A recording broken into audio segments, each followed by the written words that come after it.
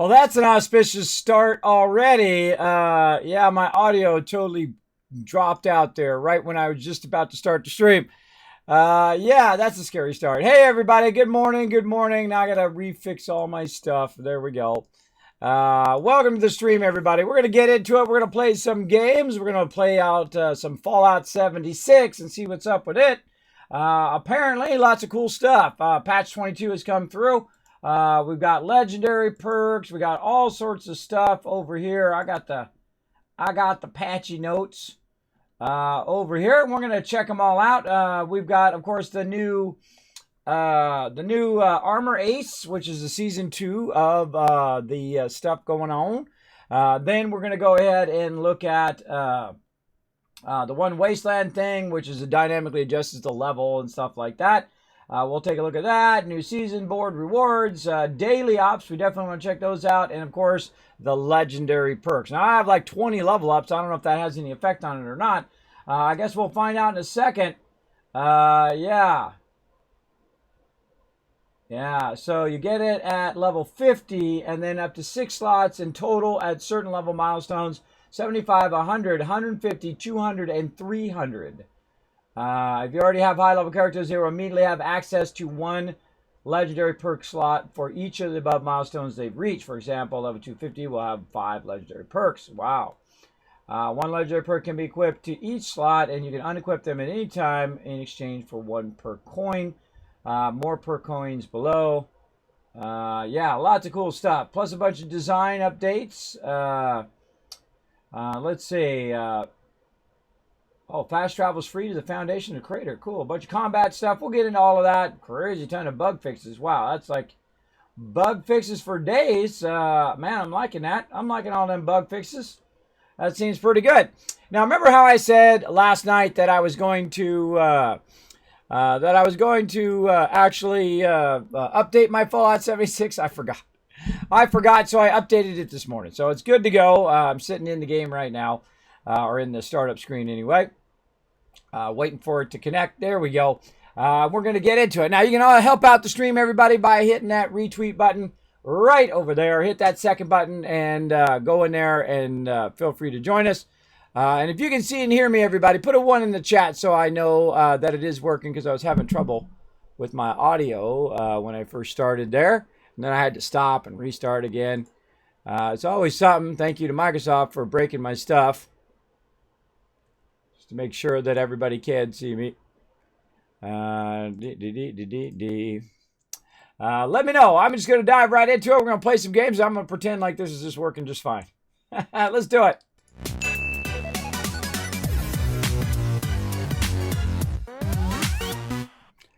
All right, everybody. When things go off the rails, you know what you do? Just keep rocking and rolling. Just roll on.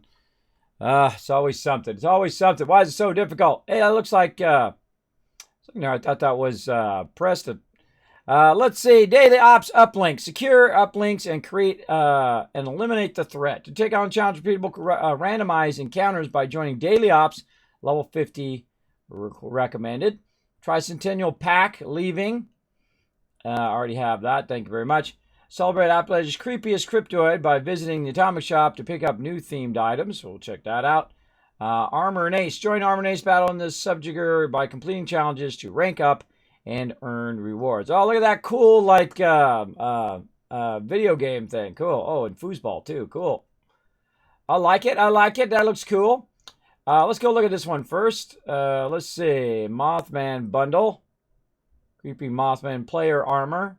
Dungeon door. Ooh, that's kind of cool. That's cool. See, I always look for stuff that's like for the base. Not necessarily stuff for there. Death Ray Zapper. I need one of those in real life. In real life, to zap it away. Oh, that's kind of cool. I dig that. That's okay. Let's go to the special, because that's usually where the free stuff is. What? A free Collectron station? Whoa. Now that is a good free item, because that's just going to collect you an endless amount of loot. That's pretty good. Let's get that for sure. No Mike already owned that. Mothman bundle and Mothman cultist bundle. Anything else for free? Was that my only free thing? Yeah, it was my only free thing. Okay, I have 1 of 100. I have no rank. And I'm sure some of you have already been playing it and having a good time. I have not. I've been busy playing other games, but that's okay. What are we going to start off right here? We're going to start off right there. Let's see what we're looking at. Let's just look along the line here. What do we got? Weight bench, Viper, Wood, Vaultec. Now, again, if you are in the chat, do me a huge favor. Put a 1 in the chat so I know you guys can see and hear me. I was having trouble getting started with the stream today. My audio all kind of dropped out. Lunchbox, rare item, ship in a bottle. Oh, that's cool. Cool. All right. Well, a lot of cool stuff. There's that foosball table. We might actually have a chance at that foosball table. Again, I don't sit and grind these events. I just don't have that kind of time. Army floor. I'm looking at anything that I'd be interested in there. Foosball table would be cool. Oh, electric train set. Okay, that's cool too. I like that. Watching you. That's a cool one. Okay, I like that one too. All right, what else? Armor Ace wallpaper. Oh, that's a cool one. Rusted bucket hammer. Oh, that's a cool one. All right, I dig that. That's very uniquely different. Yeah. Ultrasight, Armor Ace Ultrasight paint. There it is. Shooting gallery, way toward the end. That's cool. Some people's going to have that for sure. They're going to grind that big time. Power Patrol, perks, Brotherhood Field Station. Yeah, that's cool too. Yeah. Cool. We're just looking through what they got in here. Like the backpack. Backpack is cool. Oh, like the jetpack. That's even cooler. All right, very nice. Mind blown. Oh, that's a cool emote as well. Atoms, bullion, tank helmet. Helmets don't do anything. Whoa. That's cool. Is that for a shotgun? What's that for? Oh, it's a gauze pistol paint. That's cool. That's cool. I would probably never use it, but still cool. Nah, greenhouse set. Oh, greenhouse. Oh, now that's cool, bro. Oh, I want that. I want that, but that's way too deep in. There's no way I'm gonna get there. There's no way because I just don't have enough time. Though that's tempting me. That's tempting me big time. All right, well, let's stop talking and start doing. Let's get in, get it going. I'm going to go into my private world here and check it out. Thank you, Ken. Appreciate it. 1,000 Kids Caps for having my back. Again, sorry for that weird startup there. It totally went off the rails. Just as I got there, the audio went boop and went off. So I thought, oh, it was my headphones. And then I went my other headphones, and those didn't work. So I had to stop the stream, quit out OBS, relaunch OBS to get my audio to work again. That sucks. It sucks to kill that momentum when you're getting started. All right. Now, don't forget, again, to go out and retweet everybody. Retweeting does help the stream big time. I'll go ahead and throw it in the chat right there. Hey, Rotisserie G, thanks for being here. We're getting it fire up. Now, we also got our timer running for Stream Raiders. We're going to start it in about 25 minutes, and then we're going to do another 15 hours of battle. I'm going to try anyway. That actually is fairly exhausting because I have to stop every 30 minutes, whatever I'm doing, and run those bottles. I try to do my best. I'll do my best at it, but don't get entitled. Don't get entitled. Say, Kismet, you're running behind on the battle. Yeah, I know. I'm doing other stuff. I'm doing a lot of other stuff. All right, there we go. Daily Ops uplink. Restore uplink for activity and something. I don't know. I couldn't read it. It was gone too quick. Privacy violation. Retrieve medical records. Oh, yeah, that's right. We were doing those side medical records, too. World activity, daily ops, daily uplink, 35 seconds ago. Expand. Oh, cool. You can click on it. Expands. Okay. Let's click on it again. Restore uplink functionality to monitor for enemy activity and eliminate all resistance. Ooh, okay. Okay, we'll get into hold on, something going down.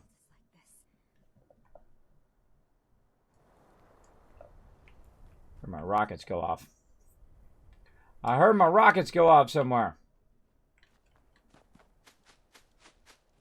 Who's this lady?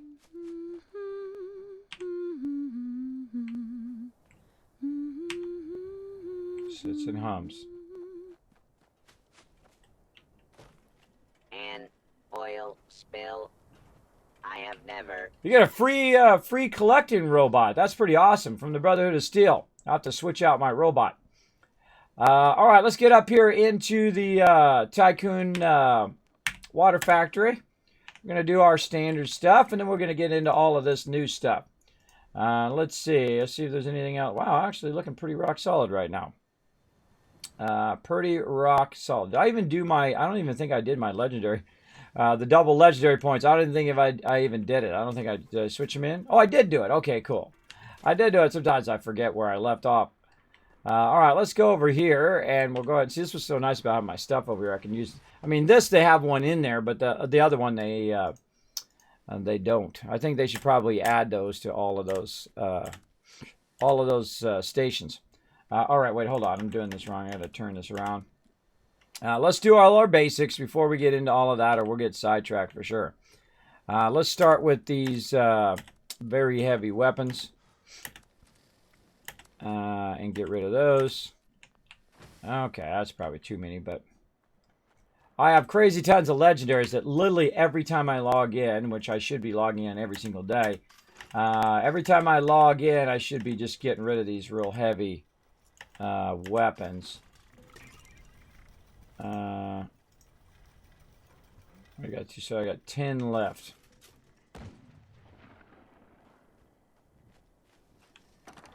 10 left. All right, so we got to put this back and find something worth 10 or 5. I don't like to do the 3s because the 3s throw my numbers off.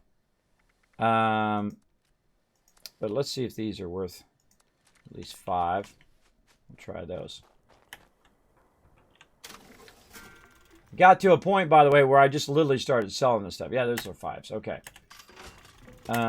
Some of these are the really junky ones that are 3, and it throws your number off.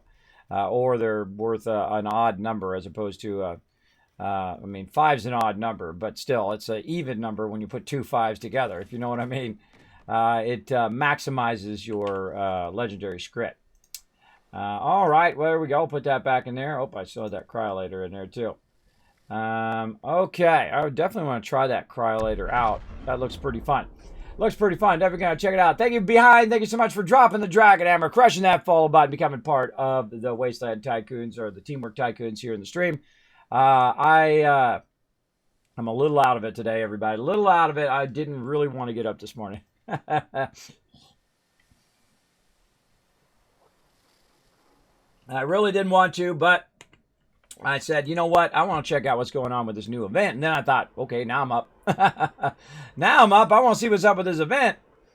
All right. And we've got our purified water. How's our water looking? Let's just have some water and see what happens. All right. Get our water up right there. And, oh, we're going to sell. We're going to do our water run. We're going to do our water run. Hold on. I'm still asleep. Maybe. And there we go. All right. We're going to run through and do our water run. Now, this time I'm going to try to close my door. There we go. And so we did that one first. Then we do this. This is why I call it the water factory, because basically that's what it does. It makes me water all day, every day. Every minute I'm logged in, it's collecting water. But it only goes to 5. So you got to go around and collect each of those 5 so it'll continue to go. Otherwise, it just stops. It's doing nothing. Solid, mold, directive, acquire all junk, still in progress. Bye-bye. All right, so apparently we got some new, a new Brotherhood of Steel robot. Let's check it out. Where would you be, robot? I find the hardest thing is trying to remember where these guys are. Don't tell me. Part of the fun is figuring it out. Crafting, no. Allies. Man, I got so much still to do in this game. That's what I like about it. Whoa, look at that cool thing. Whoa, neato. Spike barricade. Oh, that's cool. Neato. Come on, where are you hiding? Oh, look at this deal. Oh, that's from the Vault Tech kit. Used to use a ton of those in my bases. I have no idea. I can't remember. Oh, right here, resources. What do we got? We got the Scavenger. We got the Sanitron and the Brotherhood of Steel. Collect. Whoa, whoa, whoa, whoa. Now, hold on now. Hold on now. Don't go running forward. Crazy dealio. Let's say right there. That's a pretty good free item right there. That's pretty awesome. Just do followage there, Long. If you're trying to see how long you've been following my channel. I want to try to get to the... oh, here he comes. Shouldn't you be eradicating super mutants? True. True, I will be later on. Ah, can't reach the terminal side. Move it over a little bit. Move it over just a little bit. All right, what do we got in here? Same old, same old? The Brotherhood of Steel. And he's going to just yap just like all the other ones. Let's see. Initialize the Brotherhood of Steel Collection Control Interface version 1.3.1. Your pal, Dorsey, not just good for rewiring Protectrons into doing construction work. I refurbished this Collectron and rewired it to gather anything useful to the cause. Just a little thank you for help getting Atlas ready for the Brotherhood. I did zero help. I am zero help toward Atlas. But hey, if you want to give me free stuff because of everybody's hard work, hey, thanks. User message. This Collectron currently is scavenging for anything you should need to support the Brotherhood ad Victoriam. All right, so it just collects stuff for the Brotherhood itself. And I wonder what it gets. I don't know. We'll find out. Don't tell me. Don't tell me. Part of the fun is figuring it out. So yeah, we're going to run around and grab a bunch of purified water. This is how I make my money. This is why they call me the Wasteland Tycoon. Man, I always forget this one right here, too. Because I literally go in, I like to play an economic game. Why are you not highlighting there, bro? It was there for a brief second. There it is. This is how I make my money. I make literally millions, billions, and trillions of caps on purified water. Because I can grab it and sell it and then keep on grabbing it and keep on selling it and use it also for me as a healing option as well, instead of using stim packs and all of that. And as you saw, I have 179, so I basically just picked up 79 water right there. Easy peasy. Then we run over here. Now, one of the things we want to do, and I usually forget it, but today we're going to try to remember. We got 20 level ups to do. We'll get into that, and we've got 50p, whatever that is, over there, perk points or something, that we'll work on. But the thing I usually forget, and I'm in team mode right now, I'll take that out, is to turn on my hard bargain. And I'm a big fan of using hard bargain on all of these ones, big time. And I'm going to go kind of into solo mode right now. And solo mode is where I just kind of take a lot of this other stuff and put it on. Happy Camper, there we go. And what else? Let's say inspirational, I guess. No, I'm not on a team. Lone Wanderer, put Lone Wanderer on. And that's kind of my, I'm not doing anything with anybody else except for myself. And usually I do that just here on Thursdays during the day. And the reason why is because I don't have that much time. Basically, so I don't have time to really do quests and do all that stuff because I'm usually running around. Once you hit level 50, you're running around and doing, oh, wait, it's got a legendary perk that's pointing up. Oh, you can scrap them. Oh, look at this. You can scrap perks you don't want. Oh, what happens when you scrap one? Ooh, let's go see. Don't tell me. Don't tell me. Do you want to scrap this card for 2 perk coins? Perk coins are used to rank up legendary perk cards. Yes, I do, but I don't want to do it right now until I really get into it. Well, that's cool. So you can finally get rid of perk cards. That was one of my feedback. I'm sure a lot of other people as well.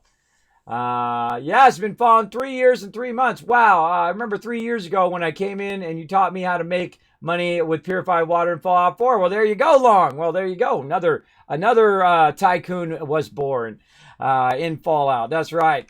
Rolling in those caps. All right, let's get our ammo smith in there, our level 2 ammo smith. We're just going to go ahead and go down the line here and take all of our hackers out of there. Man, I just wish they would make those ones there passive. Pick lock and the hacker one, because it's just annoying. Those are the ones you take on and off the most, and it's just annoying to have to take those on and off after a while. I feel like they should just become a passive. All right. Concentrated fire and one into glowing sight. And then over here, we're going to do weapon artisan.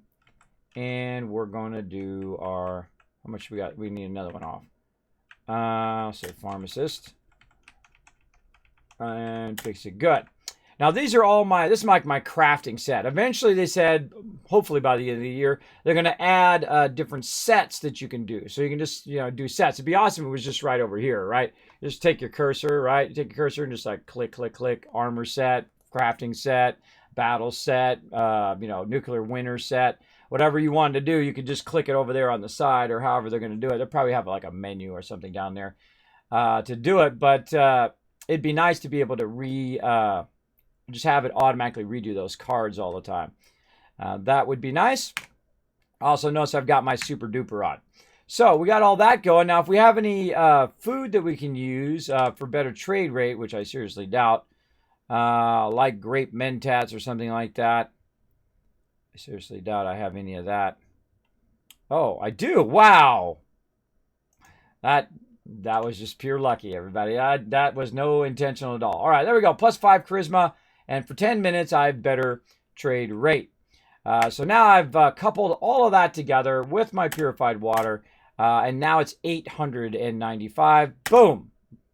I just took a huge chunk of that. Look at that. And I already got an achievement. I just logged in. 250 right there just by selling something. I don't even know what that perk was. It went away so fast. But there we go. So now we just made a whole bunch of cashola.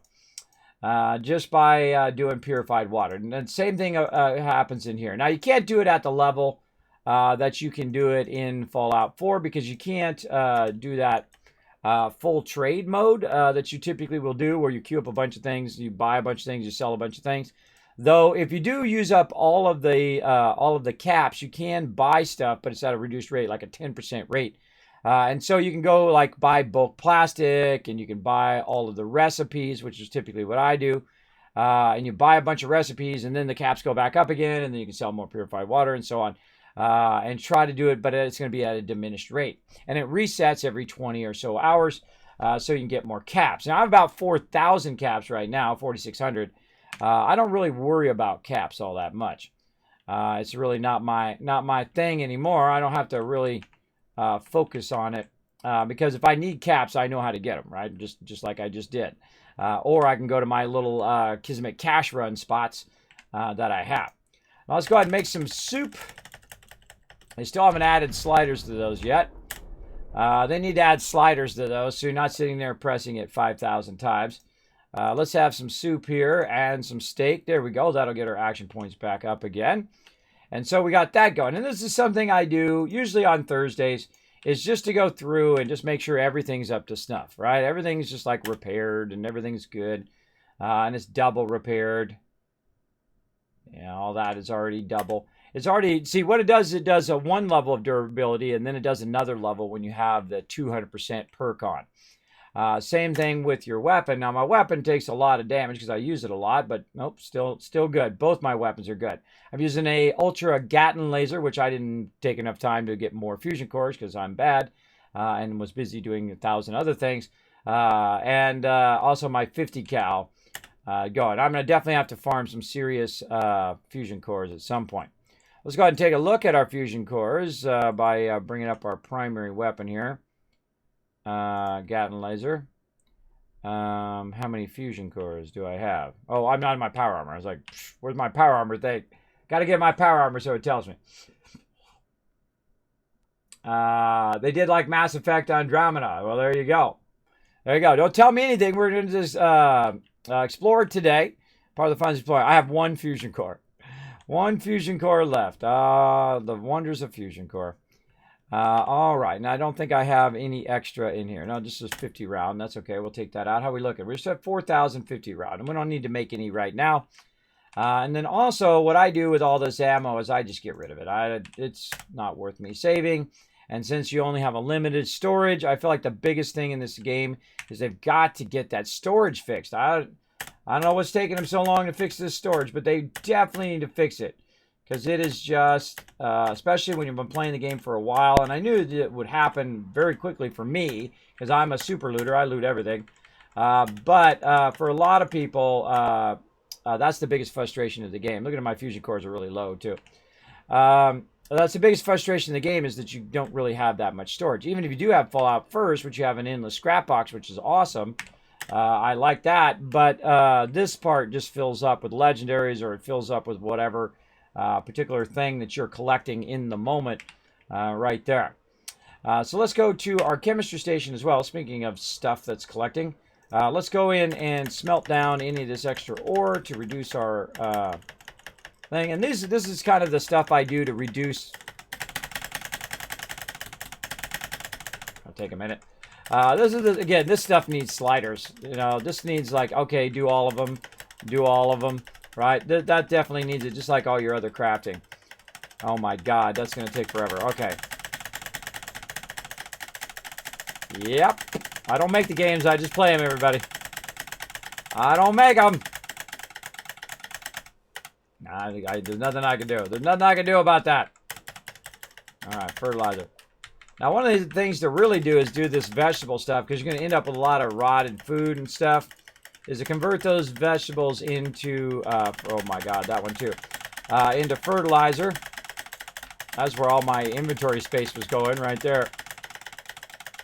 This was from doing those collection events.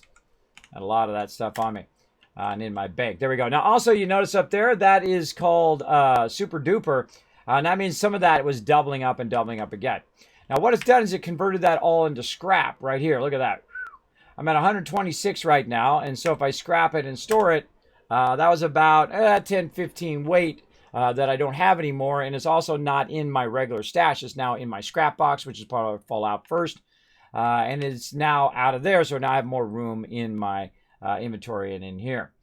Let's also go look at our notes. I see we've got some stuff. Oh, we got a Brotherhood of Steel uniform there. Okay, cool. Again, this is just going through and, you know, cleaning out all this stuff. Orange Mentats, huh? Get that in there. Let's see, any mods, any extra ammo? No.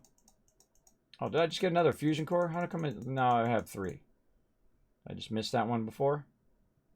I don't know. I don't know. I thought I only had 2. But then again, you never know. Okay, now also you got to check out your miscellaneous here. Because there's a lot of stuff loves to hide in there. Watch out you don't accidentally put your bobby pins away. Gunpowder I can put away. I'm going to try not to put my repair kit away, because I always forget I have those. And then when I need them, I actually then go, I accidentally put them away in my thing. There we go. Okay, and we need antibiotics, disease cure, cherry, Rad-X. That's too many Rad-X's. I'm not going to use that many. Radaways, too many of those. Not going to use those. I don't know if I'm going to use that many. Let's go ahead and down that as well to about 32. Looking good. And that's usually what I run with. Now, I actually have some more food, which I just noticed is actually just sitting in my... Look at all that food sitting in there. Sitting in my inventory, which is probably going to go bad here in a minute anyway. Oh, no. That's actually... that actually is not bad. That's not bad right there. And I could also use my perk to keep it going. So let's click on this. Oh, look at this. Oh, I got 4 slots out of 5 unlocked, right? Is that 4? 1, 2, 3, 4. Enter to view the legendary perk cards. Ah, all right. So we're getting into legendary perk cards. What do we got? Ammo factory. Produce 50 more rounds when crafting ammunition. Yes, I'm getting that. You know I'm getting that. That's the first one I'm getting. I don't even need to look at the rest of them. I know that is definitely the one I'm getting. Because that, you know, just having that one alone, just selling ammo, you'd make an absolute fortune as well if you want to go the economic route. When you die, teammates gain plus 25 DR and heal 40%. When I die, they heal, okay? Brawling chemists generate a 1 combat enhancing chem every hour up to a max of 3. I'm not going to use that. Enemy kills with a melee weapon have 10% chance to explode. Well, there's your bloodied set there, everybody. That's probably why they nerfed it down, because people are going to also get that perk to go along with that bloodied set. I can tell you that already. Yeah. Enemies killed with a thrown explosive have 20% chance to explode. Enemies killed with a thrown explosive have a 20% chance to explode. Okay.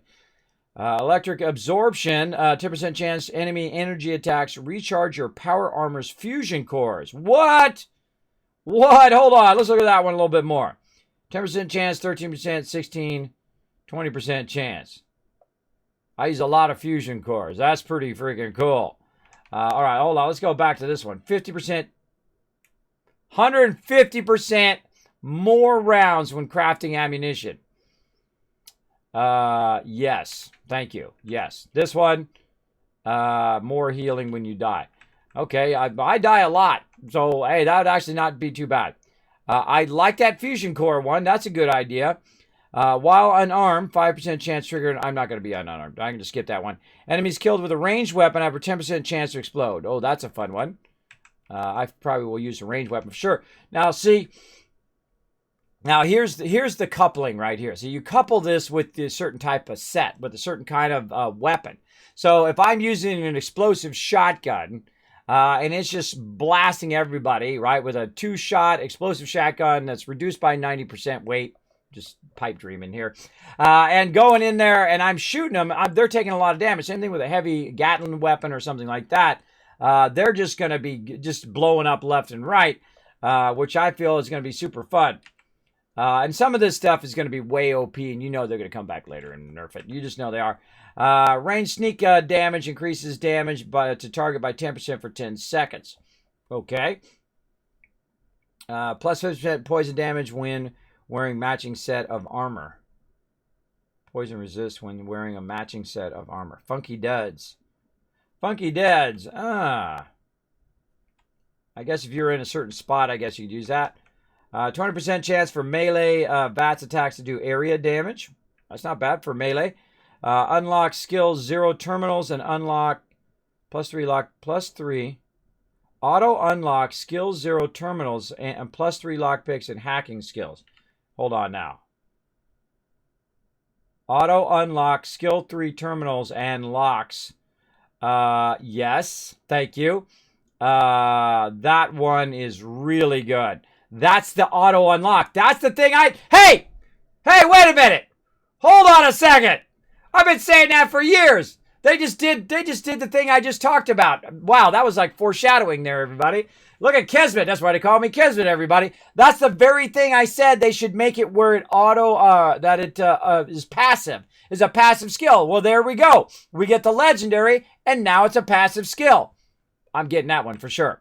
All right, what else we got? 50% chance to auto-revive with a full health if you're downed in power armor. To battle! Oh, Kismet is a legendary. Oh, thank you very much. Appreciate that.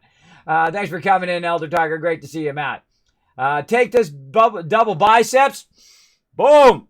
Rock that. Rock it. Still got some right there. Still got some left. I should be lifting. I should be out there lifting, dropping that.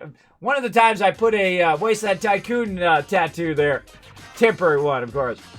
Love Train, baby, you the leader. Exactly. Let's go. Cypher Joe's blowing it up. Says Kismet, let me show you. Hold on, let me get it. Oh.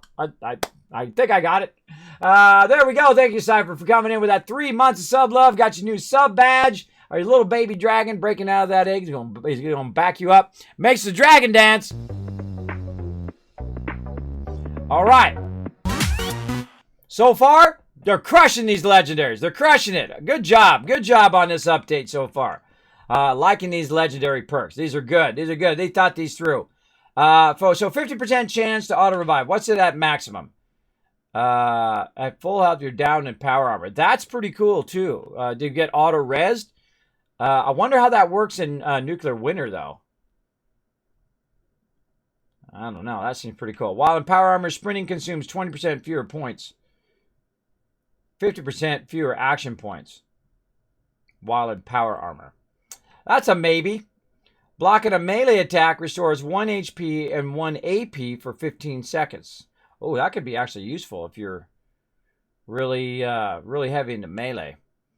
That's actually not bad for a melee set. Let's say Sizzle Style, plus 50% fire damage resistance when wearing a matching set of armor. I'm not going to use that. Generate 1 survival, adding chem every 30 minutes to max 5. Not going to use it. And, I mean, someone else could use it for their set, but for me, not going to use it. Enemies take 10% more damage when they attack you if you're on a team. And I am mostly on a team, so there you go. Rad resist, restore 1 rad per second. 1 rad per second. 2 rads per second, 3 rads per second. Oh, that's actually nice. You never need rad away again. Plus 300 rad resist and plus 6 rad, restore 6 rads per second. That's not bad. That's not bad because then you don't have to worry about, oh, look at this. Plus 1 strength, plus 1 strength perk points. Holy moly. You could actually just boost all of your stats instead. Wow. Holy. Now that is, that's epic. Now, why is that so epic? Well, that means I can use more of my other perk cards at the same time.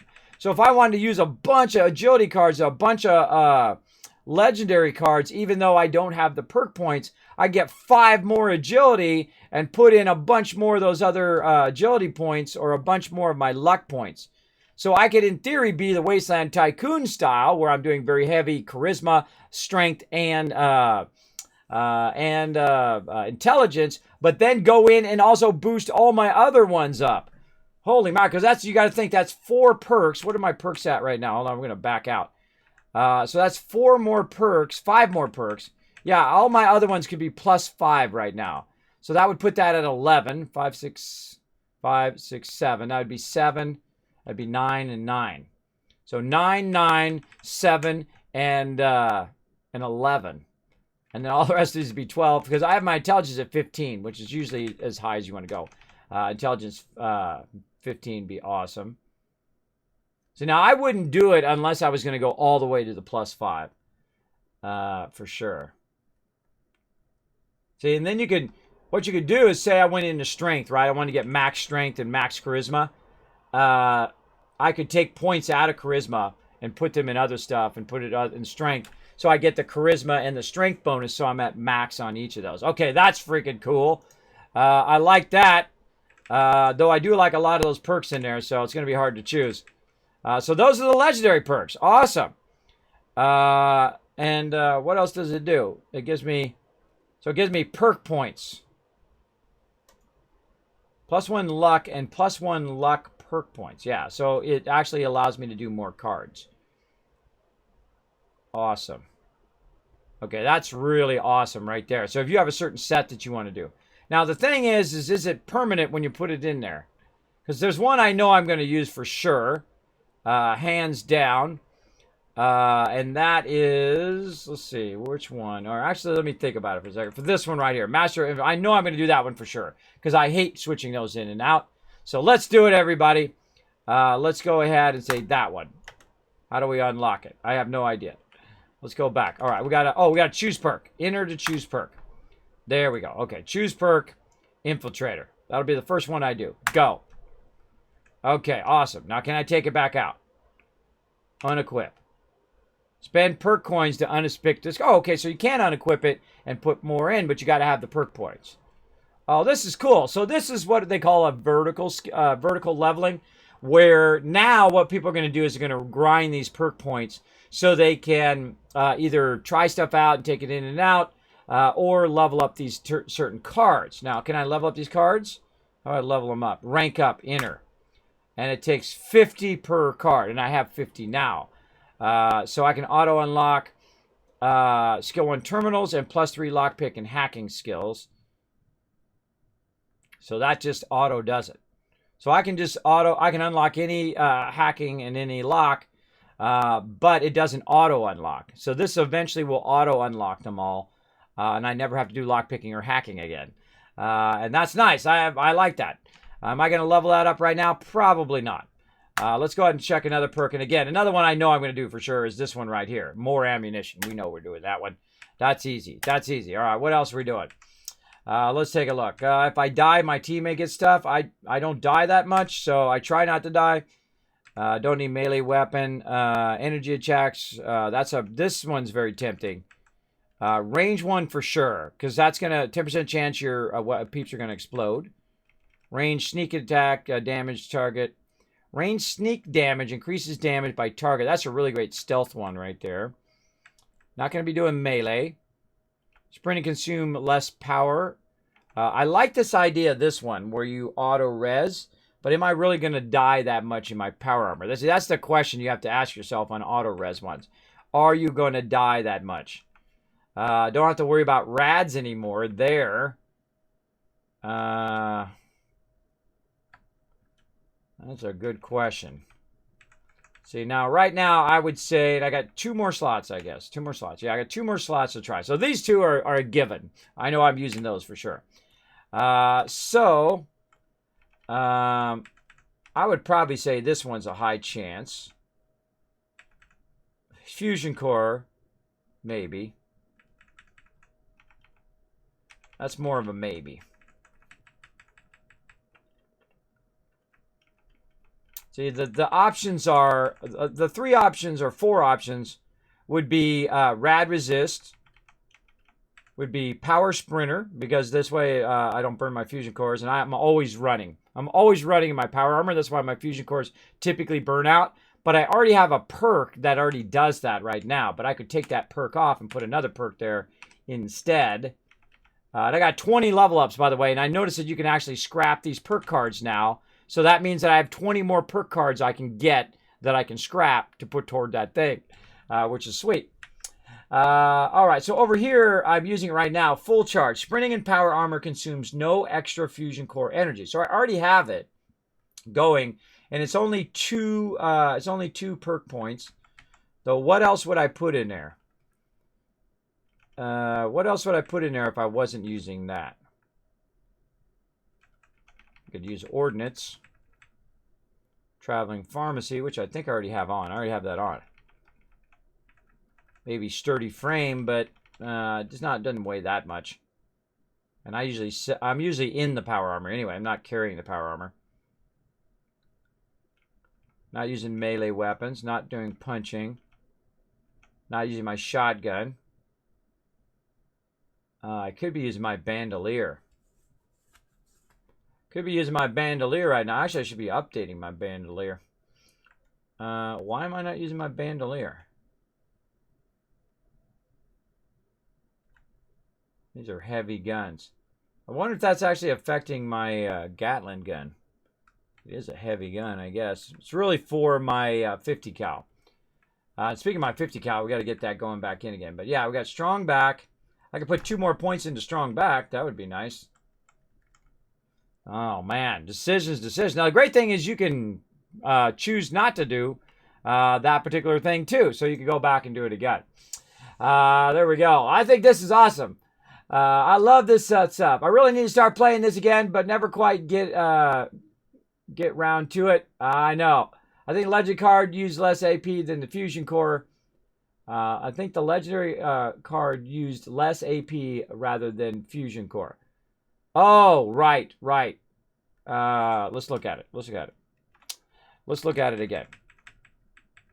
So maybe we can eliminate that one. So, while in power armor, sprinting can use fewer action points.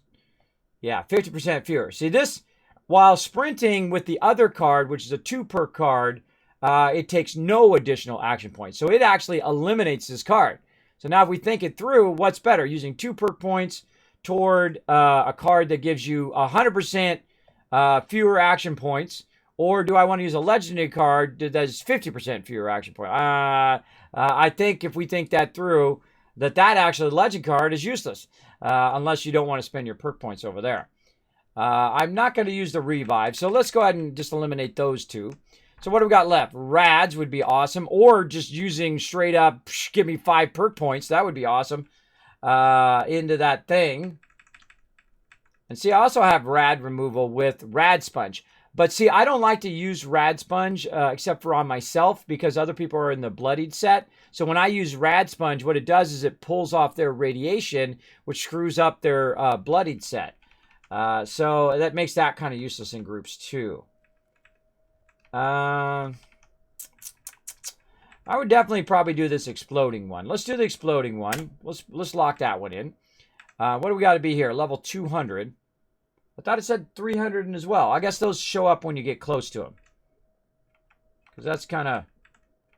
That's 5 slots. I thought it said it go beyond that. Hold on. Let me go look at the patch notes again. Hold on a second. Let's see. You'll unlock your first legendary at 50, and it's 50, 75, 100, 150, 200, and 300. So I guess when I get close to 300, it'll do that. I've never been to 300. I think this is the highest I've been in my character so far, because I've started over like 5 times. Because I get to a certain part and then I just start over. Because I want to, they might revamp the game and they might do something. I'm not starting over in this playthrough, everybody. We're going to keep on going.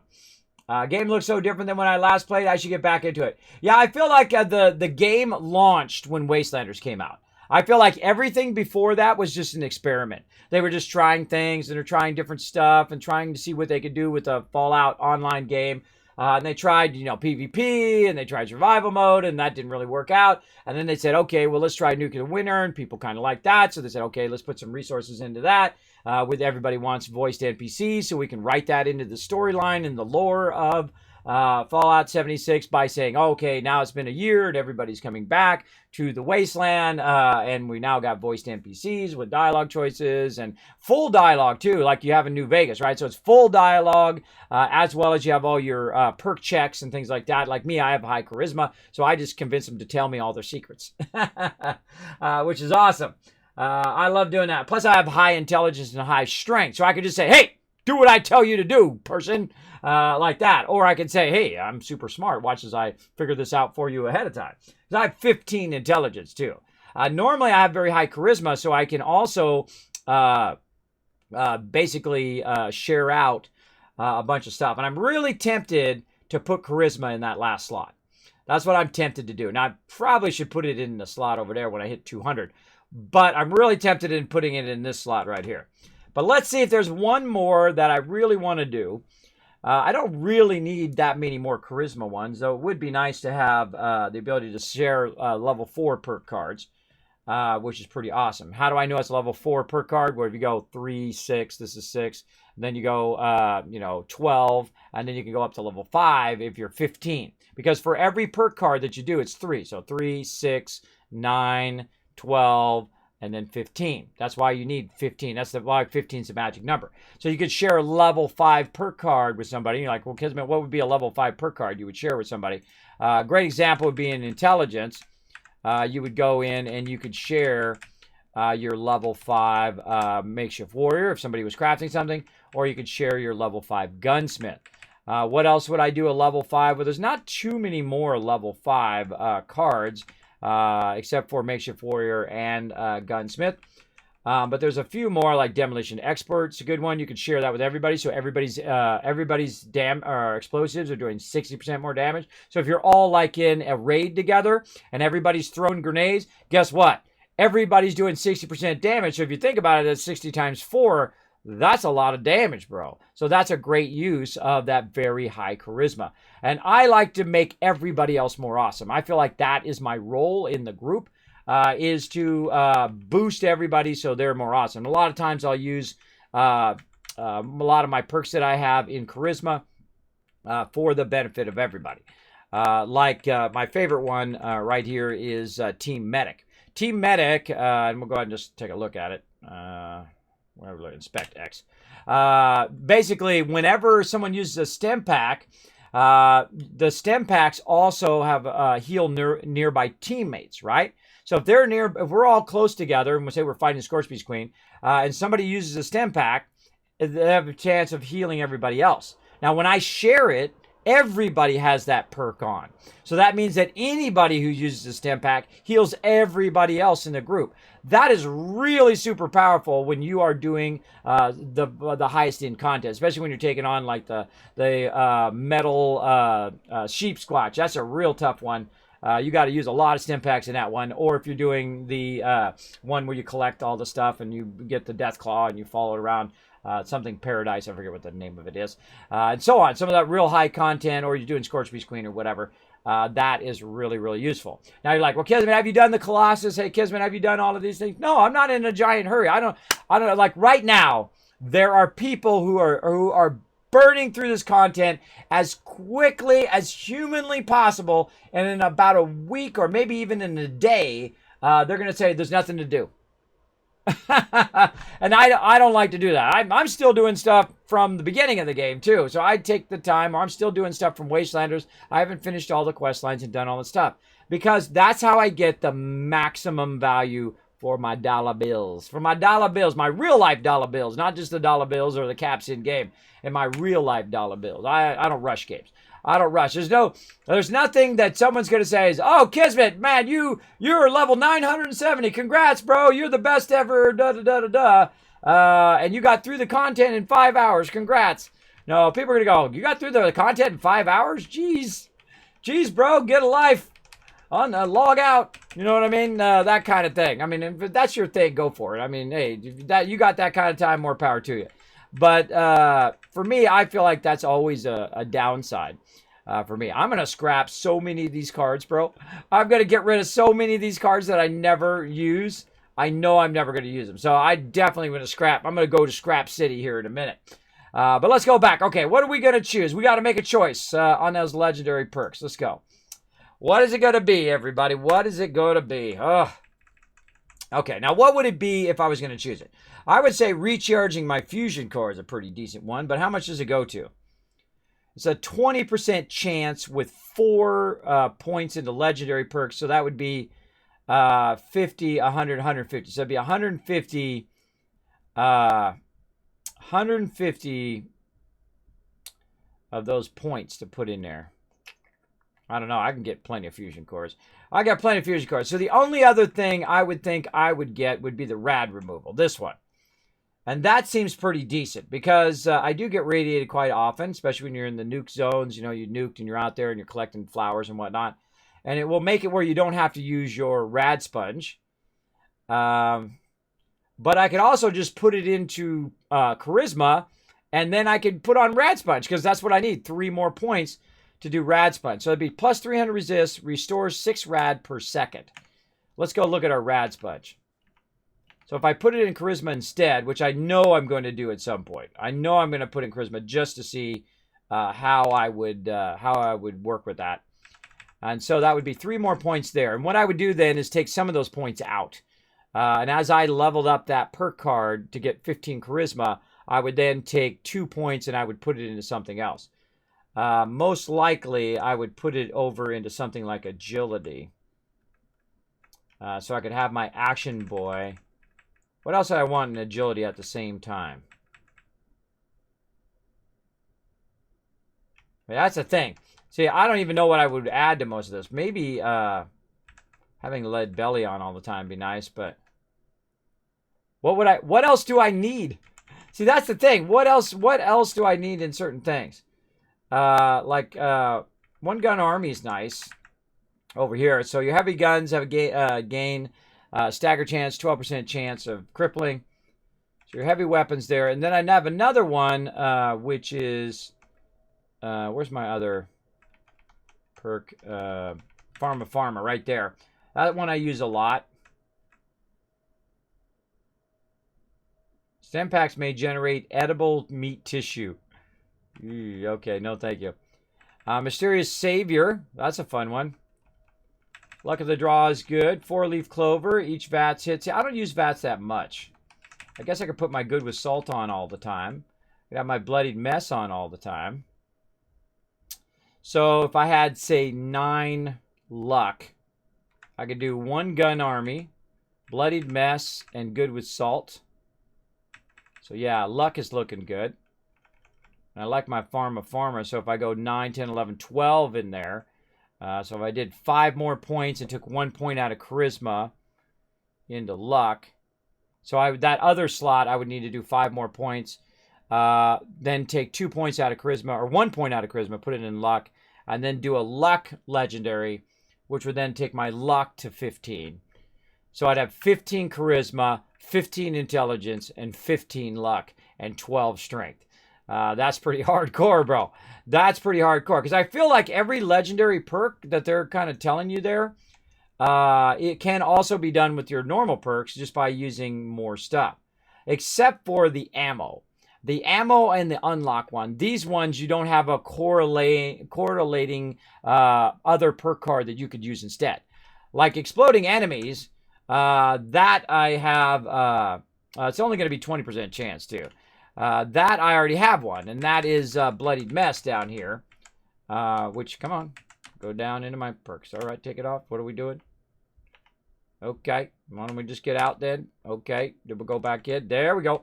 I was trying to press the down arrow. I wasn't going down arrow. Okay, Bloodied Mess. So Bloodied Mess right now has a 15% chance that it's going to, enemies may explode in a gory red paste. So they may explode with 15%. That's a 20% chance. So you're getting a 5% more chance with that explosion. Now, of course, if you have a double, then what do you got? Does that combine? Do both of those combine into one higher chance, right? So you got like double the chance of Bloodied Set?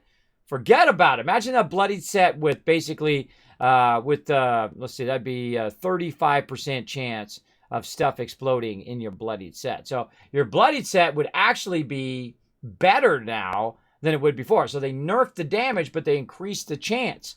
So if you had both of those going, and if I was in a Bloodied Set, that's exactly what I would do. I would do both of those for sure. I don't do meta sets. If everybody else is doing a set, I do something else. That's just me. That's the way I like to go. Let's go ahead and check a look again. Okay, so that's okay. I feel like that's pretty rock solid. Then I don't have to use my bloody card. And overall, this is going to give me more chance of stuff exploding. So that's pretty good damage. And again, but I could just say, screw it, that's only 5% more, and I'd have to use a legendary card to go 5% more. But what else would I put there? I would probably put luck there or charisma. That's what I would put. And again, I'm just thinking through how I would do mine. Now, this is not necessarily a be-all, end-all of how you should do it. You should, in any game, you should always tailor it, especially in Fallout. You should always tailor it to your playstyle. That's what makes it fantastic.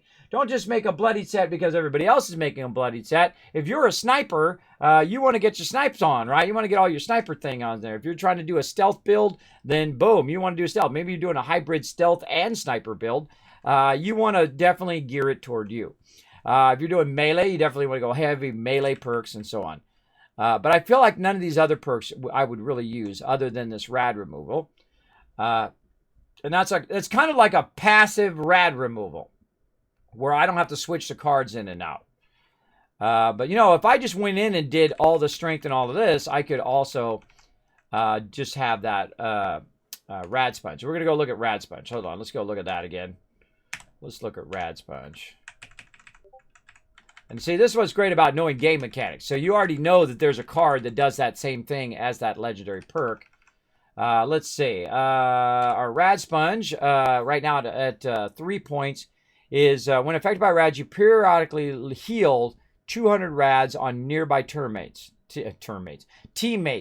So 200 rads on nearby team. Can you share legendary cards? Hold on a second. I didn't even look. No. Okay. Imagine if you could share. If you have to have like 15 charisma, and then you could share legendary cards. Forget about it. I'd be the number one person people would be calling. Kismet, I need you in party, bro. I need you in party. Come on. Get in party, man. I need you to share me those legendaries. That would be epic, bro. That would be insane. We're going to be doing this for a while because I can tell you this looks pretty awesome. I feel like another big job, another fantastic job. Again, I've said this, I don't know, 1,000 times since the game launched. The greatest thing in the entire game is this. This is the true genius of Fallout 76. If you have missed the fact that they have come up with an entirely different perk system where you're not stuck with those perks where you have to respec all the time and do whatever, that you can take the cards in and out, whoever did this should have done the rest of the entire game. Because whoever thought this up was genius. Genius in whatever group it was, whoever did it. This is the true genius of it. I feel like this is what pushes the Fallout series forward, is this legendary perk card idea, because it's incredibly fun. Because 1 minute I could be doing my heavy 50 cal, the next minute pull out the shotgun and I could readjust all my perks to be doing shotgun. Next minute I want to go melee, I could put my melee in. Of course you're gonna have problems because you're not gonna have enough perk points in certain sides because you're set up in a certain way. But me, I like to go heavy guns a lot, and I like to go shotgun. So those are my style. And I also like to have a lot of charisma so I can share a lot of my best perks with other people. and I like to craft. So I definitely need enough perk points in there so I can be in my crafting set. So far, home run, Bethesda. Nice job, bro. I love it. This is the thing I've been talking about forever, and I feel like you owe me royalties for that idea. But that's okay. I love you guys anyway. You can just pass on it. I'll just waive the royalties this time. I'm just kidding. They're a sponsor of mine, by the way, already. So they already do a lot for the stream, and they've done a lot for you guys. Give you guys lots of tons of loot. I love them big time. They have done the stream right, as they say. This definitely, because I want to see if this stacks. Right, this is 150% more thing. Does that stack with my current perk? If I can get my perk up here. Now, don't tell me any of this stuff. I'm just talking out loud so you guys know what I'm thinking about. Like this is 80% more ammo. Now, I happen to know how much ammo that is without that card. So let's go ahead and take the card off. And this now we're going to see. We got that legendary perk in there. So right now it should say, let's go ahead and see what it is. It's going to be 50% more rounds. So if I go in and I look at my ability to craft ammo over here, let's go ahead and craft some ammo. How about I actually hit the craft button, not the modify button. There we go. So we go in and we're going to do some 50 cal. So right now, 50 cal is 150 rounds. And that is basically more ammo than I would have done before. So that's 150 rounds there. And then I go and put that other perk on. Does it stack? Let's find out. Let's find out. Come on, Gabe. Let's go. Hurry up. Wait. Oh, it's in the wrong tank. Way at the left, bro. There we go. Ammo Smith. Oh, these are the moments I love. Game mechanics. Oh, damn! That's 270 per. Okay, that's a lot more, bro, because it's 180 before. So I know what it is when you have that card on. That's 270 now. I'm so glad I didn't burn it on all my 50 cal ammo. I was going to make a bunch of 50 cal ammo the other day. Holy mackerel. Now that is just base level. That's the first card I'm going to max, I think. Is that card right there. That is like the most powerful card in the legendary. I can tell you right now, that's the most powerful card in the legendary thing right there. Because that applies to all ammo. So if you're going in and doing energy ammo, say fusion cores, right? So say you're making fusion cores here. Or let's say plasma cartridges. There's 81 there. And so if I go and exit, 81 is going on right now. Take that out. Back into crafting. Holy moly. Ammo. Oh, energy ammo. Yeah. Wow. Now it goes down to 45. Wow. So that stacks with that thing. So let's go ahead and scale it up. So, okay. So now without the card on, I'm at 150, right? So both those cards work together. So that is insane, bro. Now, if you have not played this game in a while, full disclosure, I am sponsored by Bethesda. Full disclosure, they sponsor my Fallout first and all that stuff. But you know I would tell it to you straight anyway because I'm 50 years old and I answer to nobody because I may not wake up tomorrow because I have sleep apnea and vertigo. So I will always tell it to you straight. I'm not trying to sell you nothing. If you go buy it, what do I get? I don't get nothing. So it's okay. Or if you play it again, I don't get nothing. It's okay. I don't mind at all. I don't mind not getting anything. I put every penny back in the stream anyway and just give away stuff to you guys. But I would highly recommend if you already own the game, you've already paid for it. You've already paid for this is what you wanted when you first started getting the game in the first place. I bet a lot of you, when you first started playing the game, you wanted them voiced NPCs. You wanted that dialogue. You wanted that deep lore that you could just talk to people and have allies and so on, or companions. For the freebies thing, but they don't go with you. They stay in your base. But still, they're cool to have companions and all of that stuff. So you already paid for it. You paid for this content and it's free. And that's what's cool. They didn't charge you no DLC charge. They didn't do any of that stuff. So it is free for you. The people who paid for all of this, by the way, are the people who bought it originally, the people who paid $200 like me for the collector's set, and then $60 for the one over on Xbox, and the $60 for the one on PS4. Yeah, I own it on all three platforms.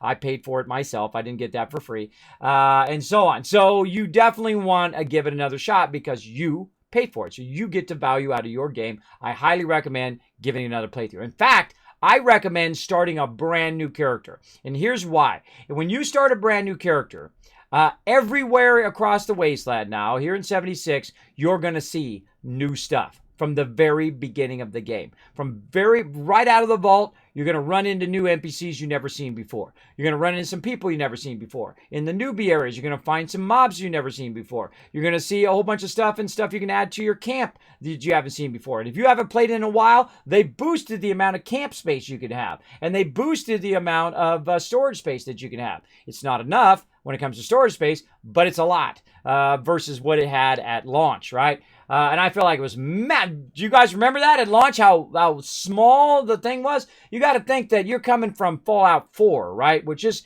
every single settlement has 25,000 items you can have. And you're building giant mega builds, and you got, tens of thousands of resources, and you got 15 sets of power armor or 100 sets. Like me. And then you have just, you got your museum and you got all your stuff everywhere. And you got all this epic stuff and you got different separate containers where you got all your stuff in it and all of that. And then you go whoop, and then you literally could have 200 weight worth of stuff, which is literally like 50 to 100 things, right? That's not a lot compared to hundreds of thousands of things, right? So you're really having that down. So they did go in and they boosted a lot of that. So if you were having that problem at the very beginning, I definitely suggest as well. And then voiced NPCs. And I consider it the launch of the game. Wastelanders is the launch. And then this is just icing on the cake right here. So that is insane. So these do couple together. So we're definitely going to do level that one all the way up. Now, I'm still on the fence about that other one I just put in there. I'm still on the fence here. About this one right here. Is this one going to be more valuable than 5 more perk points? I don't think so. I think that my luck, having my luck perk points in there, so I could have Bloodied Mess and I could have a whole bunch of stuff under luck, would be awesome. Now let's go look again and see what other perks we might want to add. So strength, I could add Bandolier at 2.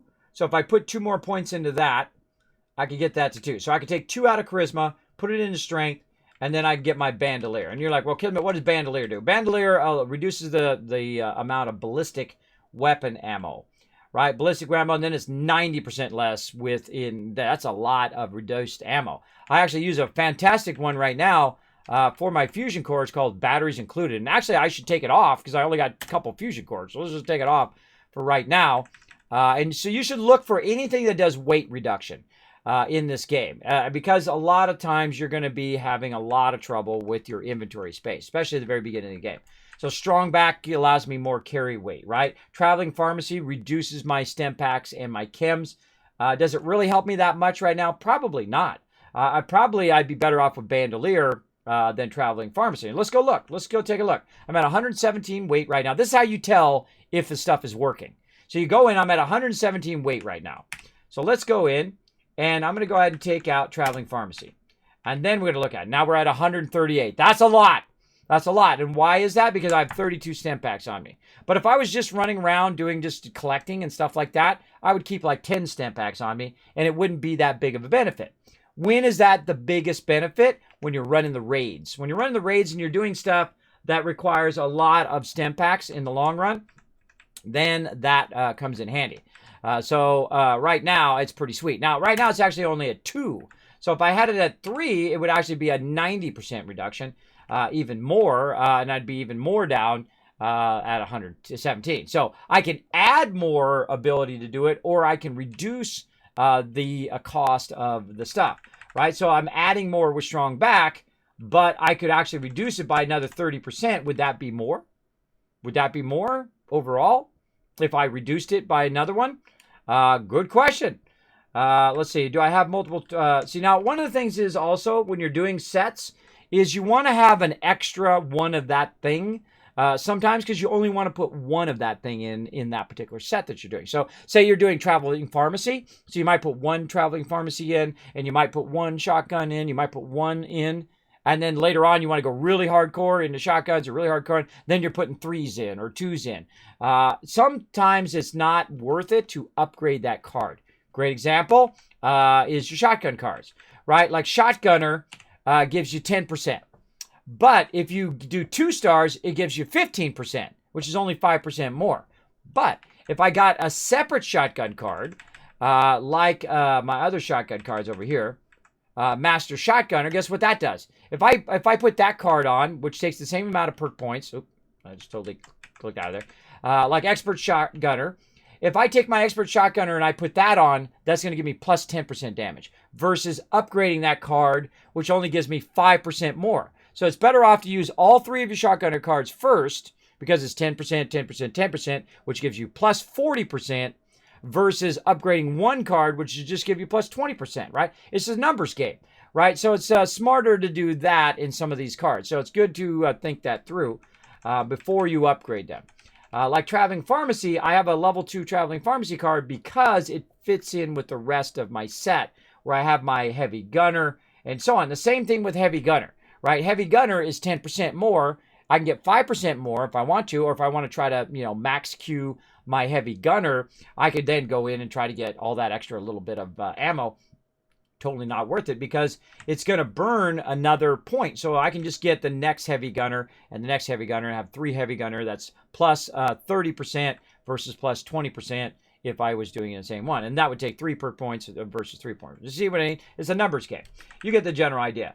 Now, Strong Back, again, this might be not as useful as if I put on, say, Bandolier. I'm actually going to rank this up. Let's rank this up. And then we're going to see if I put my Bandolier on, if my points go down, right? So it's 117 right now.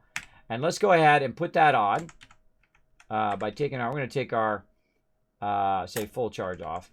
You don't want to take another one. I don't want to take Traveling Pharmacy off because then it will look like it gained. There we go. Bandolier on.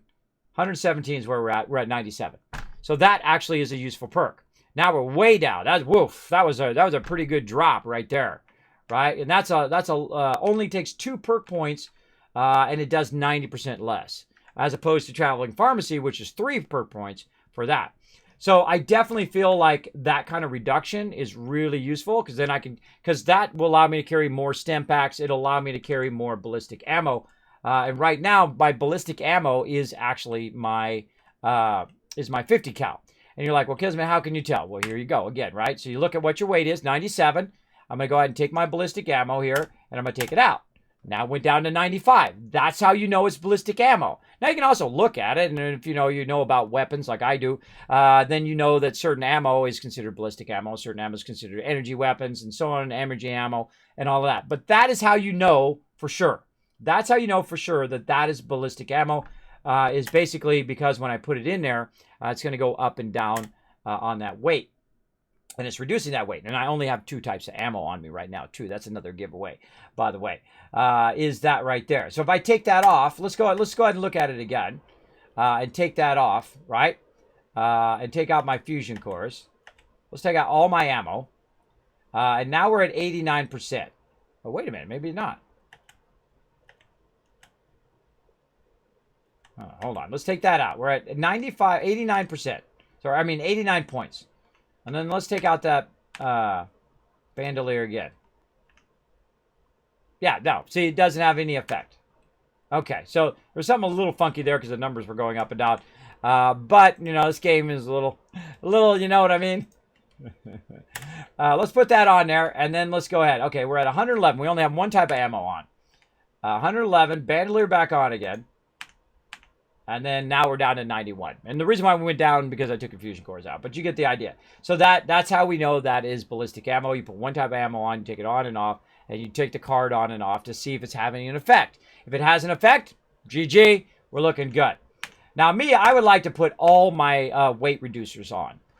So now if I take my strong back out, right, that's plus 20 to carry weight, overall carry weight. But do I get 20 points back if I rank up my Traveling Pharmacy? Now I have 20 level up, so I'm going to be doing this for a while, everybody. So settle in. We're going to be working on lots of epic stuff today, checking out all the new stuff. Now I could be running around grinding out the event. Oh god, I gotta hurry. I'm good. I don't do that. I feel like that sucks the fun out of any game when you're just grinding. Okay, so Traveling Pharmacy. Let's put that on. And do I gain 20 points by that? I'm at 80. I was at 85, I think I was before. Let's take it back off again. Let's see. Let's go in and take that one off. Do we have another traveling pharmacy? We do. And so let's go ahead. We'll just do a test. It'd be better if I scrap that, but whatever. We're going to go ahead and put the 2 on. And that puts us at 91. Yeah, see, that puts us at 91.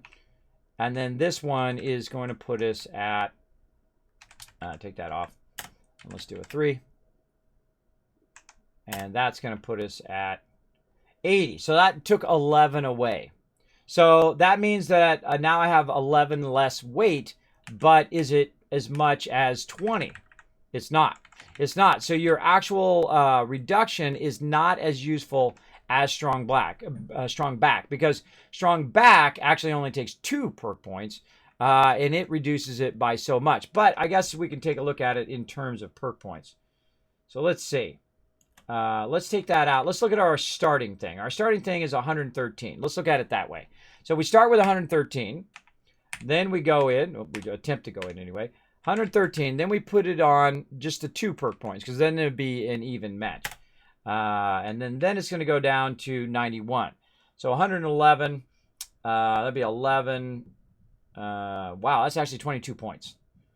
So, or 20. No, less than 20. So 11. And then 9, so that's exactly 20. So it's exactly the same.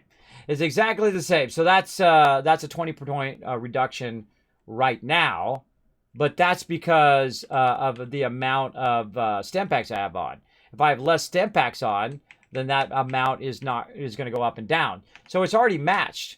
So I would say that actually the other one is better. And the reason why is because as you use your stem packs, your amount of stem packs is going to go down, and the amount of weight savings is going to go down. So actually, strong back's pretty solid. That's a pretty solid card. And I kind of feel like I might want to go max on that now. That's what I need to do. I need to go max on strong back. And then I need to put a whole bunch of points into strength. I feel like we're going to put 3 points into that. Pack rat I absolutely love, because I always have tons of junk on me. Those are not going to rank up. Bandolier is nice. That's helping us out. Traveling pharmacy. Let's see. Can I get this one to 4? So that'd be 2 more points. That'd be 14. And then 15. Yeah, look at that. We could have both this and this at maximum, and bandolier at maximum. And then have our pack rat, and then all of that. That would be a pretty wicked set, having that additional strength. So that's exactly where I'm going to put those points. But should I put the strength one in there, or should I put the charisma one in there? See, that tells you. It makes you think, right? Because no matter what happens, when you put points into the ones you have really high, you got to, in this case, I have to take them out, because otherwise it wouldn't be useful to use that legendary card. So that's 4 more points I can get if I put strength and charisma in. I can then take those 4 points and put them elsewhere. I can put them over in luck and have 10 luck and whatnot. So I feel like that's what I would do over there. I would do 2 more points into strong back, 1 more point into strong and into traveling pharmacy, and that would be a pretty wicked amount of reduction in weight, and also carry weight boost. What would I do in perception? See, let's think about perception now. There we go. Let me catch up on chat a little bit too, because I'm in the zone over here. Let's go. Let's see. It's multiple. Yeah, it adds. It's pretty epic. Yeah, 80 plus 50, 100, 1.5, 1.8. Yeah, whatever math you're talking about. Are there paid expansions for this game at all, or have to free updates because of Adams and Premium? Here's the thing, Dad. If you own this game, you get all of the updates for free, like No Man's Sky, right? If you bought No Man's Sky when it came out, that was a 3 out of 10. And then they came out with an update, and it was a 5 out of 10. And then it grew to an 8 out of 10. And then it grew to a 10 out of 10. So if you own No Man's Sky as well, guess what? You get all the updates for free. No DLC, no nickel and diamond you with any stores or anything like that. So you get all of that for the original price of your game. And I love that. I love that about No Man's Sky. And the same thing about Fallout 76. I have bought nothing in the Adams Shore, right? That I haven't actually earned in game. Now, do I have a problem buying cosmetic stuff? Not at all. I have zero problem buying cosmetic stuff to support the game, so they come out with more cool stuff like this, like legendary perks and whatnot, because this costs money. This costs hundreds of thousands of dollars to pay all of these people to come up with these ideas and put all this stuff into the game. This ain't for free that this does this. And they got lots of money, fine, but you don't want to run a business at a loss, because you can only do it so long and then you go out of business, right? And there's nothing wrong with making money if you're going to do something awesome. That's how I look at it. Make an awesome product, then I will go and I will spend money on the cash shop. I got no problem. I got no problem spending stuff on cosmetics. It supports the further development of the game. Obviously, I don't mind because I spent $2,000 on Star Citizen. There you go. Before, when I had money back in the day. That's why I have my 890 jump over there. 890 jump in the Constellation Phoenix, which is pretty epic. Pretty epic. Okay. So, yes, if you go and load it up right now, you get everything right to this moment for free. So, especially if you bought it at the very beginning, you made out like a bandit because you don't have to pay anything. You don't pay anything along the way. I didn't pay anything other than the original cost of the game. And I'm getting my money's worth, bro. I've been playing it this entire time since it came out. Believe me, I got my $200 worth easy. I had so much fun. We did raids. We did all these things. We did the highest level stuff. I've played through the game multiple times. I've played in melee mode and in range mode. I've done all the different quests multiple times. And now with Wastelanders, all the quests are very uniquely different in some ways. You got new NPCs to talk to and a whole bunch of other content. Plus now you got legendary perks and you got all of this. And again, you get it all for your original price. And so use it because you paid for it. You know, and not spending money is making money. You're going to hear me say that a lot here in stream, for sure. If you have Xbox if you have Xbox Game Pass, you can play for free right now. I feel like the most valuable thing, other than Amazon Prime, is that Xbox Game Pass right now. If you want to invest your money into something that's going to be a huge return, that Xbox Game Pass. Now, sadly, my Xbox sits over there. It's looking at me very sadly. I got an Xbox One X sitting over there. By the way, PS4 or PS5 presentation, Sony, good job, bro. Good job on that presentation. I don't know what it is that people forget what a good presentation is. A good presentation is not someone going blah, blah, blah. Our stuff is the best stuff ever, blah, blah, blah. No, you show me why yours is the best. They showed me that Spider-Man. I'm like, damn, that's awesome. They showed me a new Final Fantasy. Damn, that's awesome. They showed me Harry Potter, which I know my kids are going to love, and they're going to play the heck out of that Harry Potter. Boom, you got me. And then on and on and on, all those things. And then they said, guess what? It's going to be cheaper than the competition. Oh, man, that's an elbow drop. It's like, boom. And they come in with the elbow drop with that. Now you're like, Kismet, you're a PS5 guy. You're a Sony guy. I got a PS4 over there, too. I got an Xbox and a PS4 and a Switch. I don't care about the platform. I care about the games. And PS4 or PS5 or Xbox, all of that stuff, or PS, I guess I just call it PS if you want to just say all of them at once. What do you call it when you just call it PlayStation, I guess? PlayStation, if you want to think of all of them. PlayStation's had some great games, and so has Xbox. And that's what they sometimes forget. They think it's all about the megabytes and all of that. Did you notice that Apple stopped doing that? Did you notice that Apple, a long time ago, they stopped doing that? They stopped talking megabytes and megabits and hard drive speeds and all of that crap. 90% of the people who are not technical, I'm a technical guy, I kind of care about it, but I don't care about it anymore. I don't come in here and say, everybody, look, I got a 1080 card with so much RAM and so much thing. And, you know, all the techie guys, they like to talk like that, and I can talk like that all day, every day. But 90% of the people out there don't care. They just want to know, will it play their games? And will it look nice? That's all they care about. And Apple stopped doing that. And that was actually a really smart idea because look, now they're a $2 trillion company. That was a really smart idea. Stop focusing on the technical and start focusing on what it does. How does it fill that need, right? What do I need? I need me some Spider-Man. That's what I need. I need me some, Final Fantasy new one, right? Maybe I'll try the new one. I played a little bit of the other one, the remastered one. That one's really fun as well. And of course, I definitely need me some Harry Potter for the kids. That's from Shake. So they've already got me on that PS5. Now, am I going to buy an Xbox One X? Well, I actually like the case of the Xbox One X. I like the technical stuff of that. Am I going to buy an Xbox? Maybe. But I feel really bad because I don't even use the ones that I've got. Right? I've got literally some of the best games right over here. I'm going to grab them. I got some of the best games sitting right over here. And I know a lot of you out there are going, Kismet, I would really love to play those games as well. Check it out. Last of Us. Right there. The remastered edition. Really good. Fantastic game. Played for about an hour. Horizon Zero Dawn. Never opened the package. I've got Red Dead Redemption. Played for about an hour. Spider-Man pre-owned. Played a lot of that, bro. I got that from GameStop. Thank you for that pre-owned, saving some money. God of War, never been opened. Why? Because I'm playing Fallout 76 and playing a bunch of other stuff. Like other amazing games. And I'm a busy guy. I'm a father and a husband, and I got 3 kids, and I got stuff to do, and I'm streaming. I'm doing a bunch of stuff behind the scenes. So I only got so much time. So you have to focus on what you want to do.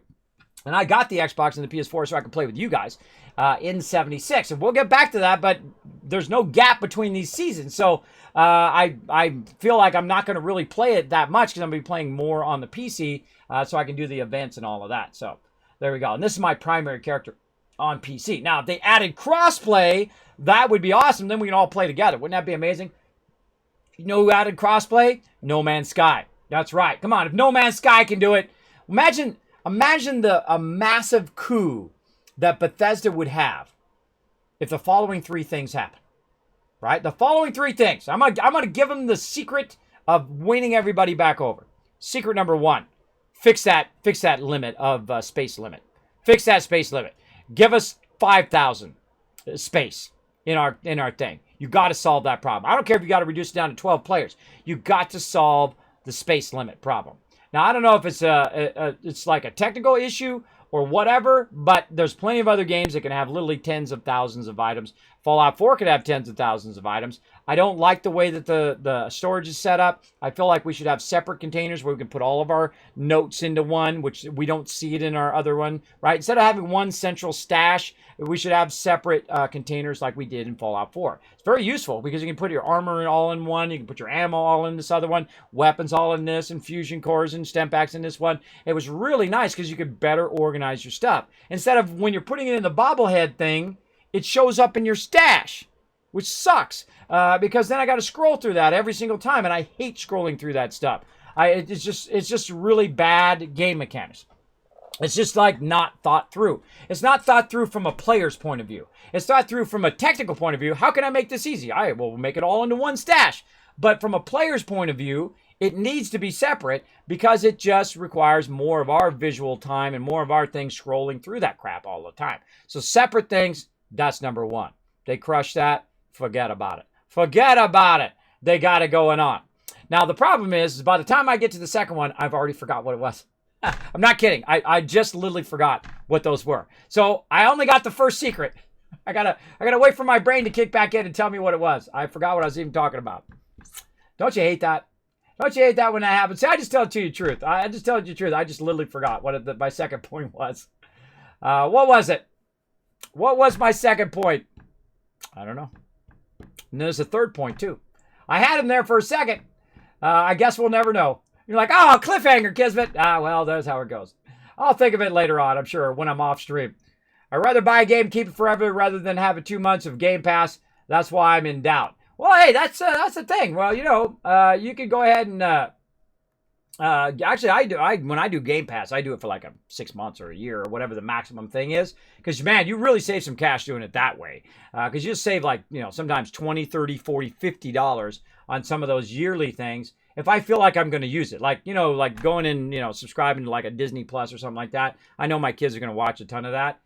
So I will subscribe for longer, typically, just to save a little extra cash. Same thing with like World of Warcraft. I'll like subscribe for 6 months because I usually, whenever I play a game, I typically play it for about 6 months and see if I'm back into it. And then when I'm not back into it, then I'm like, nah, cancel. Like that. Let's see. You can take it for a spin and see if your cup of tea. Yeah, there you go. That's exactly a great suggestion, Nitrox. Is just try it out, right? I mean, you probably already got Game Pass, or if you don't got Game Pass, it's like the worth. Oh, that's the thing I was talking about. So Game Pass is totally worth it, and Amazon Prime's totally worth it. That was the other thing I wanted to finish up before. Totally worth both of those. Because you're also going to get the cloud version of Game Pass. So if you have Android devices, you're going to be able to play on the cloud. Here's the thing. On iOS devices right now, Apple's like hard clamping down and doubling down on the fact that they're not going to let other people do cloud-based services on your iPhone and all of that.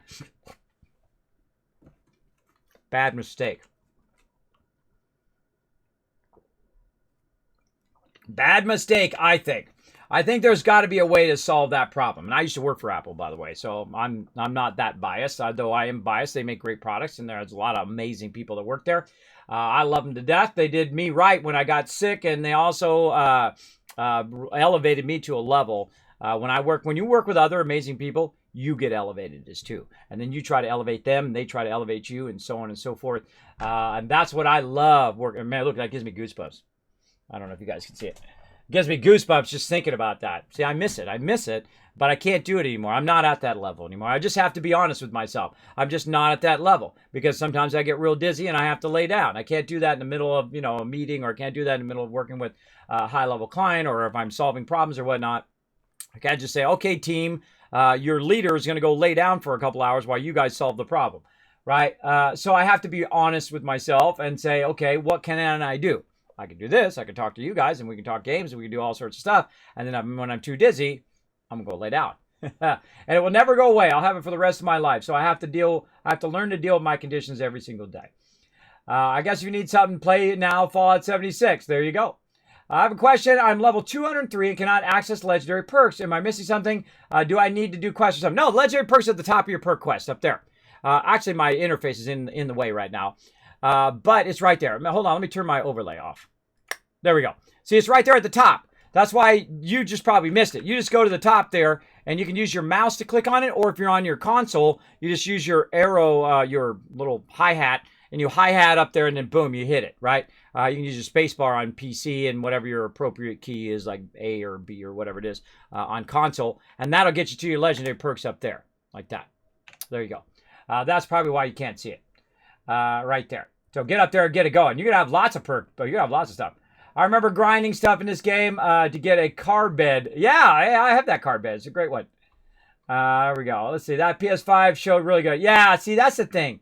I feel like you go in and you just blow that up like that. You just show a bunch of epic games that you know people want to play. And that's it. You got me sold. I mean, they got me sold on that PS5 just for the Harry Potter thing alone. But some of those games, by the way, also are going to be on PC. So they'll be console exclusive, but also on PC. So if you already have a PC, you don't necessarily need a PS5. See, so watch out for that there, for Sony. But, they've got a bunch of exclusives on there.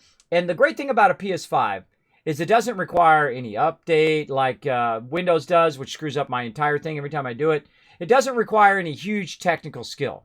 So if I take a PS5 and I put it in my living room and my kids want to play it, they turn it on, they click on the game, they play it. It is the same thing with the Switch. They don't know all the technology behind there, at least some of my daughters do because I teach them a lot of technology stuff. But they don't need to know how it works to make it work. The problem with desktop machines is you need to know how they work to make them work. Because a lot of times when you're doing stuff and you're installing it, you got to have a driver, you got to have this, that, and the other thing.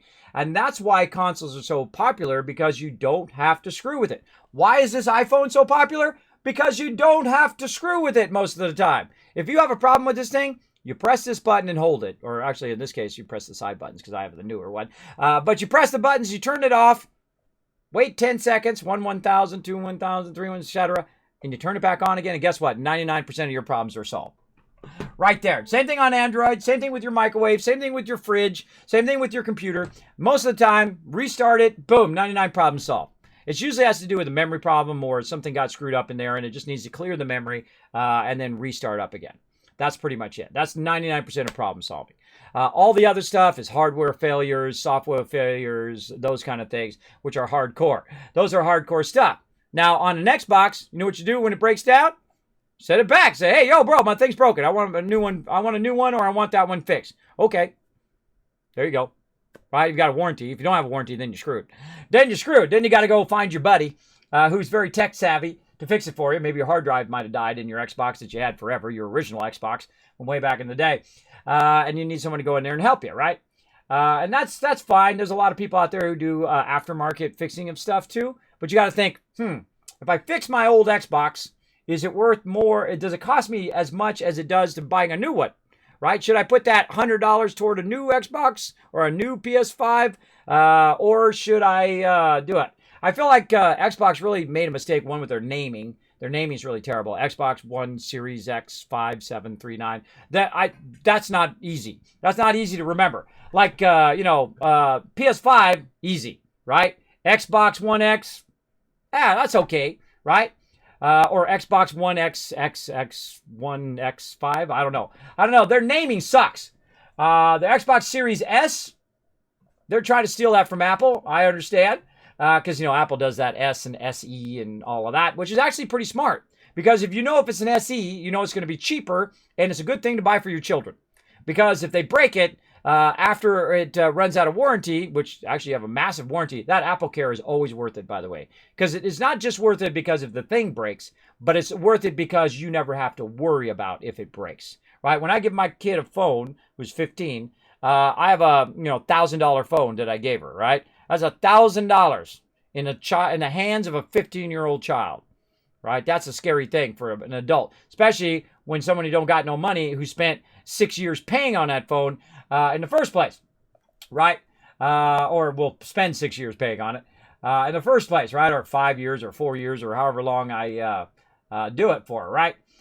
So that's some scary stuff, especially when you got no money. You got plenty of money. Like when I was young, I'd buy $1,000 thing every day and never even think about it. I'd carry $500 to $2,000 in my wallet and never think about it. Never think about it twice because you got plenty of money. But when you ain't got plenty of money, like I got now, where I'm just rubbing pennies together, believe me, that money is like, that's a lot of hours, right? That's a lot of hours of my wife working, because I don't make a dime doing this. It's not me making any money, but that's a lot of hours of my wife working toward paying for all that stuff. I hope this pays off one day. I don't know, 5 more years from now, I don't know, maybe I can get to that legendary 500 subs. If I get to 500 subs, then I feel like I could really expand the Kismet love train.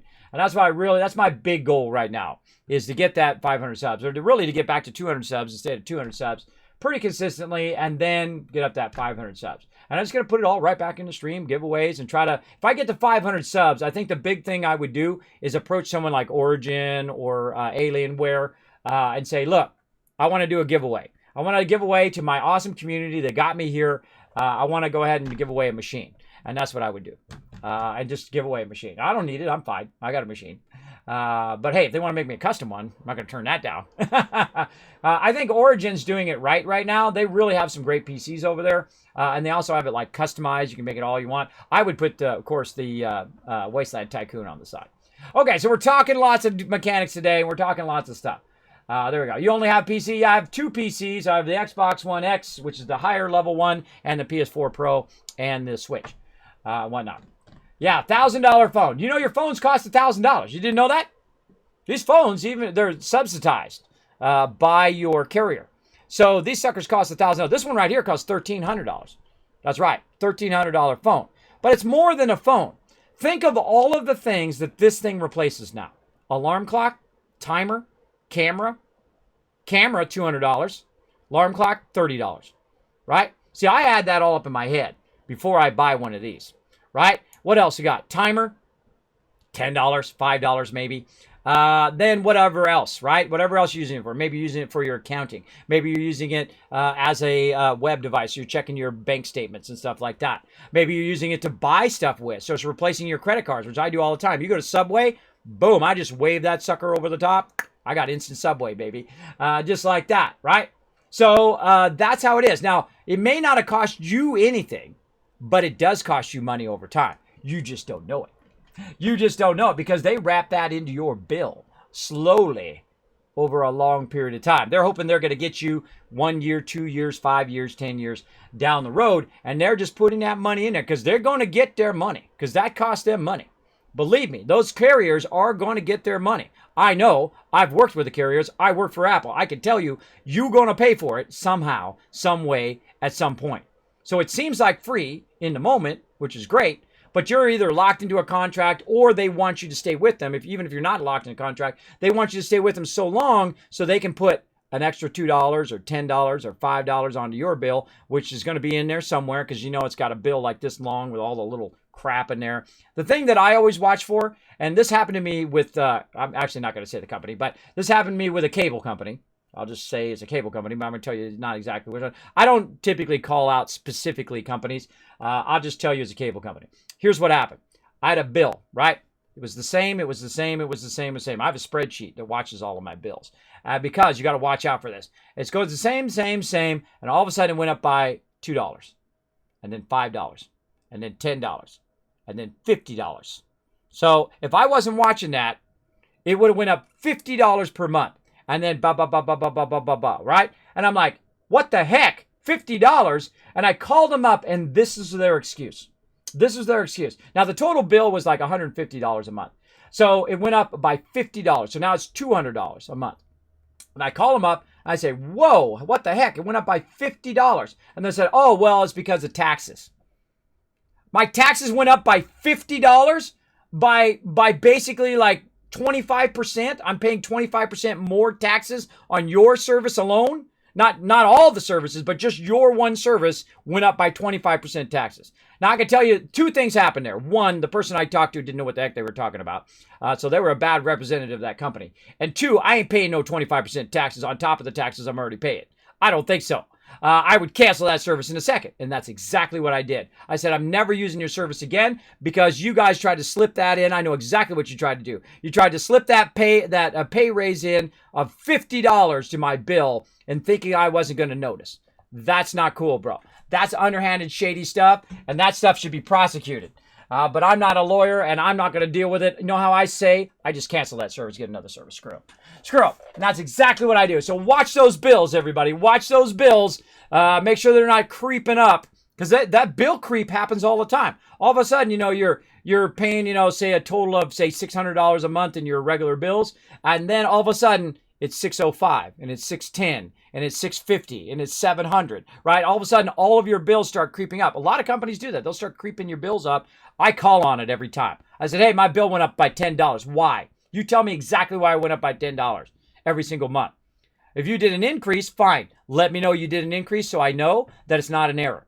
But if they just start creeping it up without even saying anything to you, then they're on the hook, bro. They're on the hook. So you got to watch out for that. Watch out for that bill. Look, we got totally off on a separate thing there. Totally off on a separate thing, but there we go. Your phone costs $50. It doesn't cost $50, bro. It doesn't cost $50 unless you have one of those original pop-up phones, one of those phones like that, or the Nokia phone, I guess. Then those cost $50. But typically a phone like this, they work it into your bill over a long period of time. For sure. For sure. Phones even replace laptops in some cases. Oh, yeah. I say I have a laptop over there. The last time I used it was like 2 years ago.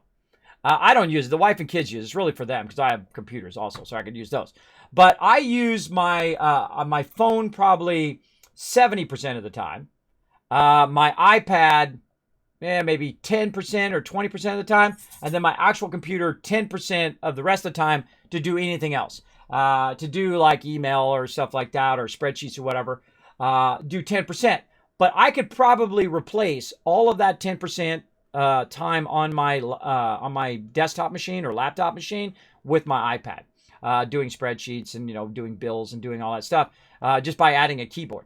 Just by adding a keyboard. They have really cool things from Logitech and from Apple now, where they have the keyboard that's part of the case and then it folds out and then you just use the keyboard. Because that's all you really need, right? Is you need a keyboard, and then you're good. And I feel like the big mistake that Apple hasn't done yet is made the laptop touchscreen, because now it's expected that it should be touchscreen. And I know that Windows has been working on it, other people working on it, but they said, and even Steve Jobs and way back in the day, they said, well, no one needs touchscreen. Well, that's what Xerox said about computers. No one needs a home computer. Don't be dumb. Everybody wants touchscreen on that laptop. Yes, please, put it in there. If it costs $2,000 more, though, don't put it in there, which is probably why they're not putting it in there. But it's got to have the touchscreen because that's what people expect. They expect it to be touchscreen. Even your desktop machine should eventually become a touchscreen. And why is it? Because now the technology is cheap enough where I could just tap. Imagine playing Fallout 76 just with tapping, and you could just, with your perk cards right now. Wouldn't that be epic?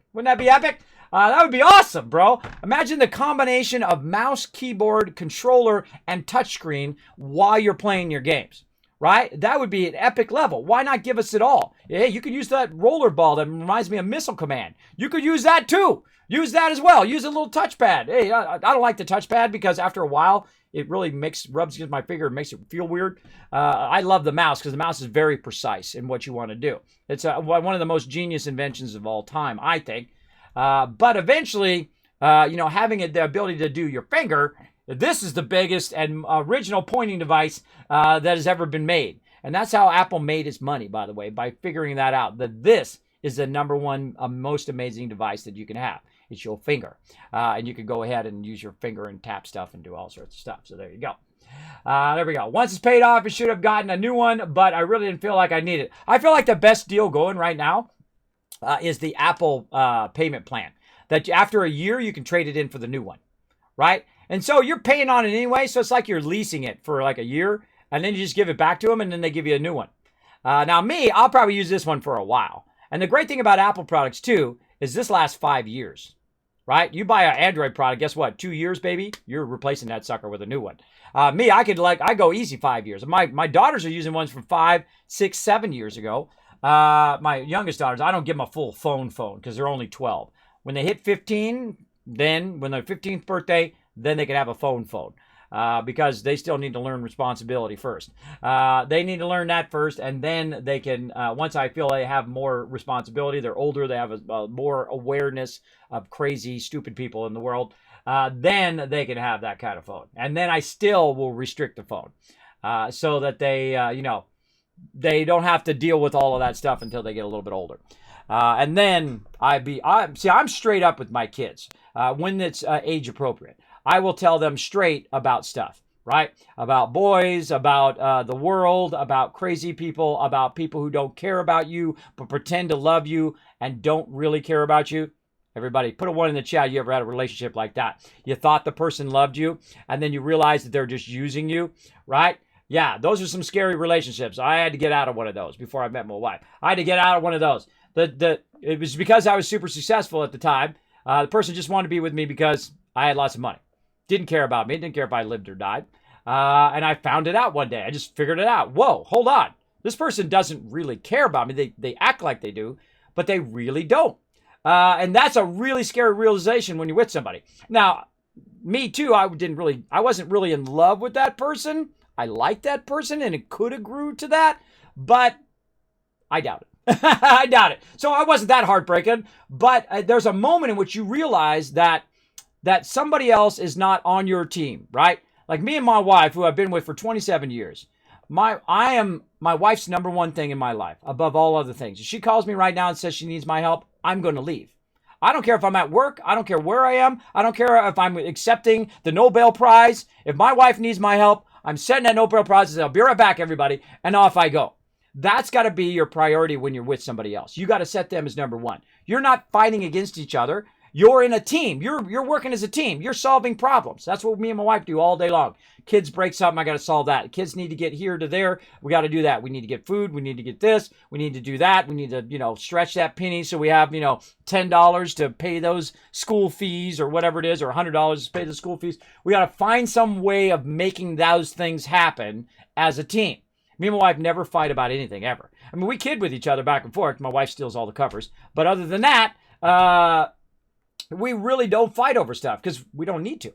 I'm not here to fight against what she wants to do. I'm here to help her and she's here to help me. She sets me as number one. I set her as number one. Even above kids, rest of the family, everything, money, anything.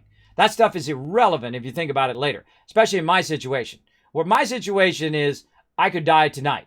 I have sleep apnea. I stop breathing when I'm sleeping. So this could be the last day. So you think I care about money and all that other stuff? You think I care about working and, being successful and showing everybody, hey, look at me, my fancy car and fancy crap. Nobody cares. And if they do only care about you because of that fancy crap that you have, then they'll be a fair weather friend. So when your life takes this, and it always does, most people's lives are like this. Some people get the train, which is pretty boring. That's a pretty boring life where it's just like same thing every day. Same thing every day. Me, I got the roller coaster, baby. I'm like this every day. Every day. Technical problems, things like that. But then you're going to get more out of that. You're going to get more out of that roller coaster, I think. That's just me. Hey, Kismet, I support your business here. You make great content. I love it. I subscribed minutes ago. Have fun. See you on the battlefield. Thank you very much. I appreciate this sub love right there. Thank you for coming in and showing that hero. I appreciate it. Big time. I didn't see the subscribe come through. You said minutes ago? I subscribed. I love it. I subscribed minutes ago. Have fun. Why didn't it come through on my alerts? Huh.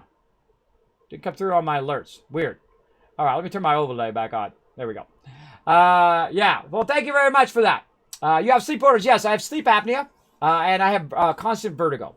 I have a middle channel ear problem. I don't know why it didn't show. What the heck? Let me have it refresh. Huh. Huh. Well, I can see you got your icon on there. What the heck? I don't know. But thank you very much, Harrow, for the subscribing. Thank you so much for the love. Know that every penny does go right back in the stream in the form of giveaways and taking my mods, TwitchCon, and other cool stuff like that. Gamer's going to get all that Dorito dust on streams. True. True. Doritos and Mountain Dew. That's the dinner of champions, champion gamers around the world. Doritos and Mountain Dew. Me, Dr. Pepper. But I haven't drank it in a while because the older you get, your metabolism slows down. So if I'm drinking Dr. Pepper all the time, I literally gain 10 pounds right here. And you can see it. I still got a little bit of that second thing there. Be very aware of who you are, everybody. It's okay to be a little overweight. It's okay to be different than everybody else. It's okay not to like everything else that everybody else likes. In fact, we all like the same thing. It'd be incredibly boring. It'd be incredibly, it's funny. Everybody wants to be unique and different, but they also want to be how everybody else is. I am just who I am. I don't try to be anybody else. Don't try to, hey, I'm a secret agent or I'm the best person in the world or whatever. I just be who I am because I like who I am. It's taken me a long time to like who I am. That's the hardest thing in life because you're going to be the hardest on yourself. That's the person that always gets the biggest beating from you is you. Because you're like, God, I did that stupid thing, and I put my foot in my mouth, and oh my God, I didn't get that thing done I tried to get done, or I screwed up this relationship, or I did this thing, or whatever. You're just going to beat yourself up way better and way more than anybody else because it's just going to run in there, and it's hard to turn that off sometimes. But grow to like who you are because you're only going to be you anyway. And that's good. You're uniquely awesome in your own way as it is. Now, let's get back to these perk cards. I'm just stalling because I don't want to make a decision. That's the real reason. All right, let's go ahead and look.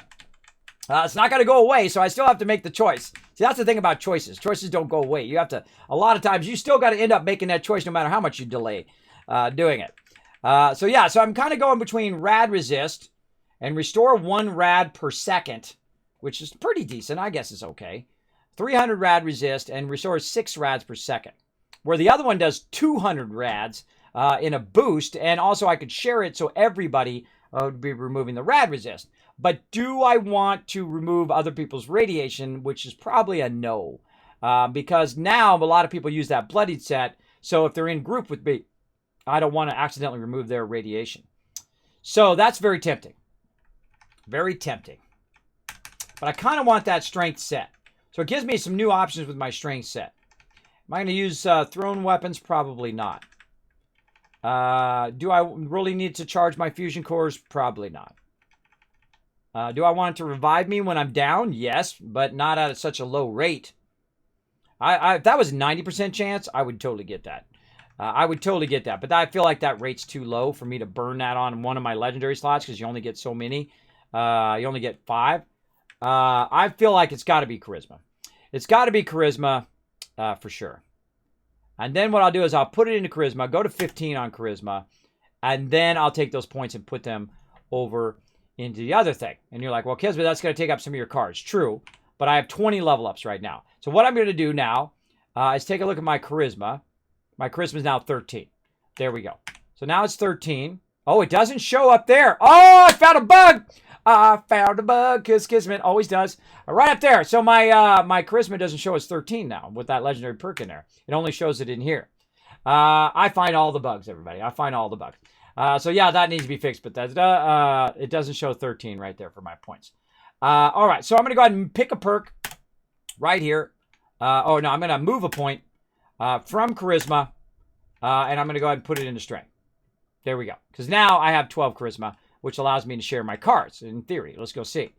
So I should be able to share a level 4 card. Now let's see if I've got a level 4 card. I don't think I do. I think I have a level 5. Level 5. Where's my level 4 cards? Man, I can't even remember where I don't think I have anything at 4. I think I took everything to 5. All the ones that can go to 4. Let's see. Any other level 4s we could do? right there. Rad resistant, we could do a level 4. I don't feel like I would really share that one. What else we got? Level 4. Maybe some crafting ones and intelligence. Let's look at intelligence. We got 5 demolition expert. That's one I would probably do. So there's not really that many level 4 perks. And why do I have 12 charisma? Oh, probably because of my set, because of the set of cards I have. It just dawned on me. Why do I have level 12 charisma if I'm going to do... And I think I actually moved some of those out of there too. I just have it so I have more cards in there as opposed to sharing higher level perk cards. So I don't have any level 4s. I already upgraded all of those.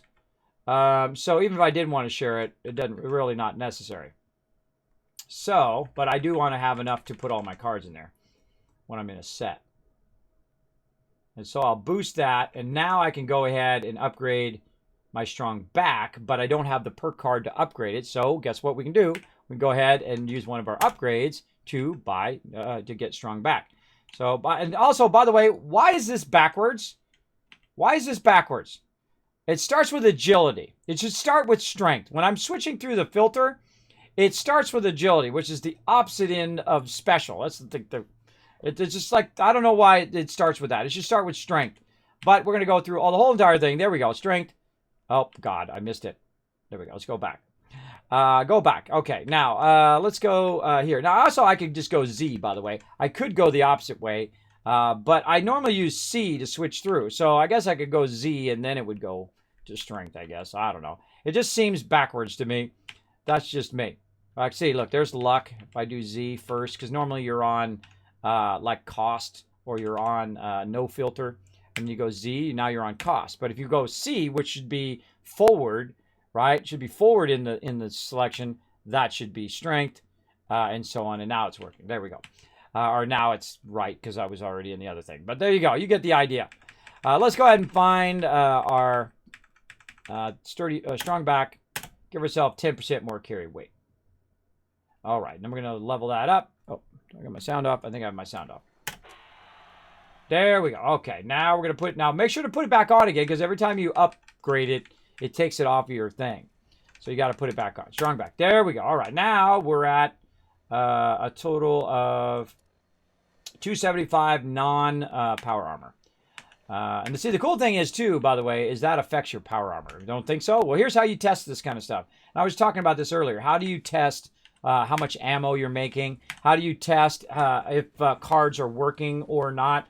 And the way to do it is to figure out a way of testing that thing. So I'm going to get in my power armor now with the card on. And I'm at 345. And then so I'm going to go in and I'm going to take the card off.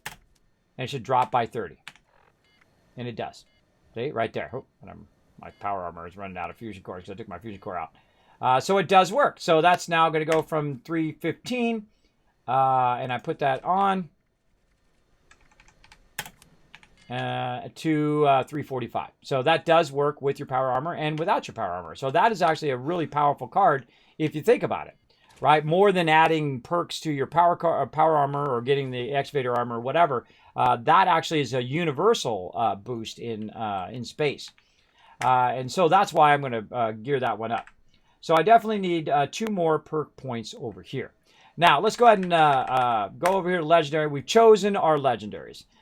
So there we go. Now, this one over here is going to allow me to actually not need my lockpicking and hacking cards anymore.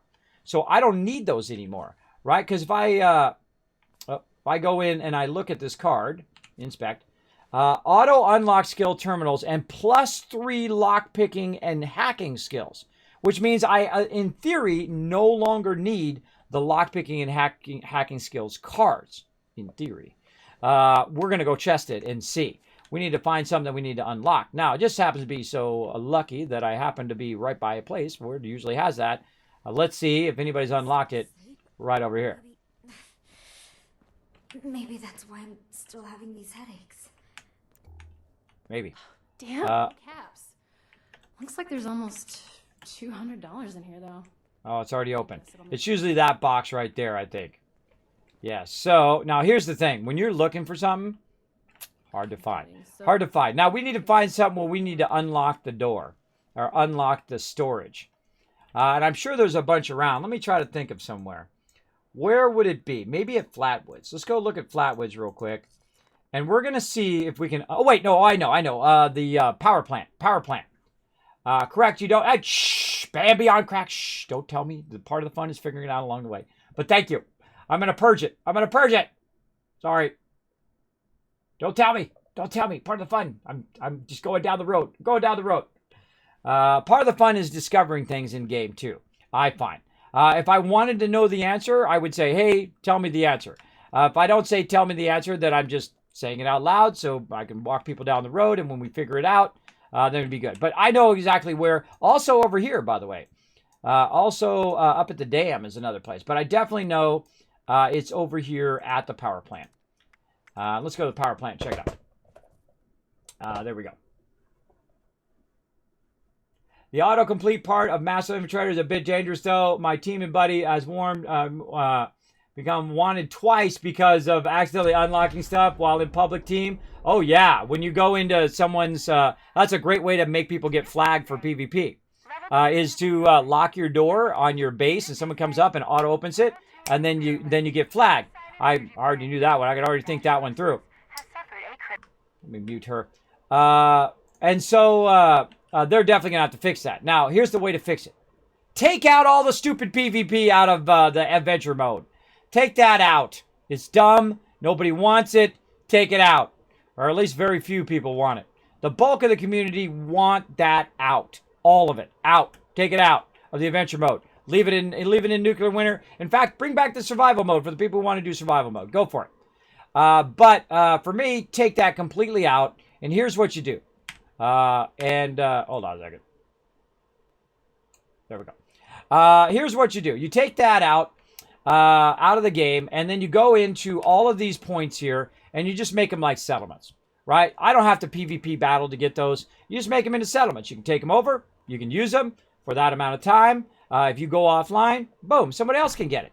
Because you know what can happen? If you go onto a server right now, and somebody has Poseidon Energy Plant, all you have to do is hit social, go up here, right-click, and say leave world. It'll actually take you off of that server and not put you back on the same one. It'll put you on a different server. And maybe on that different server, nobody has it. And you go on the next one and next one. Or you can get your own private server like I do on Fallout First, and then you have access to everything anyway. And you go around, get all of that. You can still have the mobs attacking and all that stuff, but I feel like pulling out the entire PvP would be a big boon to the game because nobody's using it anyway. It's just a whole bunch of wasted mechanics and wasted game resources for that PvP. Maybe if you take that PvP out, you could go ahead and increase the storage so people don't have to struggle with storage. Maybe that would be the move. Hey, you! I see you up there. Oh, let me turn my sound back on. Oh, I'm using my fusion core up. Hold on, let me get the big boy.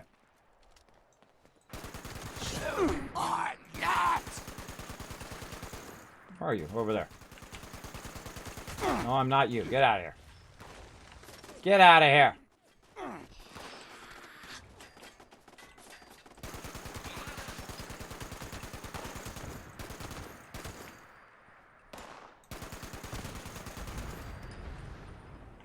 That's one way to get her done.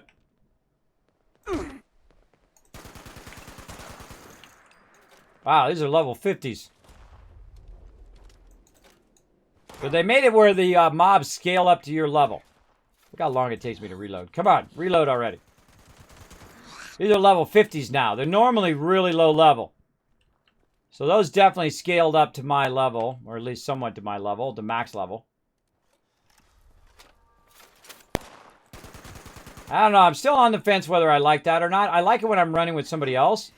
But to have the mobs always scale up to wherever I am, I don't know. I don't know. We'll see. Okay, so here's that terminal over here. Let's try it out. Requires skill 3, and I have a skill 3. So yes, never have to use those other cards again. I love it. The most powerful thing in the entire game right there, other than the ammo. Those would definitely be getters for sure. Never have to do those cards anymore. Never have to switch them in and out anymore. That's a passive skill.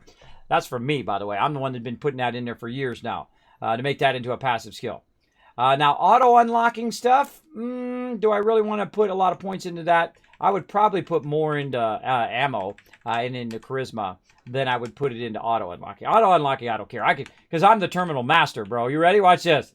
You ready? Kismet's Guide to Terminals. Here's my deep thing. And don't worry about it, baby. Don't worry, Bambi. Don't worry about it. Sometimes, you know, people get excited. They put it in the chat. I understand where you're coming from. You're showing me some love.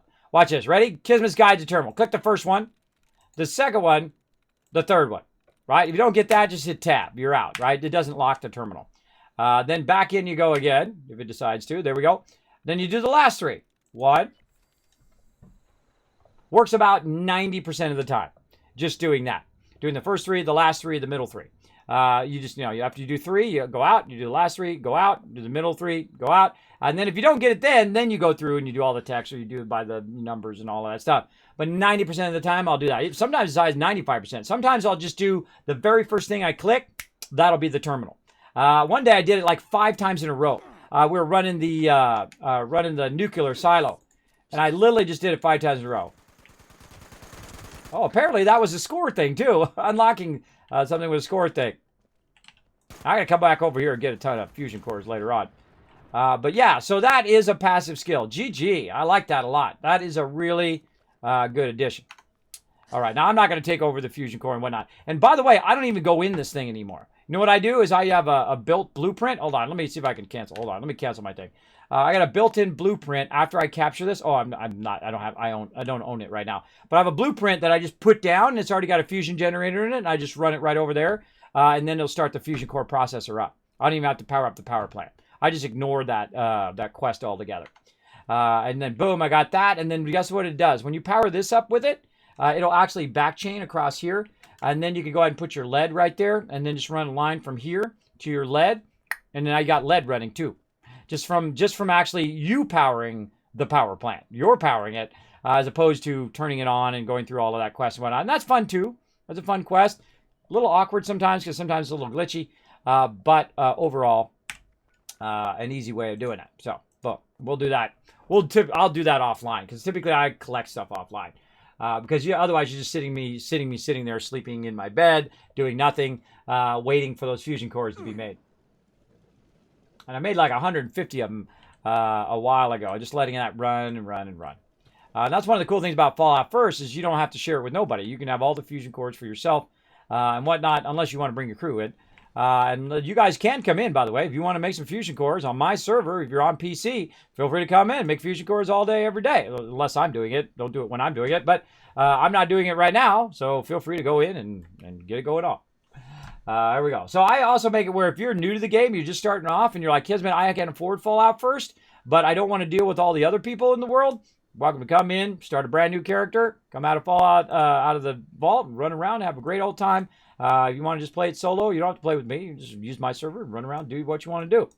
That's what I like to do. I like to do that kind of stuff. So, yes, that is now confirmed as a passive skill. Awesome. At the first level. So I don't even need to go any further than that, though I do like the unlocking idea, but I don't want to get flagged for PvP, obviously. But if I'm on my own server, I'm probably not going to get flagged for PvP. The time you're going to get flagged for PvP is when you're in other people's bases. So you got to watch out when you're in other people's bases. It'd be kind of nice to take that on and off, though, to turn that off, that auto-opening ability. That would be cool. To basically be able to turn the power of that particular thing off when you want it. Like you could just go in and have another option, power off, power that card off, and you just click it and that power gets deselected so you don't accidentally get flagged for PvP. That would be good. 50 more rounds. What do I want to do? I want to do Charisma, because Charisma is the thing that's going to get me the most right now. Because I can just literally go in, add myself another Charisma point using my perk things over there. And then right away, because I have a ton of level ups, I can go ahead and move a point from my Charisma. See, it's not showing my Charisma right. Yeah, see, it's not showing my Charisma in either of those things correctly. They got to fix that. Got to fix it here. And then they also got to fix it when I'm in the actual selection. So it's not showing up there. Hold on, I should probably make a marker of that. See, I always think I'm going to come back later and send these in, but I'm a busy guy, so maybe I'll do a highlight of it at some point. But yeah, that should actually say your points up there, because that could screw you up. Move a point from Charisma to Strength. And then now, again, we'll go ahead and do strong back, level up. And now we'll pick a perk. We'll go strength. There we go. And then we're going to go strong back. And then we'll have our strong back all the way up. All right. Liking it. And then we got to make sure we put it on. So a nice level 4 strong back. Oof, that's pretty sweet. Why is it in everything? Why is it not just in strength? There we go. Okay. Strong back. Boom. Now, plus 40 weight. Okay, that's good for me because I carry lots of loot. Blind hacking is the rage of Fallout vets. I know, huh?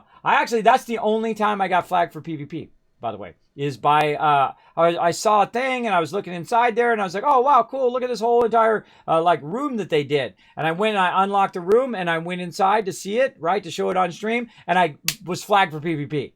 Now, here's the thing about the Fallout community that I think that Bethesda and all the peeps over there who made Fallout 76 underestimated.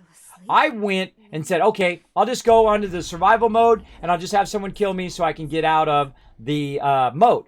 So I go and I switch over to survival mode. Nobody even tried to kill me. Nobody did. I ran around and we were helping each other with quests and doing different stuff and whatever. And I finally got low health and one person finally came along and shot me when I was low health to get rid of my wanted status.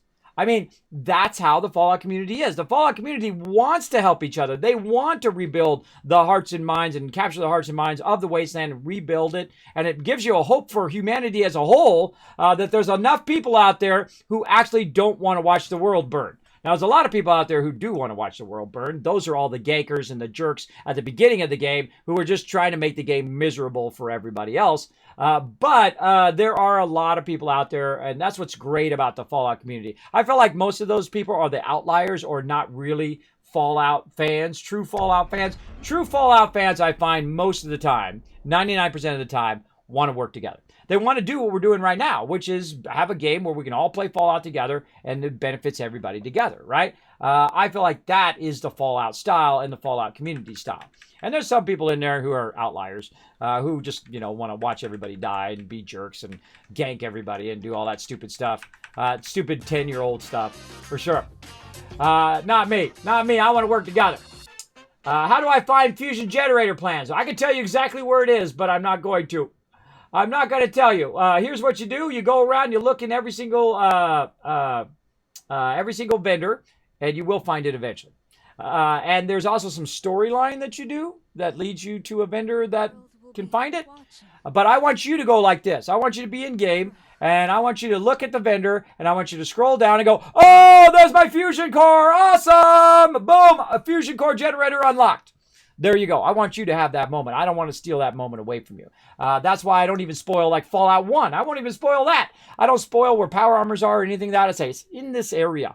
Because I want you to go around the corner and I want you to have that magic moment that makes games great. That discovery moment. That, oh my God, I found the thing. Oh my God, I did the thing. Oh my God, I discovered this thing. Oh my God, I got this great weapon. Oh my God, I got this thing, right? That's why like when I'm playing other games like No Man's Sky, I don't want to know where the best stuff is. I want to run into it. I want to have that moment of, hey, I found an S-class ship. Whoop, whoop. Raise the roof. I feel like don't steal those moments away from other people. Oh, I totally did. My gosh, man. We got really in some heavy talking. And totally forgot my stream raiders. In fact, I forgot it so much that I'm going to show you guys some love. Let's fire this up. My bad, Rotisserie G. Thank you so much for reminding me because I totally did. But I don't feel that bad because I did 15 hours of battles yesterday.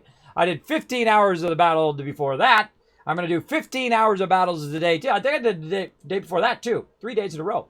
And I'm going to do 15 hours of battles today. Well, actually, I'm not going to do 15 hours because I already wasted 2 hours. So it'll be 13 hours of battles today.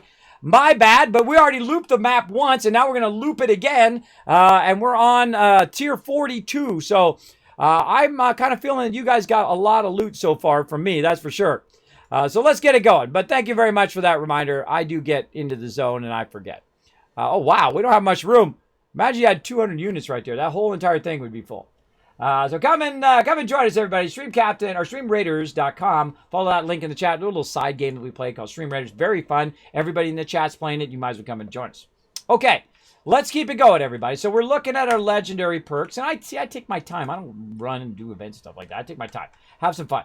Okay, so we've got this. So now we don't need our cards. So those would be the first ones that I get rid of because now I never have to slot those back in there again. I hope I don't regret this later. So let's go ahead and pick lock You want to scrap this for 2 perk coins. Yes. And then over here, let's just YOLO. You all right? Let's just see what happens. Scrap it. All right. Night person, never going to use it. Night person, no. Automatic rifles. Am I going to use an automatic rifle? The second I get rid of it is the second I'm going to use automatic rifles. Archer.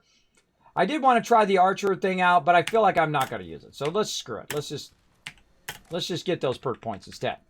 What else am I not going to use? Your rifles, pistols ignore 12% armor and have 3% chance to stagger.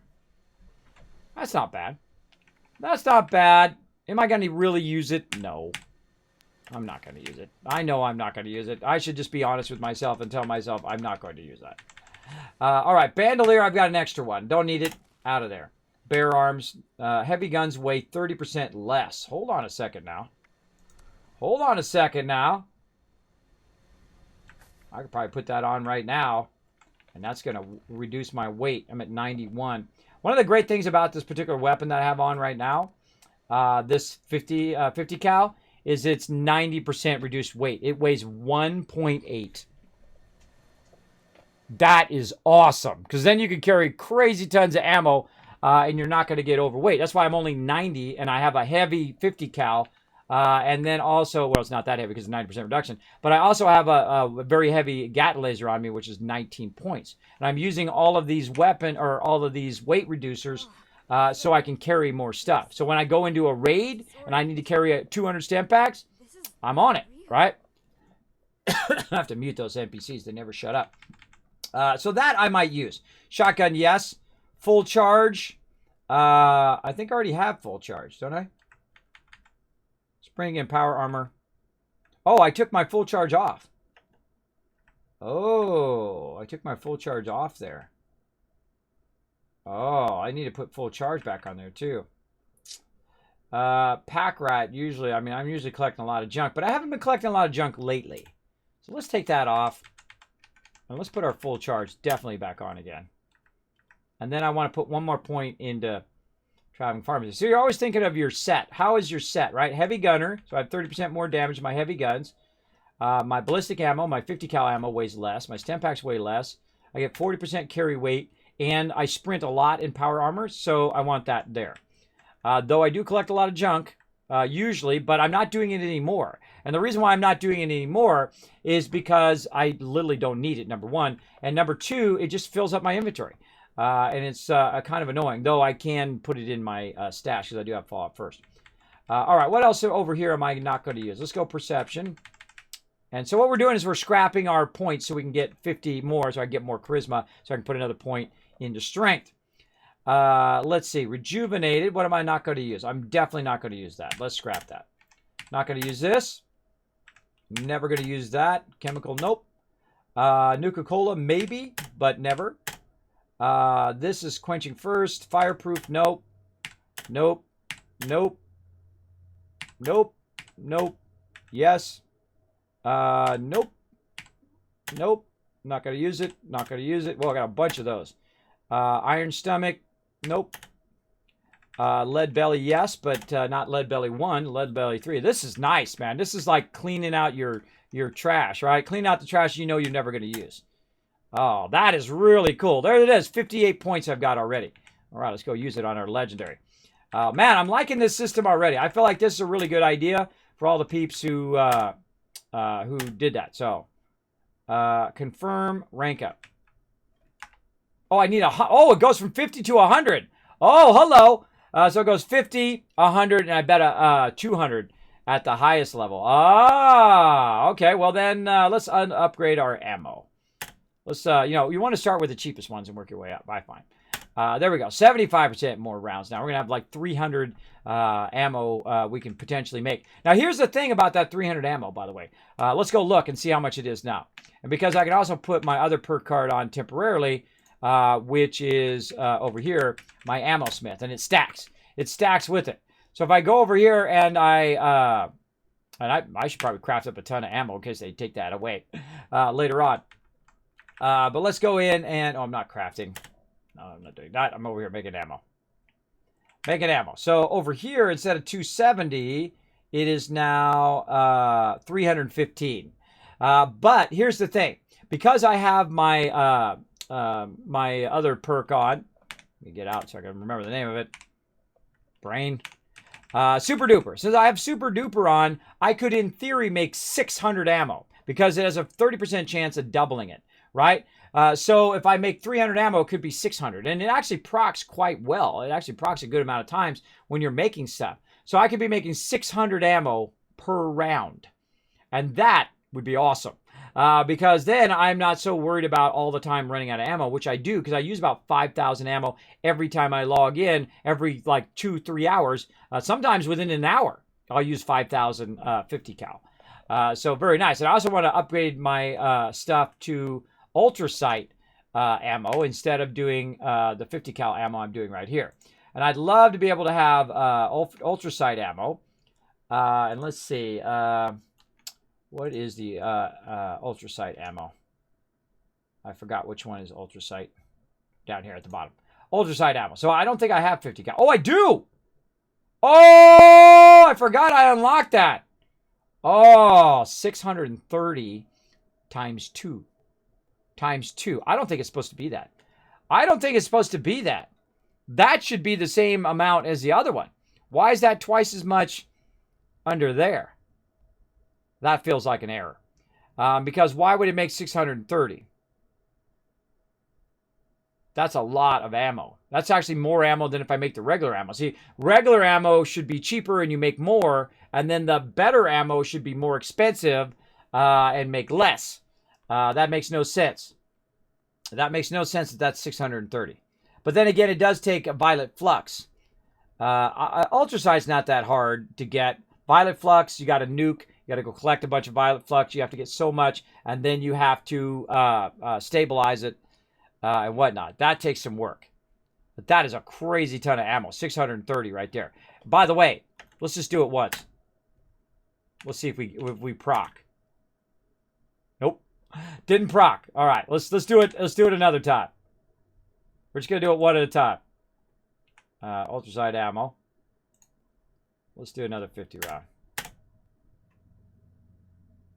I'm out of gunpowder, but that's okay. Did it proc? No. So if that procs, that's going to give me 1,200. 1,200 ammo as well. And it'll happen every now and again. 30% chance. Let's go look at our ammo. Yeah, so that just did 2 of those. And I got 1,260 on that. That's some serious wicked ammo right there, bro. That is an awesome legendary perk. I'm definitely getting that one to maximum for sure. All right, let's keep going. Let's go ahead and try to get probably. See, this one I won't. I just want that for the passive skill, so I don't have to put those perks on and off. But this one, we can go ahead and do another 50 on that too. So back to our cards. And again, we want green thumb, concentrated. Do I need to keep? See, now here's another thing. I could put points into perception, and then I can have my level 3 glowing sight on all the time. And I can also go concentrating fire level 3, which would be nice. But I feel like I'm not sure if I would really use that all the time to have that on. And let's see, wait a minute, we got another point over here into 14. 14 points over here. That I can't rank up yet. So we got one unused point. Why do we have? Oh, because I took the other one out. I took the junk one out, and I put full charge in. So, I already got another point. Oh, well then let's get traveling pharmacy up. See, and this is why I left all these level ups so that I can figure this all out later, or figure this out right now of what perks I want to do. So, traveling pharmacy. Let's go ahead. It's already at max rank. Well, it wasn't traveling pharmacy. It was something else. I just have the traveling 2 on because I forgot to put the 3 back on. Okay, let's scrap that before I do that again. Let's get that out of there. That's going to be... And it knows how many perk points it is, too, because it just gave me twice as much because of those perk points. All right, again, we'll keep that. Shotgunner, I definitely feel like I'm going to do that. Am I going to be doing melee punches? No. So let's scrap that. See, that's worth more. One-handed melee weapons. I'm not going to use it. No melee. Let's see. Explosive weighs less. Probably not. Pack rat, keep that. Shotgunner, scatter shot's pretty awesome. Because my shotgun's way less and it reloads faster. Kind of feel like I want to put that at maximum. But we'll leave it at 2 for now. I'm not going to use sturdy frame. That out of there. Let's see. Do we have any doubles on shotgunner? No. We have scatter shot, which we have doubles on, but shotgunner we only have 1. Because you get perk packs along the way, too. I don't have any perk packs right now. So let's clean that out. Then we're going to clean out our perception. We're going to go through each perk, and we're going to clean it out and use those perk points toward our legendaries. There we go. I used Gatling laser and legendary handmade plus a handful of nades. There you go. There you go. It's not like us lot remembered for nearly 2 hours. I know, huh? Even all the people who play Stream Raiders all the way forgot too. People who come in and remember. So again, sorry on that, everybody. I do set a timer, and the timer went off, and I totally got sidetracked. I was talking about so much stuff in here as well. Is a rage of Fallout vets? I bet.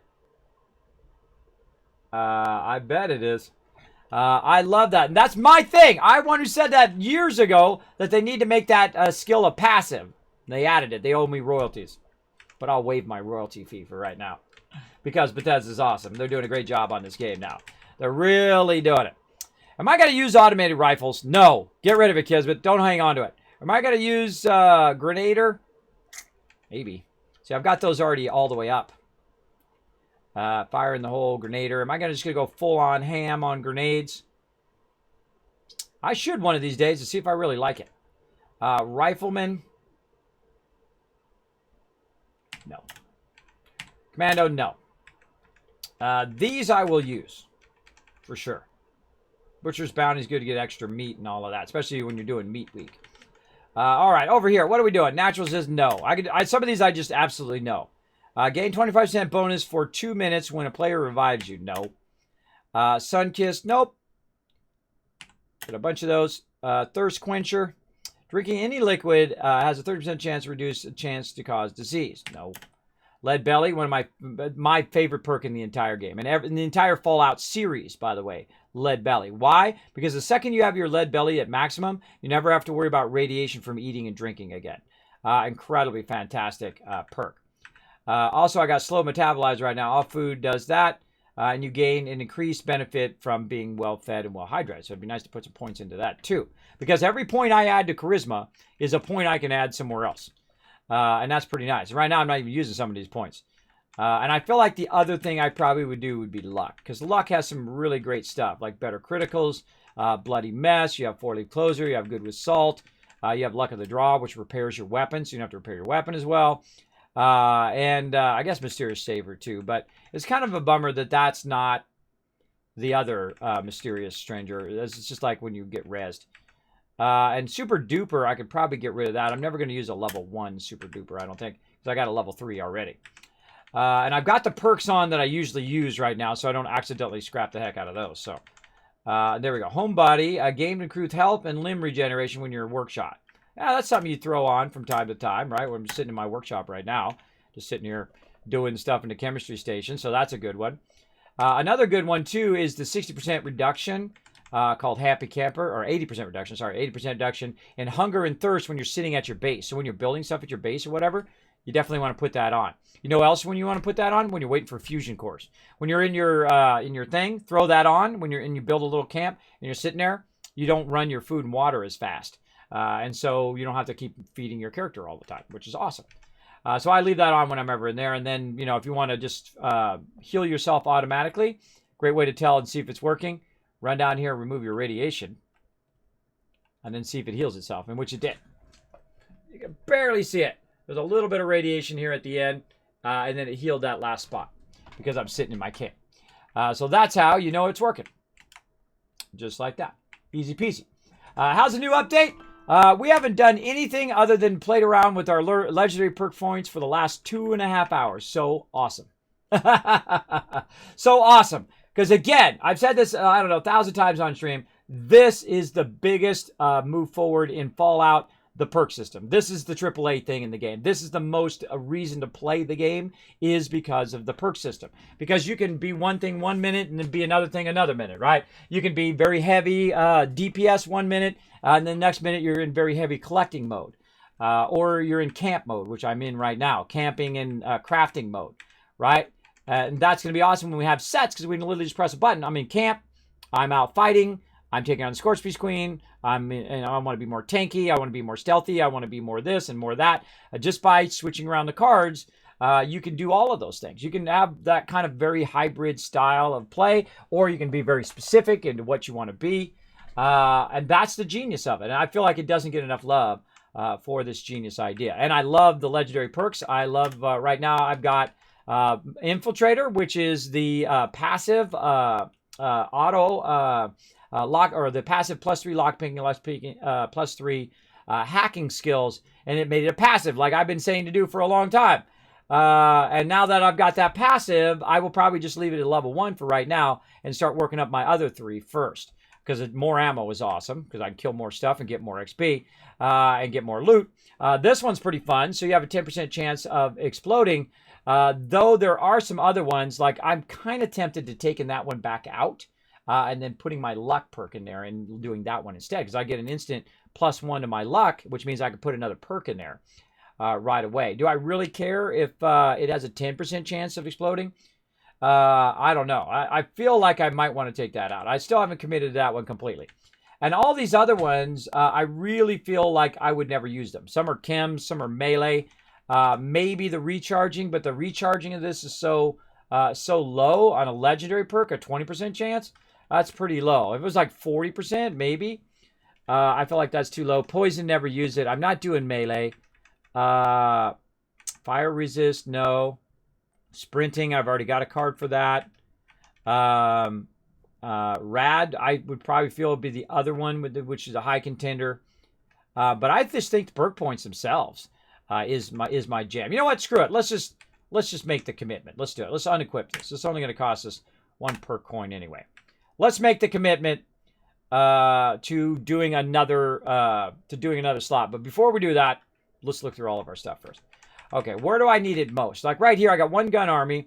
Let's take Super Duper off for a second. What else would I put in here? Bloodied Mess would I put in there. I would put Good with Salt. That's a good one. So my stuff isn't getting hosed. Pharma for sure. Because I'm constantly collecting that kind of stuff as I'm running around. Now, see, if I had a set, though, would I really need to have my 1 gun army and Pharma on at the same time? Probably not. Because I'm probably going to run around and be doing collecting separate from needing to stagger mobs and cripple mobs. I would be better off if I take that out and then kind of mix and match Can Do and Scrounger. And where's our other one here? Oh, it's in the other one over here. And then Butcher's Bounty. Because then I'm going to have a chance of getting more loot in all of this stuff. And that's what I do early on, by the way. Scrounger are extra ammo. But the problem with ammo is you can't sell it to the vendor. You can use that stupid ammo thing, which still doesn't work well. It should just go in. I have all this ammo. I want to put the ammo in. Give me however many points that equals. And then that's it. Just do it all in one move. Boom. Okay, all my ammo of that type. Give me the points for it. Here's all the ammo of this type. Give me the points for that. That's how that should work. Simple. Not go into 15 menus and do all of that crap. And they made it better now, but still... It's not well designed. See, I feel like sometimes they're thinking it from an engineering standpoint or a lore standpoint and not thinking it from a fun gameplay standpoint. Oh, there we go. Oh, time for a break. Holy mackerel. That time went by like nobody's business. See, that's how you know you're having fun, by the way, everybody. Is that you're just in the zone and 2.5 hours went by like that. I literally went by like in 5 seconds for me. All right, let's see. Now, see, this would be great if I was eating my food. I could turn that on. And all food satisfies satisfies hunger by an additional 75%, so my food would be more effective. I feel like I would do that with both my food and water. And so I would need 6 endurance. And I would just put those on and do it. But I could just do food, eat the food, take it off, put the water on, the water perk on, eat the water, or drink the water. Or eat the water, depending on how chewy the water is, and then take it off because I'm not going to use it. The thing that I would use the most would be Aqua Boy, and then gained increased benefit from being well hydrated. I feel like that would be the one. And I would use homebody from time to time. But really, what else would I use?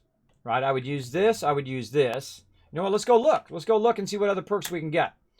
In endurance. Let's go. Passed it.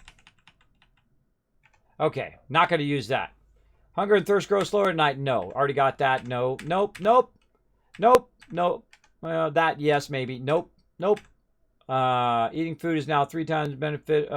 Eating dog food. Nope. Nope. Already got it. Nope. Nope. Yes, love that. My favorite perk. Nope. Nope. Nope. Nope. Nope. Nope.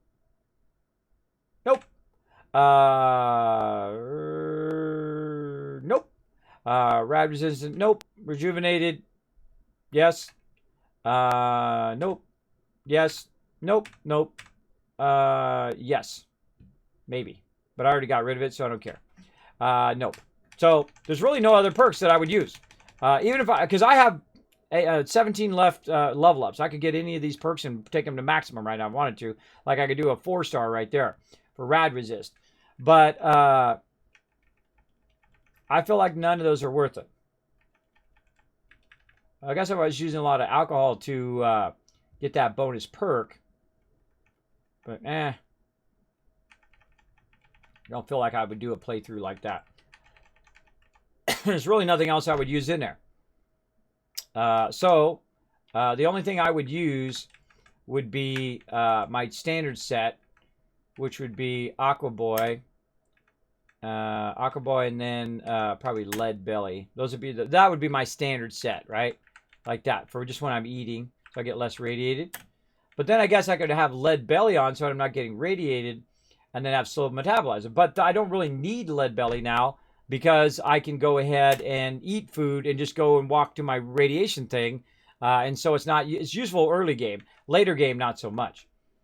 So I would think this one, this one would be the one. And this is to keep my guy well fed and well hydrated. So you know what? Let's go ahead and make a commitment to that.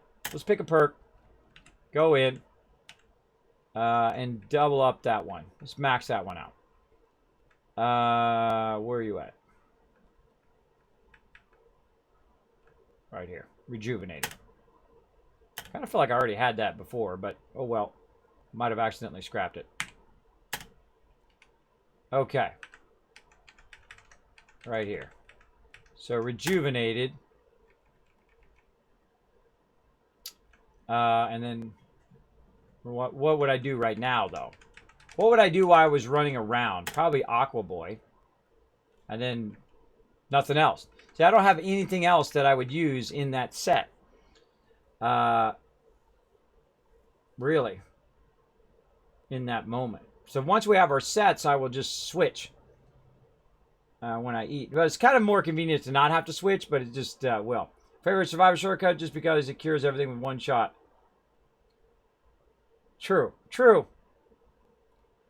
Oh.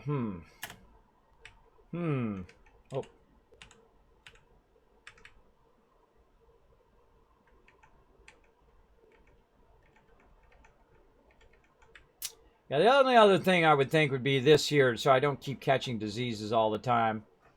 Catch a disease from creatures is 90% less. I'm gonna fight a bunch of creatures, maybe. But what would be the other thing?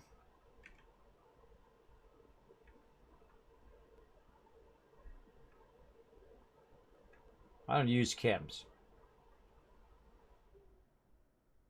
I guess fireproof, maybe. See, this is the toughest thing right here, is trying to decide what's when not wearing power armor. Gain a total of 15 plus 15 to your maximum health. That's a level 2 perk card too. And that's why doesn't it not show me? Oh, there we go. I gotta go look at it. Plus 45 to your maximum health. But that's 2 points there, and I'm looking for a 1. 30% less. There we go. Natural resistance. So I just got rid of those too. Maybe 1 in natural resistance to cut down on my disease. 30% less likely. Gain max health. Gain a health regen between 6 and 8. That one's okay as a good passive to have on during the day while you're running around. I don't know. See, this whole entire line here, I think, needs a little bit of love. So that would be a good passive skill, or this would be a good passive skill, where I just kind of leave it on while you're running around to reduce your diseases. And that'd be less disease cures I'd have to make. And then this would just be healing me and whatnot. Or I could get more strength. Some more strength and endurance right here. +3 strength and endurance in the hours of 6 to 9 p.m. That actually is not looking bad right now, because then I could take that point and put it elsewhere. And during those, I wonder if it's during the day, if I could put a perk card on, and then when it becomes nighttime, if it kicks that perk card off of there. Now I'm gonna get that just to see if that's how that works. Let's do it. Let's go see. Okay, right now I'm at 14. So let's see.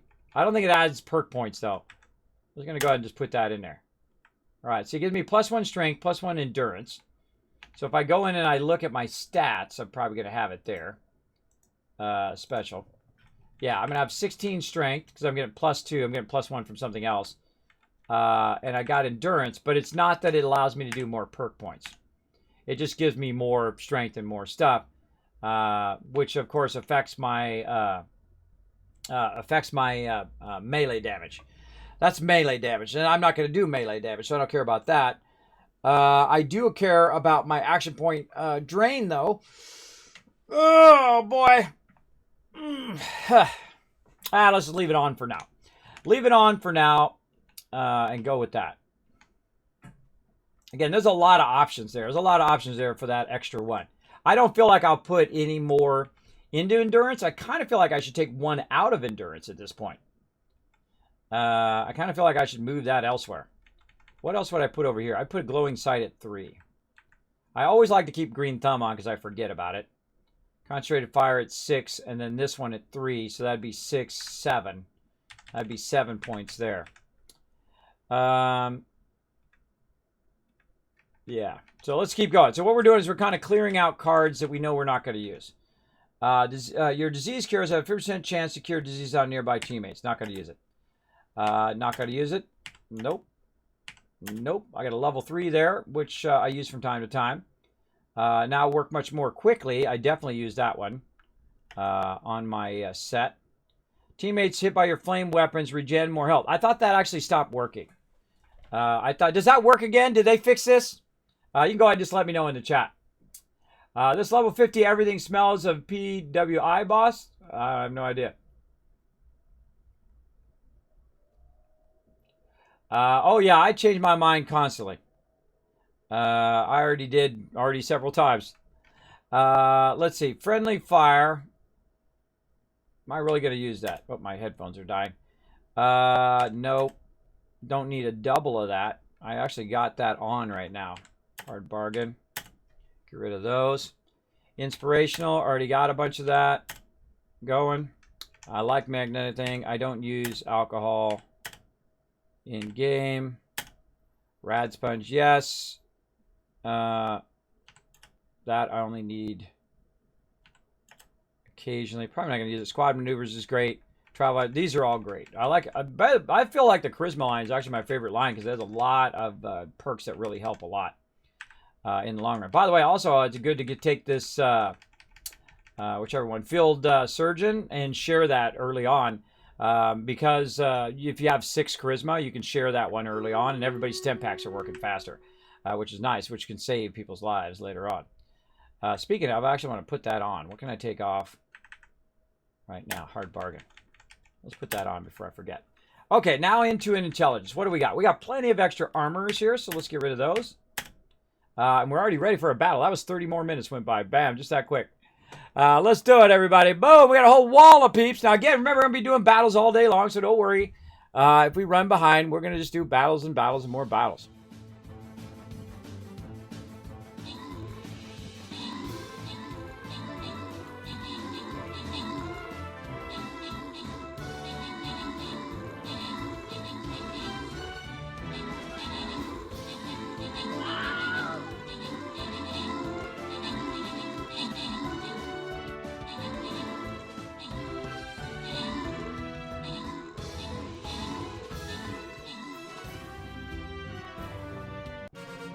All right.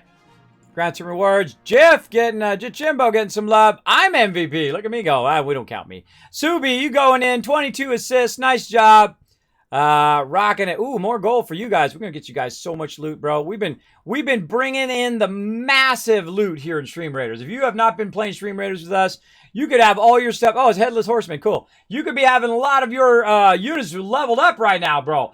But again, remember, we're going to be doing it all day long. So feel free to come in and battle it out. You can find the link right in there. Even if you haven't never played before, come and join us. You can play on your laptop and on your desktop. Coming very soon, next week, the mobile version of the game. So all my mobile peeps out there, and I know there's a lot of you, can come and join us on mobile as well. And I feel like we're going to get an influx, a massive influx of peeps, which means everybody's going to get the sweet loot. Let's do it. So I've already got batteries included at maximum. Let's go ahead and scrap that. Good. We get rid of... Oh, this is nice. You get double when you're crafting chems. See, that's only one card, so I keep that. Crafting Workshop now costs 25%. Now, what kind of crafting is that? Crafting Workshop items now cost 25% fewer materials. I don't think it's actually crafting. That's like making something, like making a building and stuff. I guess I could have used that when I didn't even think about using it. In my building my mega base I have here. Am I going to remember to use it? Maybe with sets, when I'm in a building set, I might use that. Let's keep that. Let's keep that for now. Hacker, no longer need Hacker because I have it as a passive. Hacker over there and Hacker here. No longer need that. All right, let's see. Licensed Plumber. Pipe weapons break 20% slower. I hate pipe weapons. I've only ever used one pipe weapon in Fallout ever. It was one of my Fallout 4 playthroughs where at the very beginning of the game, I found a pipe explosive gun at the very beginning. And it was wicked. It was awesome at the very beginning because you're just annihilating groups of mobs at the very beginning. It's the only time I've ever used pipe weapons. I like how you can get rid of all your duplicates. That is just so awesome. Like, look at this. Look how many power smiths I've got here. Let's take those out. Ah, what a genius idea. And another power smith out. Okay, robotics expert, we got that max. Science, we already got science there. Okay, we already got science at max. Science expert, we still need to do. Scrapper, oh, I love that perk. That's my perk, bro. That's my perk. I haven't been using it lately. I've been bad. You deal 40% damage. You deal 40% damage to workshop objects. Never going to use it because I don't damage other people's bases because I think that's a jerk thing to do. Let's see. Weapon Artisan, which I think I already have on.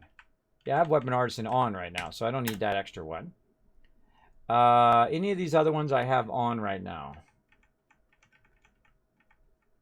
I don't think so. I got First Aid. Got some more First Aids I can get rid of. Now, you're making some hardcore long-term decisions here because eventually what happens is the higher levels you get, the longer it takes to level. So you're making some hardcore, I'm never going to use that or not going to use it in the short term decisions. Now, I don't get rid of Makeshift Warrior and Gunsmith and all of that stuff because I know I'm going to use that to mod my items at some point. And let's see. Let's just max that since we have 14 more level ups. Oh, God, I forgot what it was. Second I got out of there, went right out of my head. Science Expert. What does it give us if we rank it up? Craft energy weapons now cost fewer materials as well. Okay. Do I feel like I'm going to craft energy weapons? Nope. Nope. Maybe if I'm doing mods for energy weapons, that'll cost less.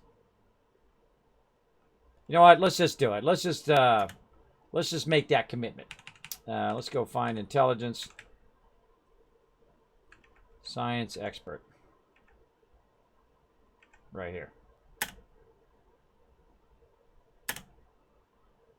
Do I not have Science Master? Turn my sound back on.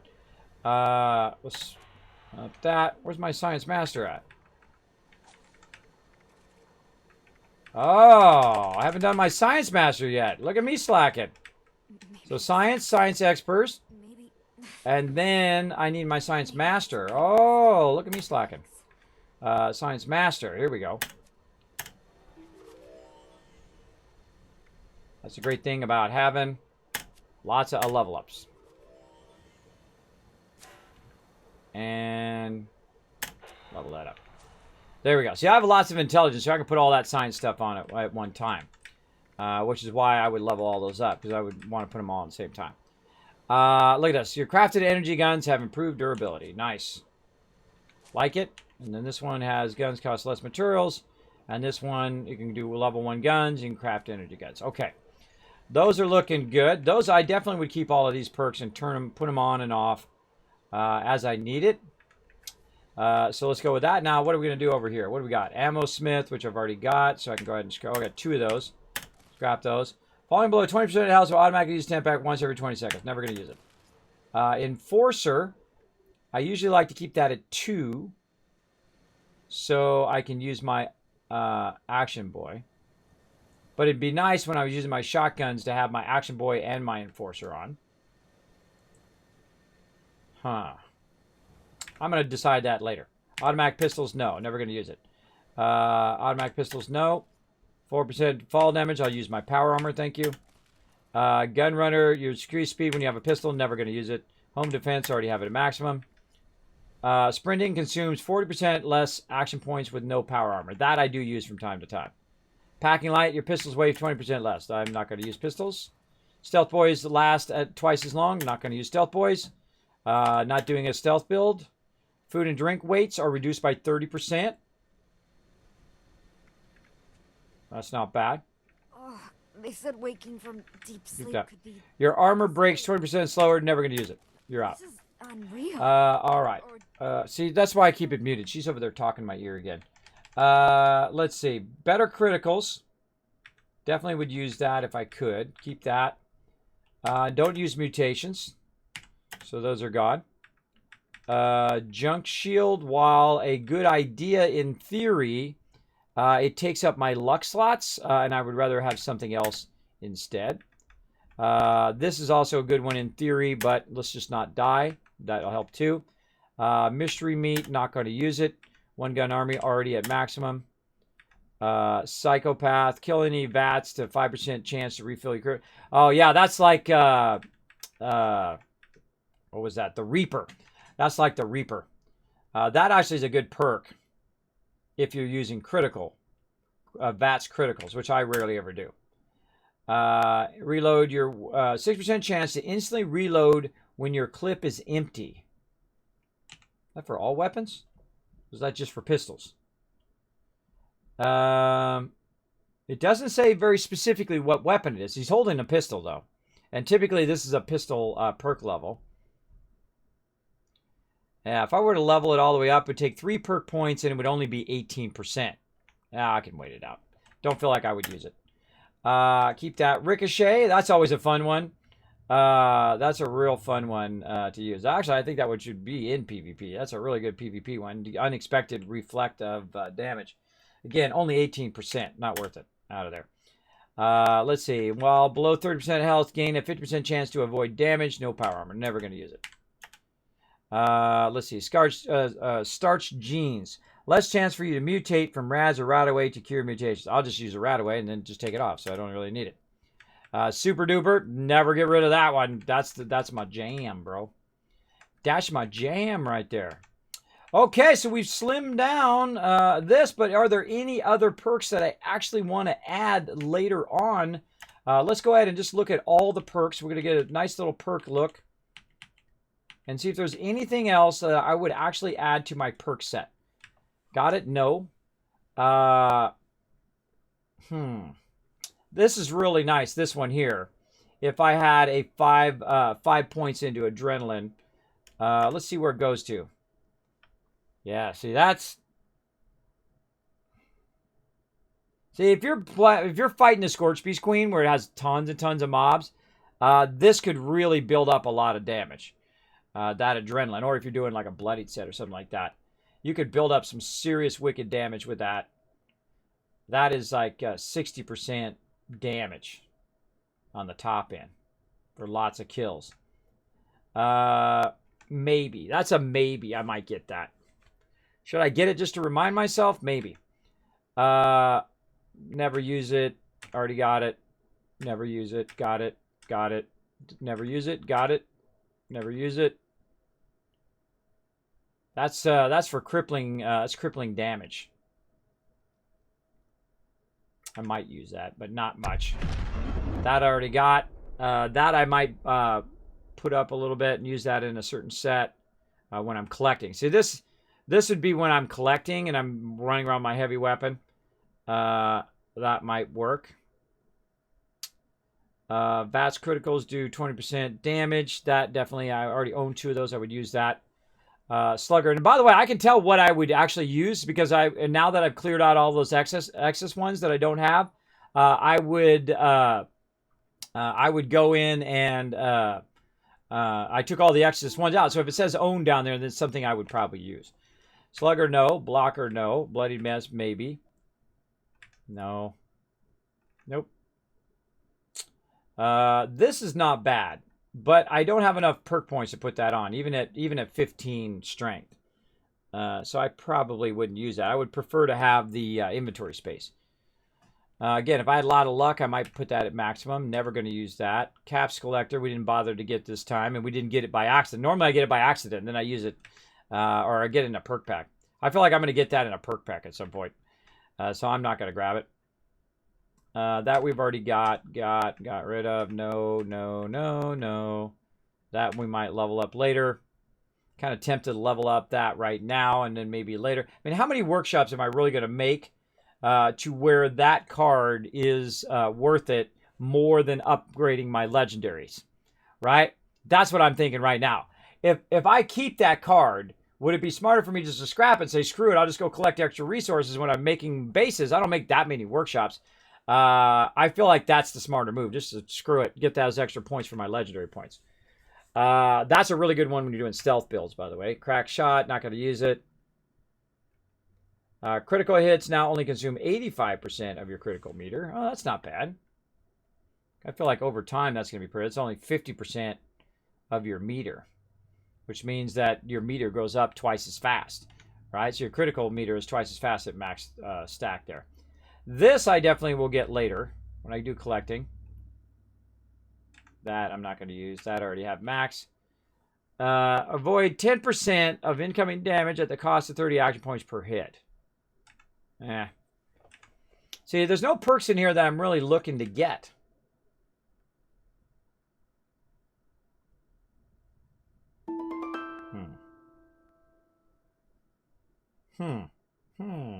Now, eventually, I think the level ups I'm going to get, I'm just going to get cards that I know I'm going to scrap. You know that's what's going to happen now. People are just going to level up just to get cards, just to scrap them, just so you can do your legendaries. You have 50% chance to keep your stamp pack when you revive another player. No. If you revive, come back with an help. I already got that at max rank. See, this is when you're doing like the... this is a great perk for when you're doing the what is that called? Sheep squatch. When you're doing the sheep squatch and you're rezzing a lot of people like I do, because I use a lot of stem packs and I wear heavy armor and I'm not in the bloody set, so I'm not instantly getting killed all the time. I run around and I res people and it gives them a health regen. And that does help for that. I eventually want my shotgun back because that other shotgun I had was crap. Sneak to lose enemies and running no longer affects stealth. See, that's actually pretty cool. I see people use that a lot, actually, the escape artist. So you just like go around the corner and then you go down in sneak mode and if they can't see you, boom, they'll lose track of you and whatnot. Which is cool because if you couple that with your armor and whatnot, that might actually make you go in and out of that, in and out of stealth a lot as well. Dumb question ever. If I have a master card and the lower end card, do I need the expert in between card?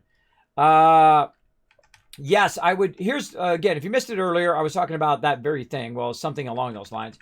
Like here, if you have master gunner, like I have a heavy weapon there that I'm using. So if we go ahead and inspect that, you can see the tier levels are 10, 15%, and 20%. If I upgrade this, if I use my 3 perk points, which is how much this takes when I put it in my set, I'm going to get 20% more damage if I have this at level 3. But if I go get this one, if I get the regular one, heavy gunner, and then expert heavy gunner, and then master heavy gunner, guess what? I'm getting 30%, so 10% more for the same amount of perk points. So it's always smarter to get those and not level them up. Same thing with like shotgun. you can see I've got the shotgun perks, expert shotgun, or shotgun over here, then master shotgunner, and then expert shotgunner with not leveled up. I don't feel they're worth leveling them up because of the perk points you have to use, right? Because of your actual perk points up here, not necessarily the thing down there. Now, if you want to just go heavy, hardcore, and try to squeeze every last percentage out, you're welcome to do that. But I feel like overall, I would rather have my weight reduced. I would rather have the ability to carry more. I would rather it not burn my fusion cores when I'm running, because I'm running all the time. And then also reducing all my stem packs and whatnot by 90%. So I basically can carry a crazy ton of loot around with me. A lot of ammo, a lot of stem packs, and a lot of other general stuff as well with my thing there. And I do use a lot of reducers, right? When I'm out collecting, is a great time to use that. You just use a lot of weapon or a lot of space reducers. Like when I go collect junk, I don't necessarily have to have my heavy gunner on. So I can just take that off, and that'll be one of my sets where I just take that off, and then I put pack rack back on, right? But right now I don't need pack rat, so I can just take that off, and then put my heavy gunners back on, like that. And so I'm doing 30% more damage with my heavy gun. So there you go. So you don't necessarily always need it, but most of the time I would suggest to get all of the first level of something and then decide whether you want to do it there. Hey, Kez, new player. I'm only level 5, but I like to run a heavy gun build. Can you help me with special points? I would not run the heavy gun build until you're way later level. I'm just going to be honest with you. I would not run a heavy gun build at level 5 or 10 or 20 or even 30. I would run it at a higher level. Why is that? Because making ammo is hard. You're going to run out of ammo like nobody's business. Here's what you do. You got a cheap weapon, shotgun, and a couple melees. Melee is OP from the very beginning of the game. You don't even need any melee perks at all. You could have no perks on at all, and you just go melee, right? You just go melee. You get yourself an axe, you get yourself a hammer, even a shovel. You could be doing that stuff and just go to town with that melee. I always have a melee weapon in case I run out of ammo. Then I would start with like a shotgun build, a sniper build if you like that, a kind of more of a range build, pistol build, whatever you want to do to start. Then when you get level 20, level 30, whatever you feel is the most appropriate for you, or you can just start at the very beginning if you want to go crazy, then I would do it. But I would not do it till later level, because some of these perks right here that I have, you don't get till later level. So there's no reason to really work on it really hard early level, right? And I never even put any melee perks in. And I still use melee weapons at the very beginning, mostly because you're going to be very low on ammo. Now, once you get to a certain point, though, you're going to get this perk right here, Super Duper. Super Duper is awesome. Also, this other one right over here. Did I take it off? Where'd it go? Where'd it go? I think I took it off. Where is it? Oh, I'm over here. I'm over here. Ammo Smith. Ammo Smith, which is going to give you at first 40% more, but then 80% more. Now, here's the thing. Once you get to your legendary perks, after you get past level 50, this ammo factory and that perk stack. So right now, I can make 600 ultrasight ammo at beyond level 50. And I'm only at 75%. This is going to go up to 150%. And I'm going to max that out for sure. This one, maybe, but I like its passive. I don't have to switch those perks in and out. And I may take this off again. I may take this off and get those back because I'll have sets that I can just do the sets thing. Probably not. I love the fact that it's passive. And I love the fact that it will auto-unlock it eventually, too. And that's okay. But right here, I feel like I'm going to go ahead and try to decide, do I want to go heavy? What do I want to else go heavy into? And it doesn't matter what I go heavy into. If I go, say I go heavy into intelligence, even though I have 15, I could go heavy into intelligence and move 5 points into something else. So no matter what, all of my sets go up by 5. And the same thing with my charisma, same thing with my intelligence. When I go very heavy into those, I can then put those perk points elsewhere because I can shift them. But the problem is, if you don't have level ups, then you can't shift them.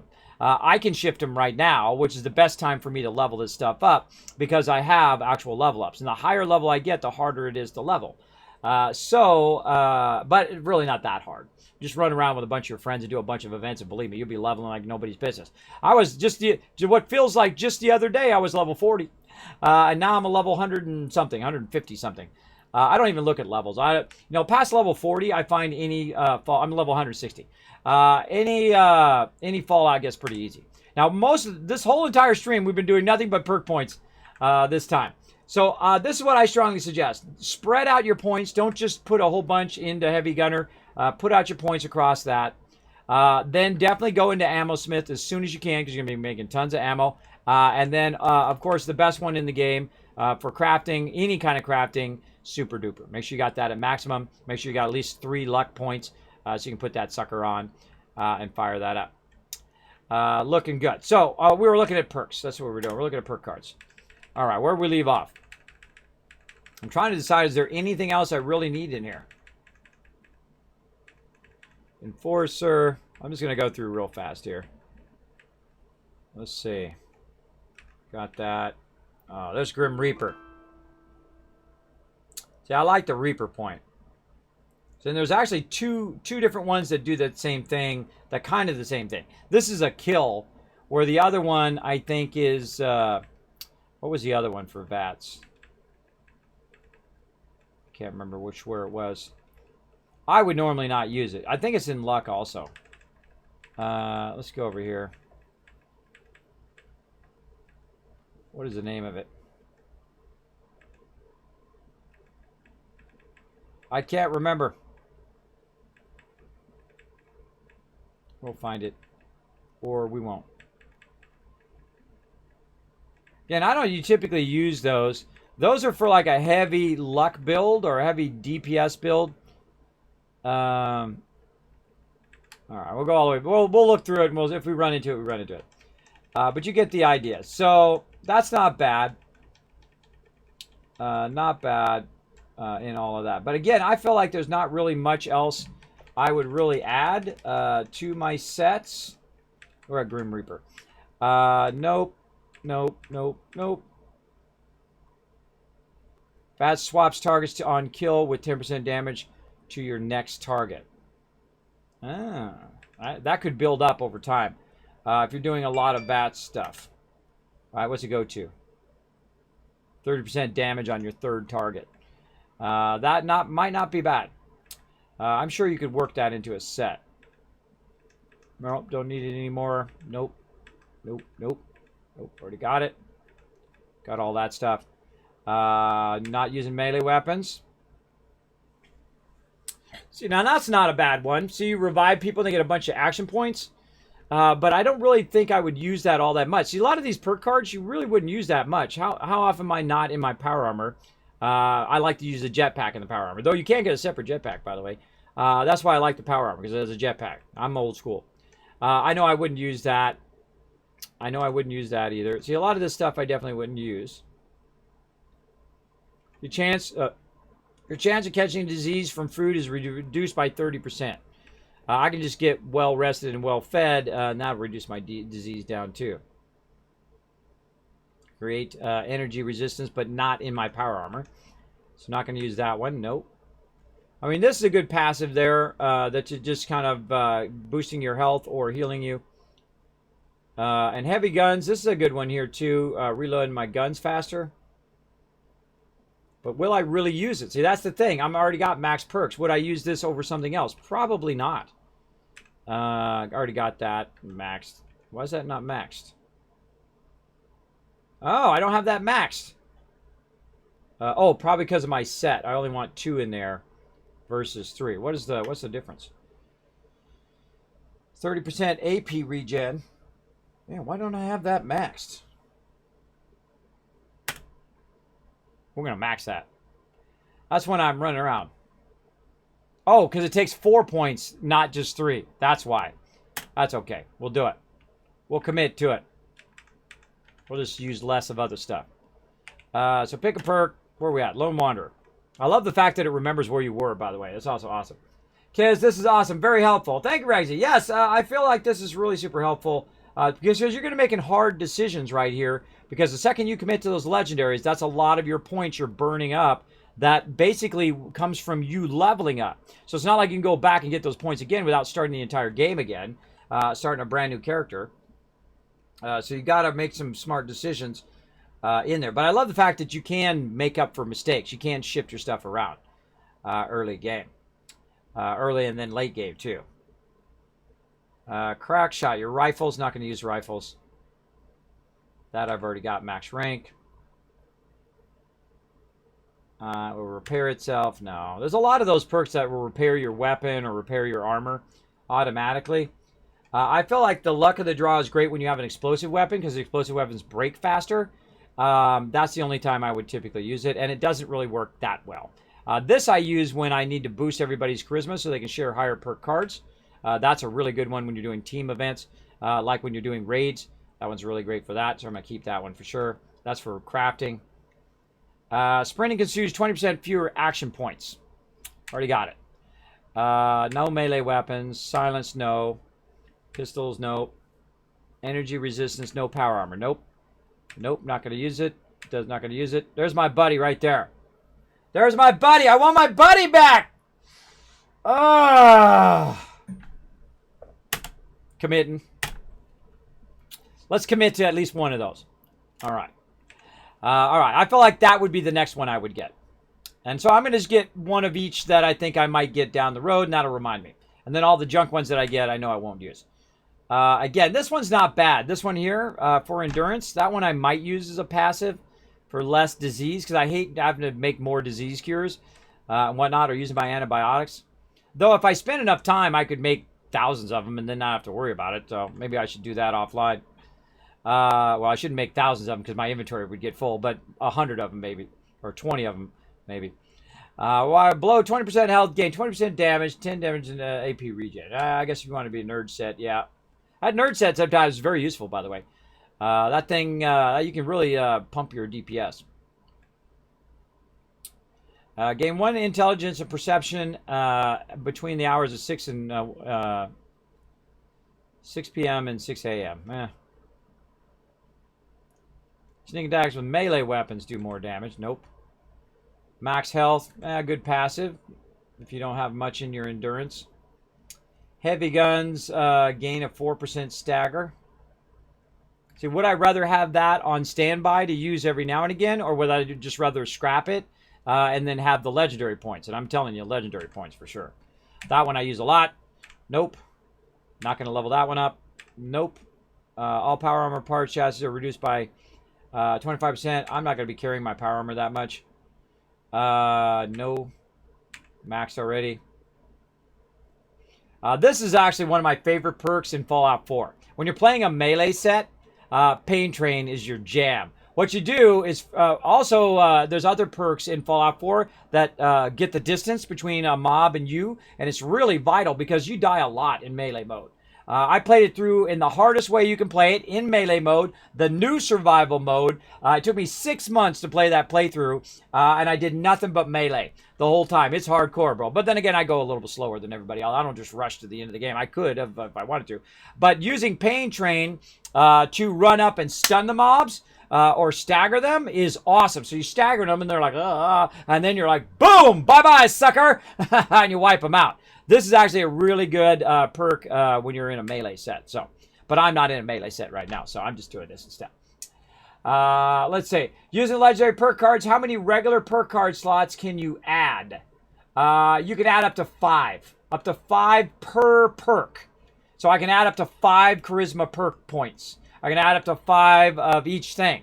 And we'll go back into legendary here in just a minute and we'll look at it even more. I've already gone charisma and I'm trying to decide what else I want to commit on that I know I would use those perk cards all the time. That's going to give me my biggest benefit, and then I'll take those points and probably shift them over. Like I'm doing charisma right now, and I know I'm going to get all the way up in charisma, or I may not. I may just get to 12 charisma and push all those other points elsewhere. But I want to make a smart choice where I'm not.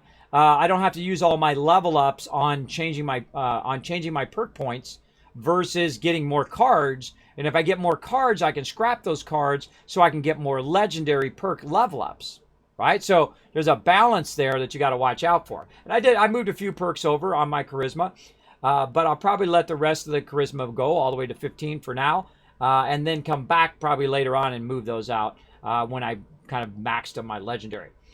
And there's some people right now who have probably maxed their entire legendary. Yeah, people who are level 300 and have tons of extra cards, they probably already maxed it right now. But that's okay. We like to have a little bit of fun to do.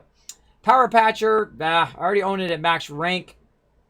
Am I really going to use that? It's cheaper to repair, which is nice, but I probably want to scrap that. You know what? Let's scrap Power Patcher. We're not going to I mean, we got so much stuff. I would rather have... It's a level 3 card, too. Power Armor breaks 6% slower and is cheaper to repair. So you can actually put it on and my Power Armor will break slower. And sometimes I use that as part of my set. But I feel like my Power Armor barely ever breaks anyway.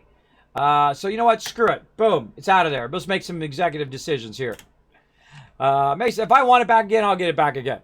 Okay, let's do another battle while I continue to decide which perks I want and which ones I don't. And this is what I do on Thursdays, by the way. I work on my actual character versus running around and doing events and running around and doing stuff. That's what Thursday day is all about, is focusing my character, getting it the way I want it to be, working on upgrades, working on questing and stuff like that. Now, tonight, you're going to see us just grind out quests all night long and grind out all the stuff for the event. And I usually do that at the night times. I stream Fallout 76 3 times a week. And I do it for about 3 hours. So it's about 9 hours of playing each week. And we go in and we work heavy on events at nighttime. So if you want to work on events, that's the time to come and join me tonight, 9 p.m. Eastern Standard Time. Congrats, another win. That was a quick win, too. Let's see. Who's going to get some love? Subi, Red Raven, Shadow, and Jimbo all get some love. Darkheart coming in MVP. Oh, baby, come on. We're going to loop this map again and then try to loop it again. Let's go, baby. Because, look, we've already gone through this and then all through that again. Just imagine how many battles we've done. I guess I could add it up. 1, 2, 3, 4, 5, 6, 7, 8, 9, 10, 11, 12. Let's just call it 10. 10, 20, 30, 40, 50, 60, 70, 80, 90, 100, 110. We've done at least 110 battles, roughly. In just this event alone. Let's see. Let's just do this one because basically that's all of our choice we can choose from. And, you know, our left side is usually our winning side. So that's why we choose right there on that particular map. Come and join us. Gonna have some fun.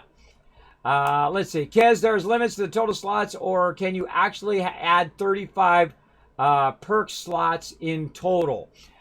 You could, and let's go in and look at the legendary perks. Let's go up here. Now, the legendary perks that I have is Master Infiltrator. This makes your picklocking and your hacking passive. So you never have to put your perk cards in anymore. Remember when I said that years ago? That's what they should make it passive? Yeah, they owe me royalties. Yeah, no, I'm just kidding. No, they do. No, I'm just kidding. No, I'm not. They owe me money. No, I'm just kidding. I'll waive my fee for now. All right, so, and then the other one I have is Ammo Factory. And Ammo Factory stacks with your ammo card in there. So both of these, I can make 600 scorched ammo right now, or ultracite ammo right now, right at the very moment. And if I have my super duper on, I could, in theory, have it double and have 1,200 50 cal ammo right now. We tested it earlier. It didn't perk on the first 2 tries. We might make a bunch more and then see if it perks. But here we go. So in theory, we could have, right now, I could have 4 perk cards, right? So 4 charisma, 1 in charisma, 1 in, say, intelligence, 1 in luck, 1 in whatever, and build those up. Now, had I known that this was going to be a thing in the long run, I would have never gone above 10.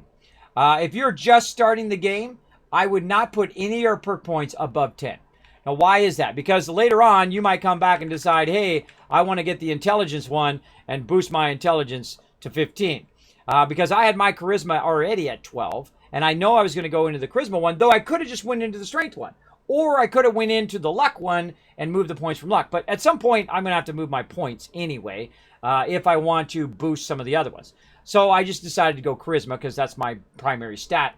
And I'm going to go ahead and just keep pumping points in there so that when I'm with my crew, I can literally put on tons of stuff. So when we're running raids and stuff like that, I can be having, when I'm rezzing people, when I'm reviving them, awesome, boom, revive them. I could have Rad Sponge on, so I'm not getting radiated. I could have Magnetic Personality on, so everybody's getting a charisma boost. right? I could have my team medic on and share that one so that everybody, when they're using stem packs, boom, everybody's using a stem pack and it's healing the people who are close to them with their stem pack, and everybody has that ability to do it to everybody else. So if anybody uses a stem pack, anybody who's nearby, boom, going to get that heal up, and so on. And that's why that is awesome. So I really like this change. I think they really went in and they leaned on their best feature in the game. Their best feature in the game is the perk system. I'm telling you, hands down, AAA level stuff. Now, one thing I think they should do is reduce the size of these things. These things are way too big. Make it so I can see all the slots at the same time. I don't know why it's got to be so big. Oh my God, look how humongous these cards are. I think it's because they centered it and then they tried to make it bigger in the center. But look at all that space at the top, too. They could move it up, too, a little bit. But, hey, you know, reduce the size of these cards. They don't need to be so big, I guess. I guess it's for people who need to read it, I guess. I don't know. So I'm trying to decide what I want in this last slot. And all the other perks, all these other perks down here, I would most likely not use. All these ones, anyway. All of these, I would most likely not use. I put this one on at first, thinking I might use that explosive one. But you know what? I could get the legendary points out of it and have a whole bunch more benefits than just having mobs explode, right? And I can use the Bloodied Mess one already in my luck perk anyway. So I'm really leaning toward luck. I've already got charisma. But as you can see, when you go in and look at this card, oh, I just chose luck. There we go. So now it's put. I did it by accident, but fate's going to help me give me a hand. I really just wanted to inspect it. I pressed the wrong button. I meant to hit X. But look at this. +5 for each of these. So, in theory, +5, +5, +5, +5, +5. And then you get another one after level 300. So, basically, you've got 1, 2, 3, 4, 5 here. You got 6 slots. So, 6 times 5. Now, how many perks do you have? That's the real question, right? For all of you. You guys already know that. All you old school Fallout peeps like me. Right? How many perks do you have? 1, 2, 3, 4, 5, 6, 7. So you could, in theory, put 5 points in every single one and raise it by 7 times 5, right? Hey, Suri, what's 7 times 5? 7 times 5 is 35. Is 35. But again, if we go to our legendary perks up here, though, and we count how many we got. 1, 2, 3, 4, 5, 6. Aha. See, there's 7 times 5, which is 35. But you only have 6 slots. So you can't do them all. So you got to make a choice. And that's what I love about Fallout. I love Fallout that makes you make hard choices. Both in storyline and in your perk sets and how you choose. Because that's part of the fun. Part of the fun is finding that magic set that works best for you. And what you like to do. Hey, Bagras in the chat. What's up, Bagras? Great to see you, bro.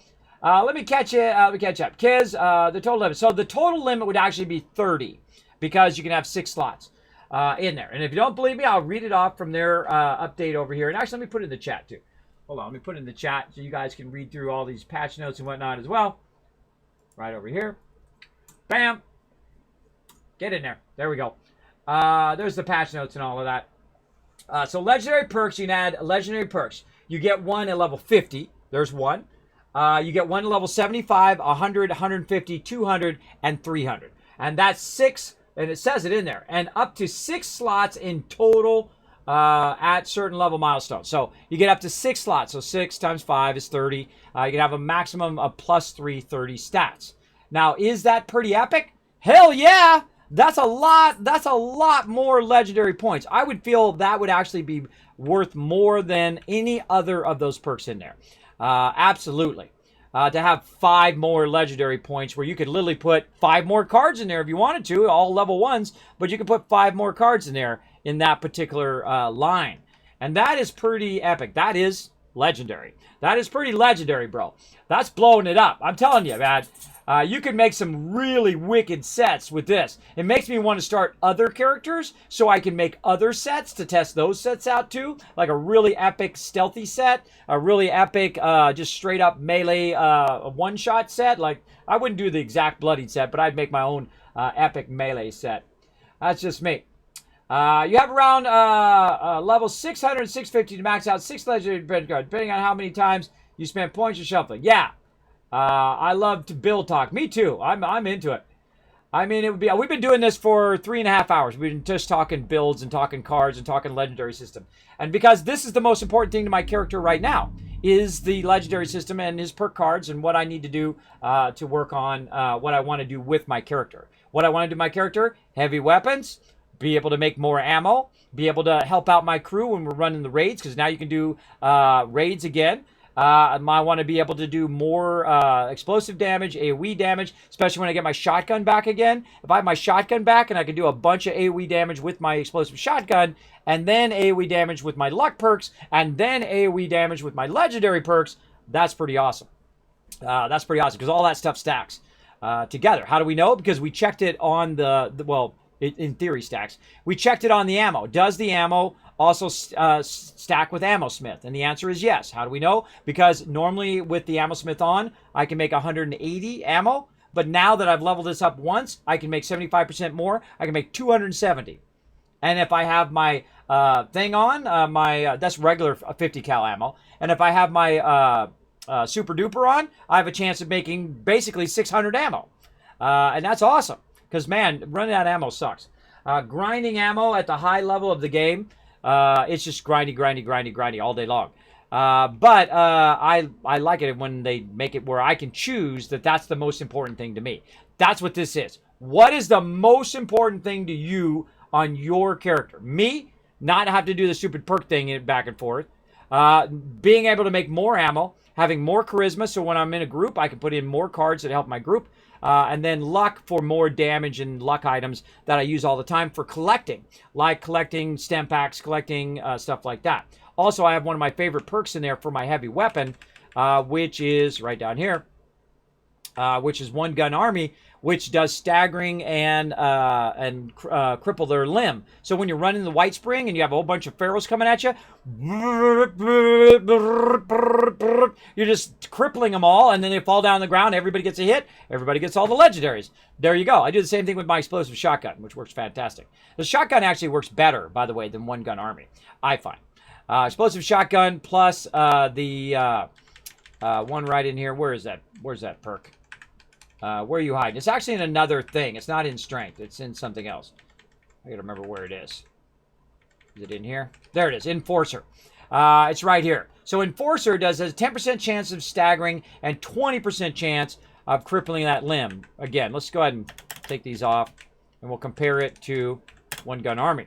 So One Gun Army, which is a 3 perk level thing, has 12% chance, 12% chance. Shotgun, and I'm about to blow your mind.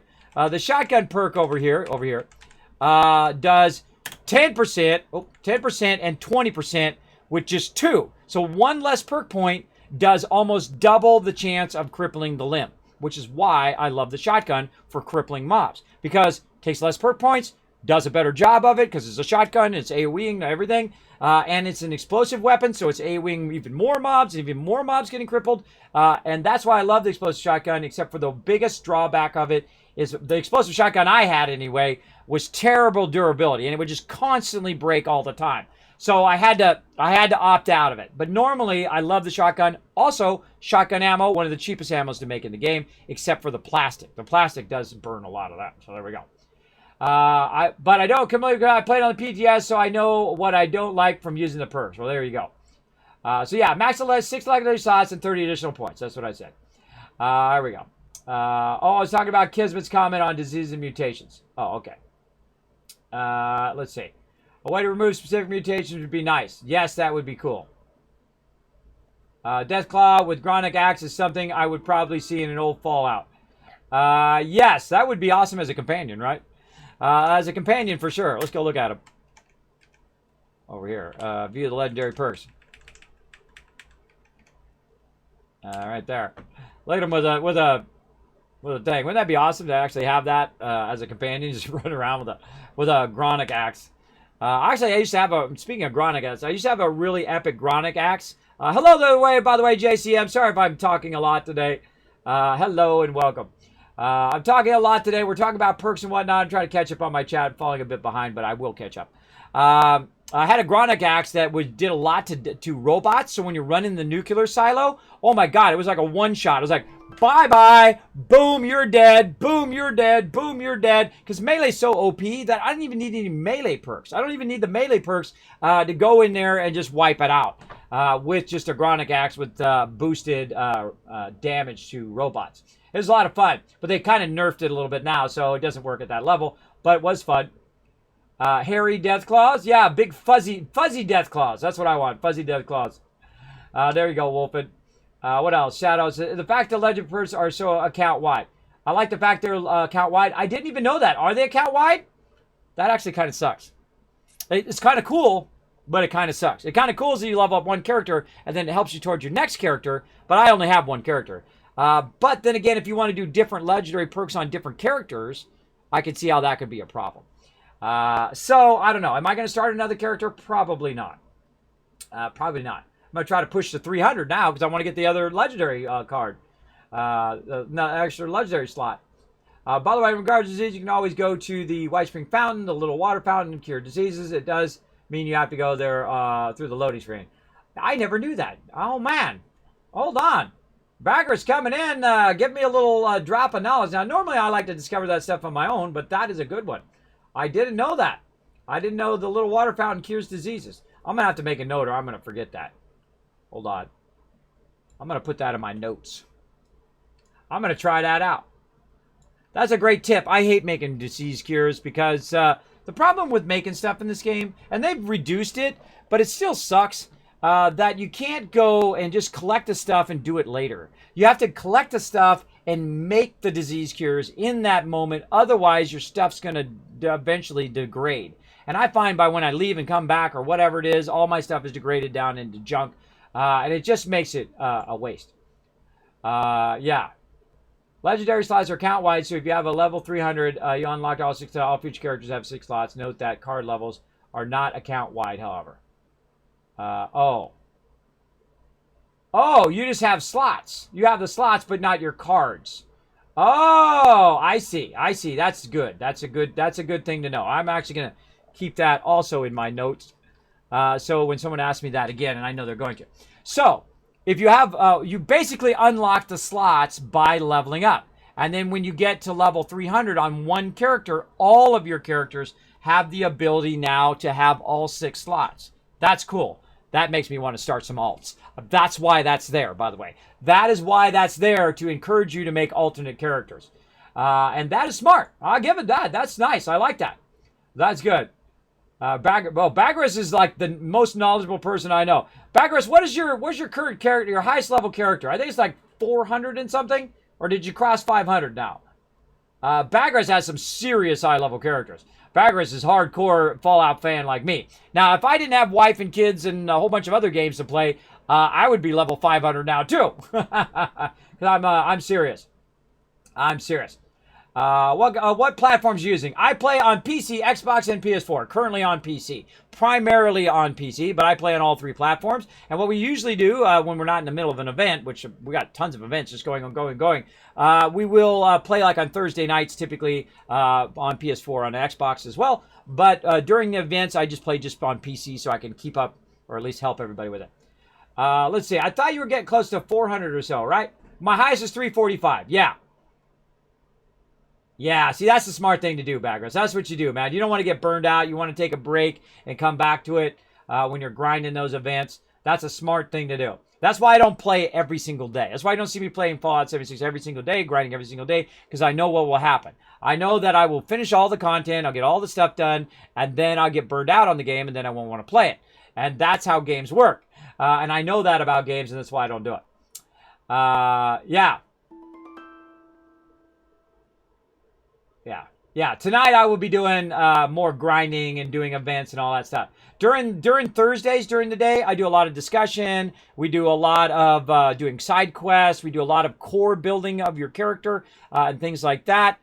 This is kind of more of an informational thing. And then during the nighttime on, let's see, Mondays. Well, let's see, it's Thursdays, Sundays, and Mondays, 9 p.m. Eastern Standard Time. we're just going to town on events. We're just grinding loot. We're getting tons of legendaries. I got so many legendaries. I've been trying to get rid of them for a couple months. I can't even get rid of them because by the time I get rid of them, I have two times as much as I've already gotten rid of. And I sold a bunch too. I sold a bunch of low-level ones to the vendor, and I still have too many. I still can't get rid of them.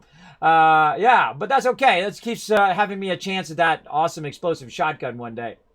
There we go. I want 50 cal sniper rifle, big round, high damage. Make snipers deadly as hell again. Well, hey, you never know. So this is grinding stream, or is this like building stream? This is just a stream where I talk about mechanics and do side quests. I just explained the whole thing. So great question, JCM. Great question. My original build was crude, handmade heavy gun build. After level 50, I realized that the pipe tree does not have a variety as much. Yes, true. Yeah, the pipe weapons don't have it. I don't typically use many pipe weapons anyway. Yeah, I recently rocked I currently rock the Mutant Slayer Gronic Axe and Furious Gronic Axe. I want to be Troublesome Axe and one for ghouls. Yeah, that's kind of cool, having different axes for different types of mobs. Do you miss your previous high-level character? No. This actually character is now higher level than my previous characters.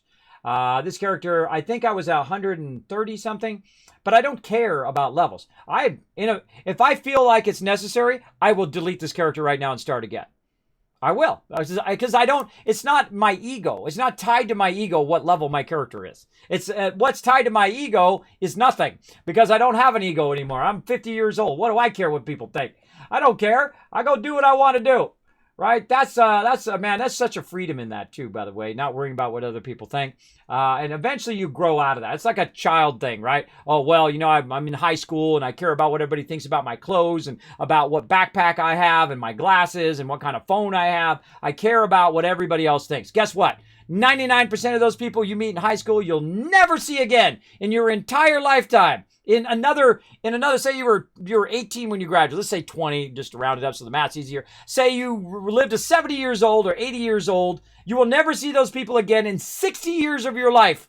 You'll never see them again. So what do you care what they think? Be you. Be the unique you that you are, the awesome person, the individual that you are, and don't try to be like everybody else. Be like you, because you're amazing the way that you are anyway. So if you like to go do Star Trek, you like Star Wars, you like playing games, you like doing accounting, I don't care what it is, basket weaving, whatever it is, right? You like doing leather working, you like doing cosplay, you like going out and doing LARPing, if you like going to the Renaissance Fair. I've been to many Renaissance Fair. Super hot women at the Renaissance Fair, by the way, everybody. Some really hot women over there with scantily clad clothes, and that's what I was into when I was young. Hot looking girls. What can I say?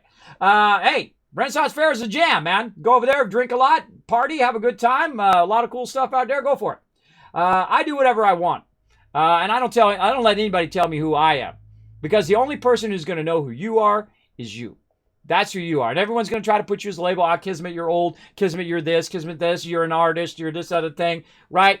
I'm a lot more things than that one thing that they're trying to put you to be. You're a lot more things than that. Remember that about your life. You are a lot more things than the one thing that people try to make you into be, right? You're from this place. You look like this. You have a certain skin color. You're male, you're female, you're tall, you're skinny, whatever. That stuff is irrelevant. It's irrelevant. Everybody in here uses the same brain. We all got the same brain. We all got the same consciousness pretty much, except for people who have, higher levels and lower levels of consciousness. But we don't get to choose what we look like. We don't get to choose where we come from. Well, I mean, you get plastic surgery, I guess, but originally you don't. You don't choose where you come from. You don't choose the color of your skin. You don't choose what sex you are. You don't choose who you love. Sometimes that just happens in there, right? And you don't even get to choose your name. You didn't get to choose your name of your life that you're going to live 50, 100 years. You don't get to choose your name. Somebody else chose it for you. So I don't discriminate against people because of these random universe things that happen. I care about the way people treat other people. If you treat people with respect, I'm down. And animals, too. If you start kicking dogs and don't like animals, that's typically a red flag, unless you have some sort of history in your past. Sometimes people, they get attacked by animals, and then they're timid against animals. And I can kind of understand that, but there's never a reason to be mean to animals because they don't understand. It's not like they're being mean to you. It's not like dogs coming to you and say, hey, I'm going to knock your cereal bowl over today because screw you, human. Now, cats, though, sometimes you look in their eye and they're like, bam, right. But dogs, definitely not.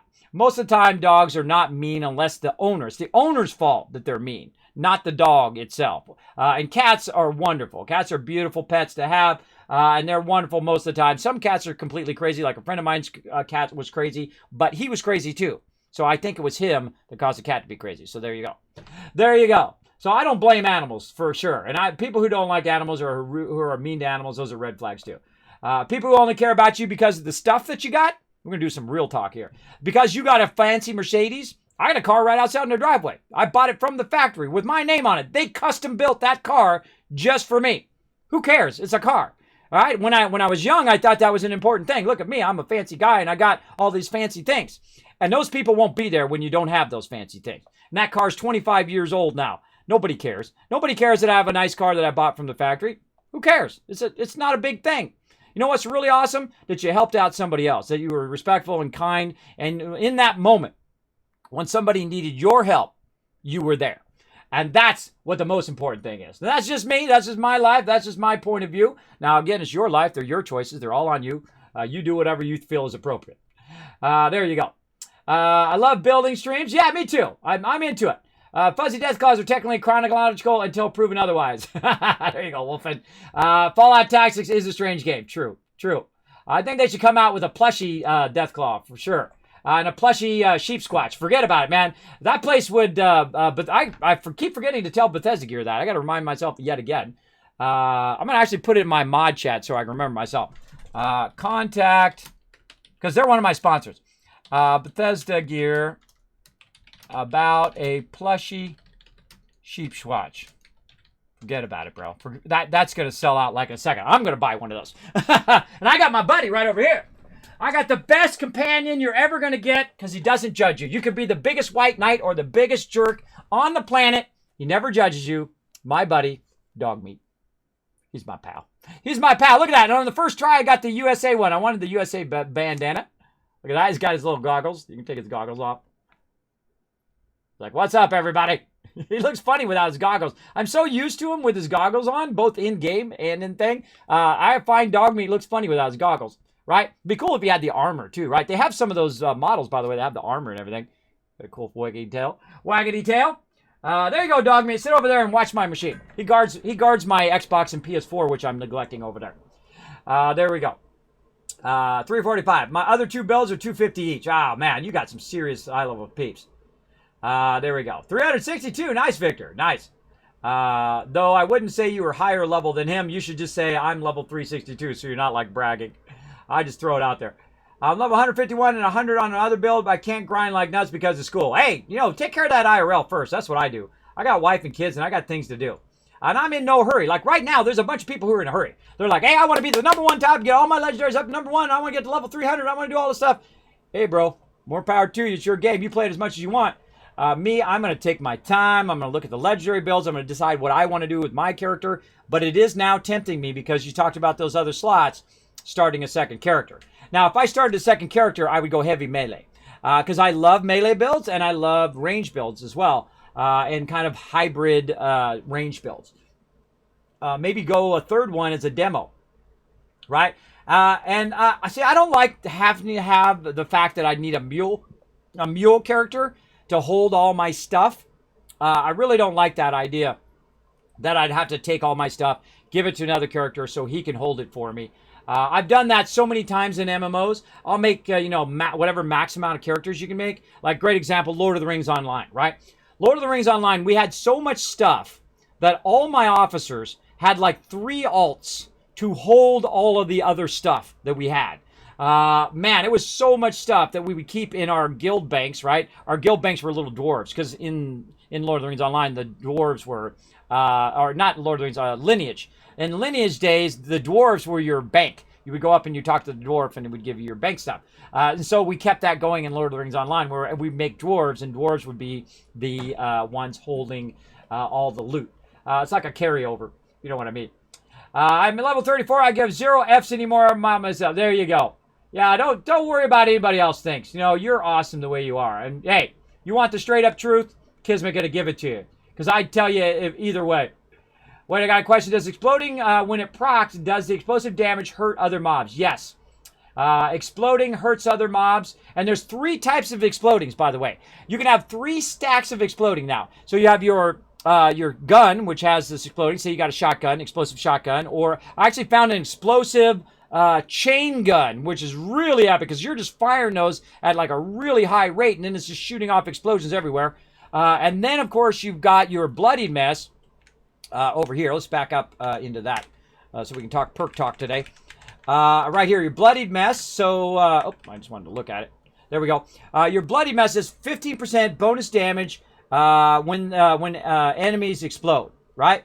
Which basically means that enemies may explode into gory paste. So 50% bonus damage each time. So that is going to do like an AoE damage. Plus you have your new legendary perk, which also does that right here, which I actually put on for a second, then I took back off again.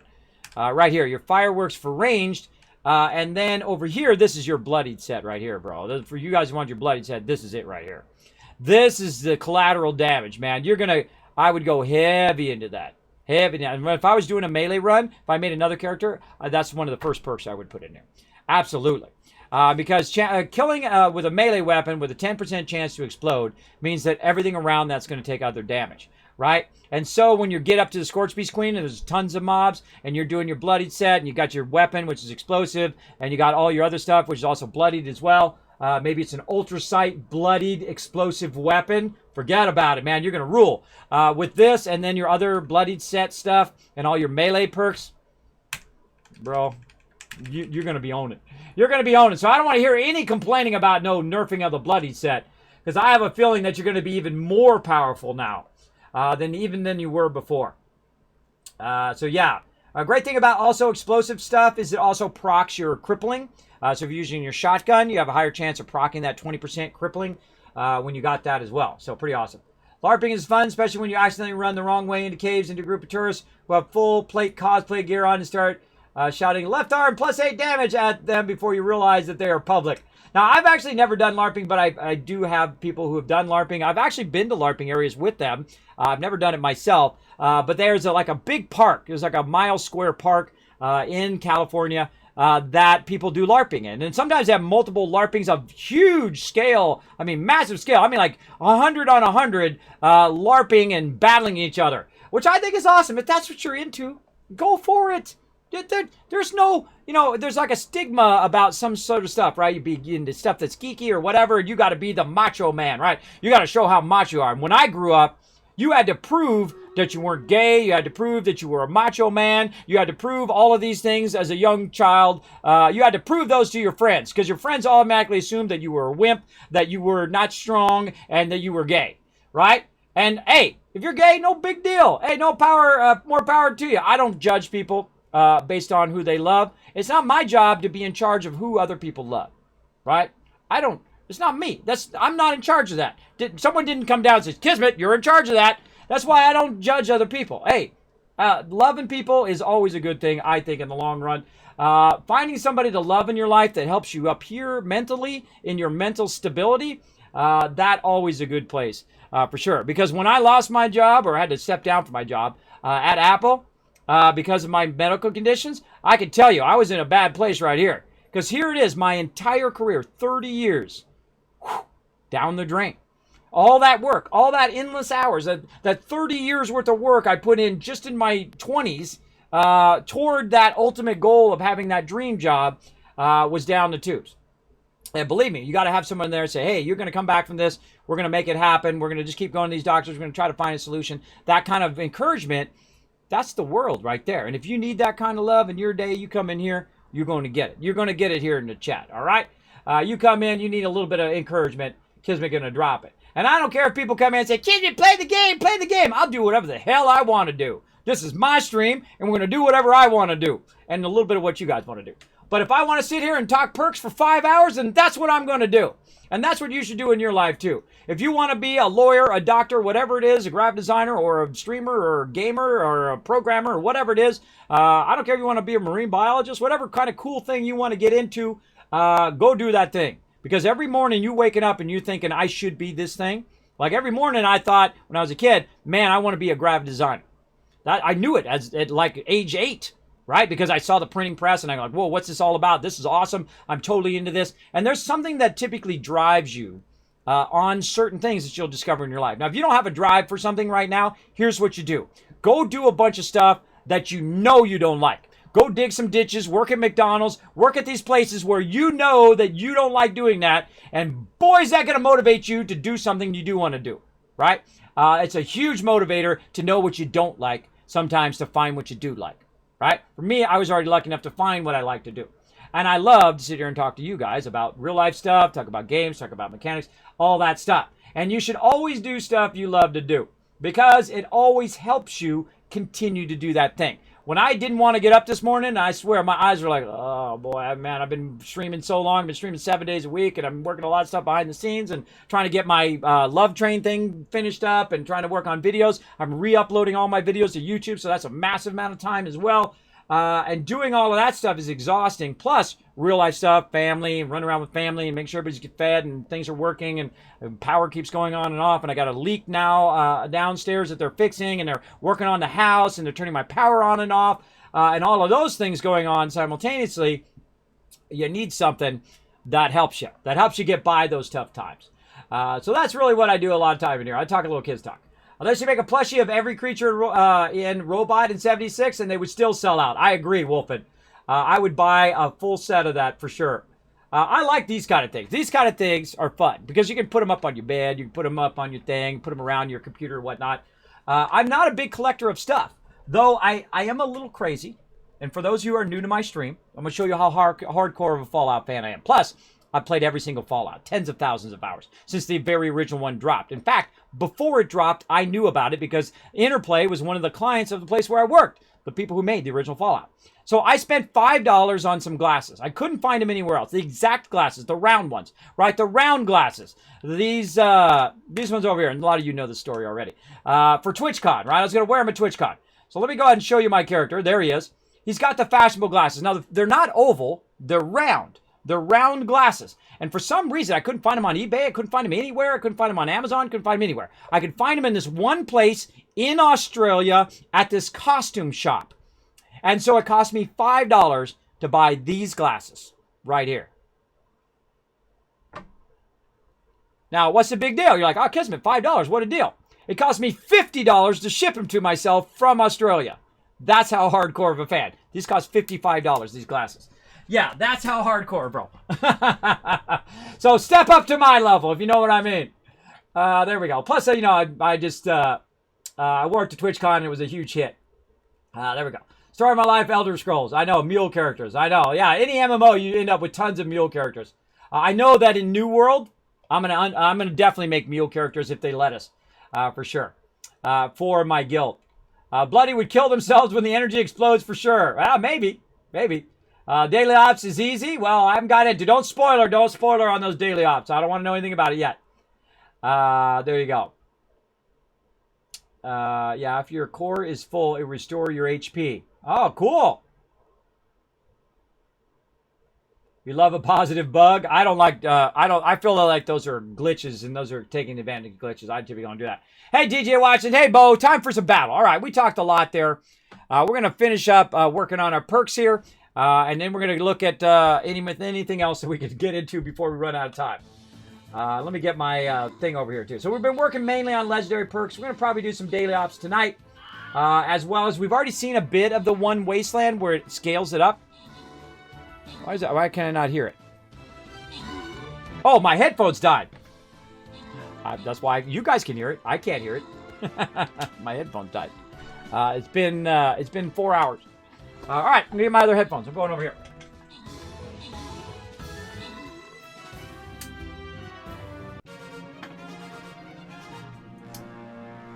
Those are my awesome headphones that s.p.e.c.i.a.l sent me, and those lasted for 4 hours. So awesome. Or actually, they might have died earlier. I just didn't know because I wasn't playing the game. I was doing this stuff.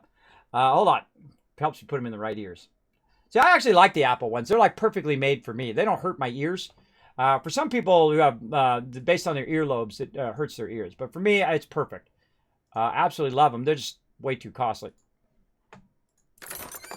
All right, grants and rewards. Let's see. Subi, Bo, Jimbo, and Raven. You guys are making out like a bandit. You guys are just rolling in the dough, bro. Subi coming in overall MVP. You're like, Kismet, keep going, bro. Keep going. We're rolling in the dough. Keep running those battles. We want more loots. We're just getting so much gold and so much extra loot and so much bonus stuff like rewards and all of that stuff. Come and join us. This little side thing we do called Stream Raiders. Very, very fun. Free-to-play game on your desktop or on your laptop. Mobile version coming in next week, they say. And the second it drops, I will let you know. So again, we checked out the one Wasteland. We went over to, I was checking out the block picking, and I noticed that the mobs over by the Poseidon Energy Plant were now level 50. Now, I'm on my own server here, so no one's going to cause it to go up other than me. So those ones actually scaled up, because normally they're like level 3, and you just go through and you wipe them all out. But they were level 50 this time, so they did scale up. At least they didn't scale up to 160, though. At least that's good. At least that's good. I feel like in some points that would be awesome, but some points it could also be a negative. Where the mobs scale up, where you're just trying to run in there and grab some loot, and they're all scaled up, and now you got to really waste a bunch of ammo to get in there. I know of a few places like that it's going to be a bit tougher and whatnot. And we'll probably talk a bit more about some of this other design updates and things like that. But let's go ahead and take a look at more of these legendary perks. I didn't even read the whole thing. Level 50. If you already have high-level characters, you already get it. Level 250 will get 5. Access to 5. I'm at 4 right now.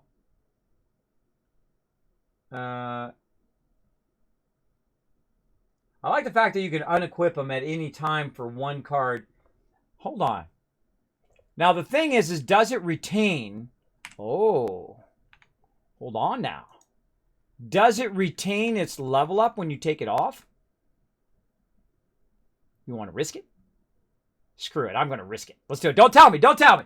Don't tell me. I want to know. I'm crazy. I'll do it. I'll do it for you guys so you guys don't learn the hard way.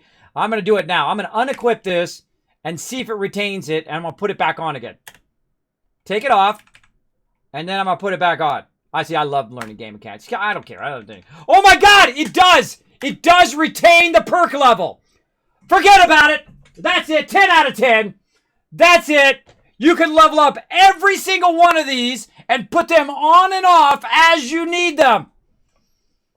Forget about it. Holy moly. You could level up every single legendary perk, undo it, take it off when you don't need it, put it on when you do. Oh, that is awesome. Okay, that's a 10 out of 10 now. All right, they were about an 8 out of 10 now because of the Wastelanders, but they just went 10 out of 10 with the legendary perks. All right, good job, Bethesda. That is how you should do it. That's exactly how you should do these cards. Very awesome. Very awesome. I left you some bubblegum at your feet and put some ammo for 1 cap in your vendor so I can do the challenges. Okay, well, I'm not paying attention. So I would suggest you pick it up. Fought a level 95 score piece earlier. Holy heck. Oh my gosh. Yeah, wait till we go onto one of those servers where everybody's level 400. We went into one time, and they literally killed the Scorpius Queen within 3 minutes. It's the fastest I've ever seen her die. She came down, she landed, boom, she was dead. Just like that. It was crazy. That was crazy. I should have highlighted that one. That was amazing. How are you liking the One Wasteland update? I'm liking it. I have not left my base that much. I have been right here. I have been to my thing to check the ammo thing. I have been working on my perks. I have traveled from here over to the Poseidon Energy Plant, and I have opened up a terminal, and that's all I've done in the last 4 hours.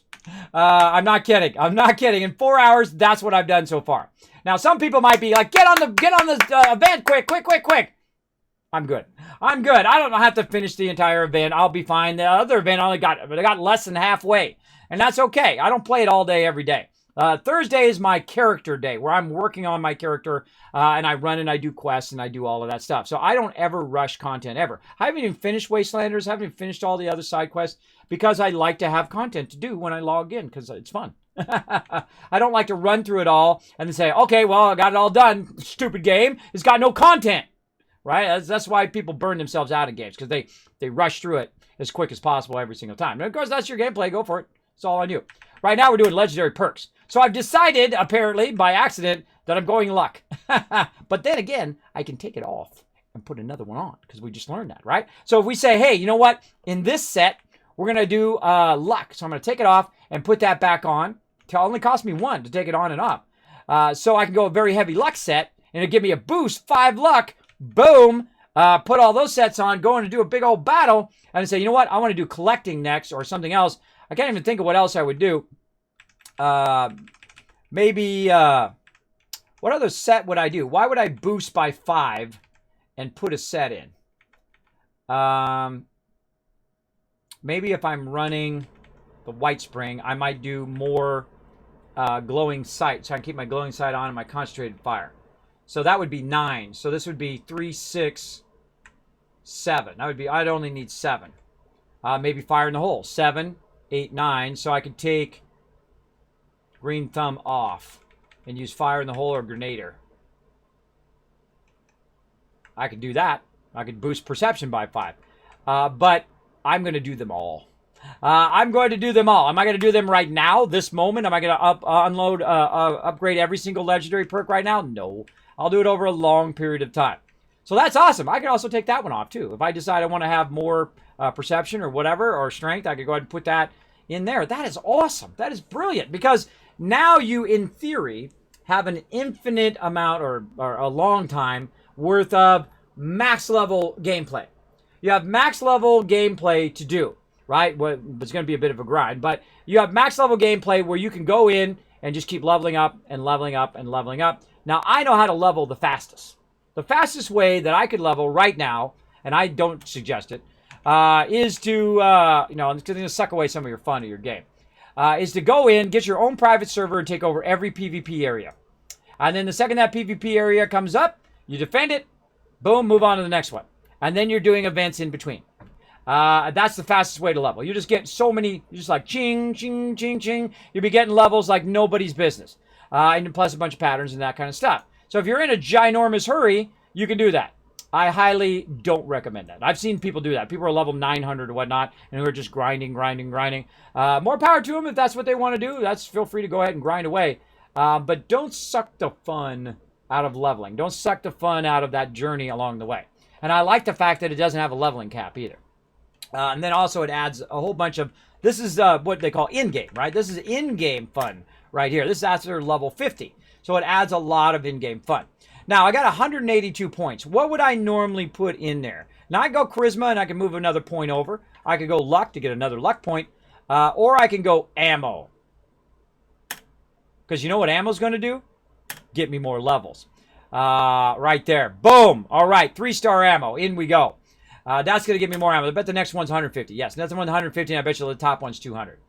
But this also give me another one to unlock level 1 things. So maybe I'll go there, or maybe just a luck point, which I've already done. I've already got 1 luck because I put this in here. It gives you 1 luck just by putting it in.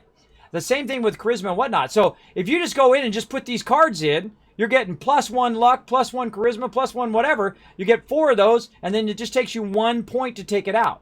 And I feel like those points really are not that hard if you played through to a higher level like I have, and you have a lot of extra random cards. Now, very soon, though, this is going to get a lot tougher. This is going to be a lot harder. This is going to be more of a grind because I don't have a lot of extra cards to trade in toward those points. But I feel like I would probably go in another one into luck because it's only 50, right? So I'm going to get my max benefit, boom, right there. Now, here's another thing that I thought of, now that we know we can take these off and put it back in, is you could take this off and then put 50 into endurance and 50 into here. Wherever you need a couple more points to get you past that tier when you have a full set, right? So say, oh, well, in this build, when I go and I do this, I'm going to go ahead, I need 2 more legendary luck points. So I'm going to put 50 points in that, and then boom, I've got a couple more. And now I do have a couple more. I have now 2 more luck points over here. So now I have 8 luck. So sweet. So I can put my 1-gun army on. I can put my bloodied mess. And I should have a 2 pharma right over there. But I feel like the other thing that I would do is shift a point. Now I'd go ahead and shift a point out. And where do I want to shift a point from? Probably charisma, because I have charisma running. Or maybe I don't want to go and do any more charisma points and take those charisma points out when I don't need them, right? When I'm not doing a full charisma set. and then switch it over. And now you have the opportunity to swing your entire set by 5 in just about all of the different things. Up to 6 of them can you swing your entire set. So now it makes it where you can truly be super this way and then super way on the opposite, right? Total melee build up unlimited and totally range build, right? Totally stealthy and totally tanky, right? The opposites of the paragram, the paragram or the paradigm. The opposite of paradigm. Sometimes it doesn't work up there. The little wheels stop running. So the opposite of those paradigms of sets. So it really gives you an unlimited ability now. And I'm glad they leaned on the system. I'm glad they leaned on the perk system because I feel like it was their strongest system in the game, and I still feel that way. That is their strongest system, their best feature of the entire game. Because the storyline, the original storyline ain't that great. A lot of the problems and perks and bugs and things like that weren't that great. But sound is great. The main storyline I really like. I love the Overline storyline, the Overseer storyline. I love the White Spring storyline. I like the storyline of the Brotherhood. All of those are really cool. What else do I like in the game? Sound that. I like the multiplayer, obviously. I like the fact you can have your own server so you don't have to deal with jerks. I like that in the game. But there are some things that can be improved, right? There's some things like the storyline needs to be stronger. I like the new storyline. The older storyline isn't too strong. The new storyline is good. The Wastelanders and the Settlers and all of that. Soon to be the Brotherhood, right? We're going to get those guys in. And then they'll have their own storyline as well. And we have 3 different factions that we can have fun with. And so on. So I feel like it's really starting to be way better. They're really doing a great job of adding stuff and making it better and better as well. I'm excited. Yeah, my teammates are probably wondering why they're 13 caps every wondering why they're getting 13 caps every 2 minutes. I'm repeating a side quest to get to 50 caps myself. Well, there you go. Keep doing that side quest over and over again. Can't Fallout 4 first eventually. Well, guess what, Skullhead? You're on PC? Come use mine. Come use mine, bro, right now. Come on. Come on in. You on PC? Right here. Here's what you do. You go into your social tab. Right down there at the bottom. Oh, right down there at the bottom. Oh, I'm going to get back to my friends. Get back to my friends list. There we go. Right down here at the bottom, you type Kismet. Type it in there a couple times because sometimes it doesn't work because I don't make the games, I play the games. Sometimes it doesn't work. But you go ahead and type it in there twice, and then I'll add you to friends. You come in and use mine anytime I'm online. Thursday during the day, Thursday at night, Sunday night, and on Monday night. Feel free to come in, use the server anytime you want while I'm running around. You don't have to do the same thing as me. You just run around and do whatever you're doing. Like right now, look, right here. Red Raven running around, doing whatever you want. He gets 100% of the loot. He wants to go capture the energy plant. Ain't nobody going to bother him. Ain't nobody going to PvP him. If they do, I'll kick him off my server. I'll kick him off my friends list. We don't PvP on my server. You can come in, grab whatever you want. Look, 100% of the world is yours. Now, you might have been playing in the adventure mode, and you've never played on a private server. The problem with the adventure mode, one of the cool things and a drawback, is you have a bunch of people on there. That's the cool thing. The drawback is you might have gone into an area and somebody's already looted all the stuff out, or looted some of the things that were unique, like fusion cores and other things like that you may not have seen. But when you have a Fallout First server and you go into that area, it's pristine because no one's been there. No one's been there to loot, unless some of your friends got on and ran ahead of you. But most of the time, wherever I go in the world, it's pristine after the server reset, right? So I might have collected it yesterday, and then if I go there again today, guess what?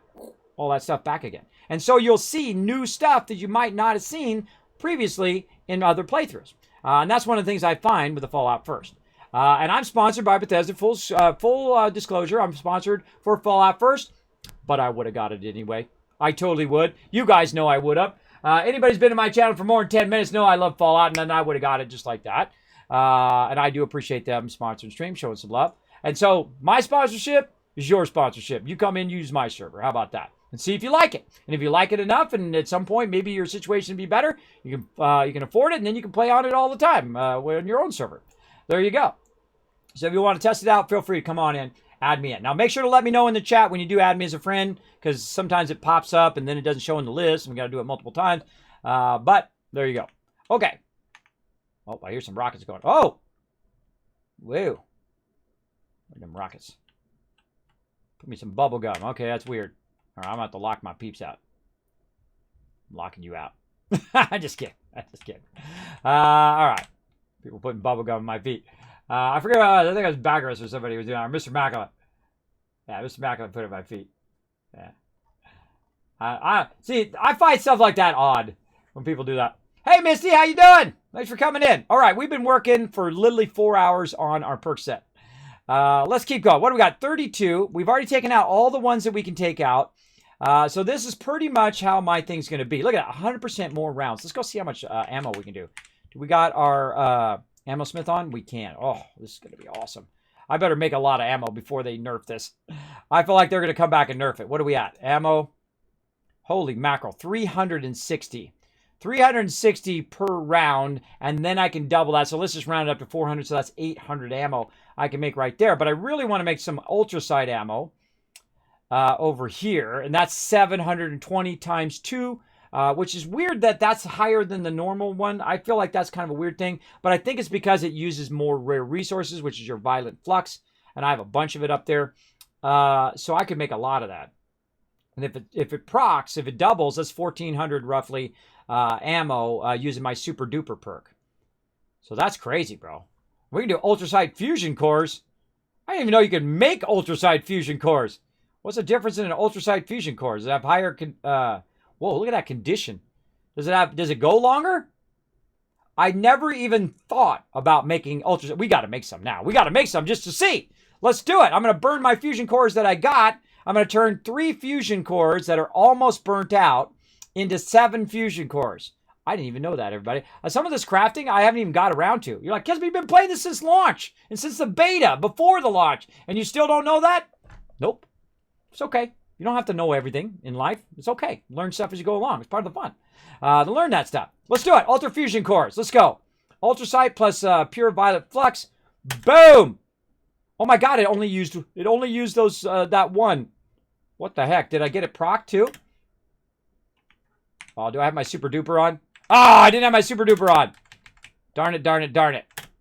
All right, hold on. Let's go put our super duper on. Let's see if super duper affects this this building. Where are we at? Energy ammo. No, ultrasight. Ultrasight. Fusion cores. Let's go, baby. Come on, proc for me. Proc for me. Nope. I kind of feel like that would actually affect that. I feel like that would affect that big time. All right, so now we just went from just a few fusion cores to 14 ultrasight fusion cores. Does that work in my gun? Because I have an ultrasight gun.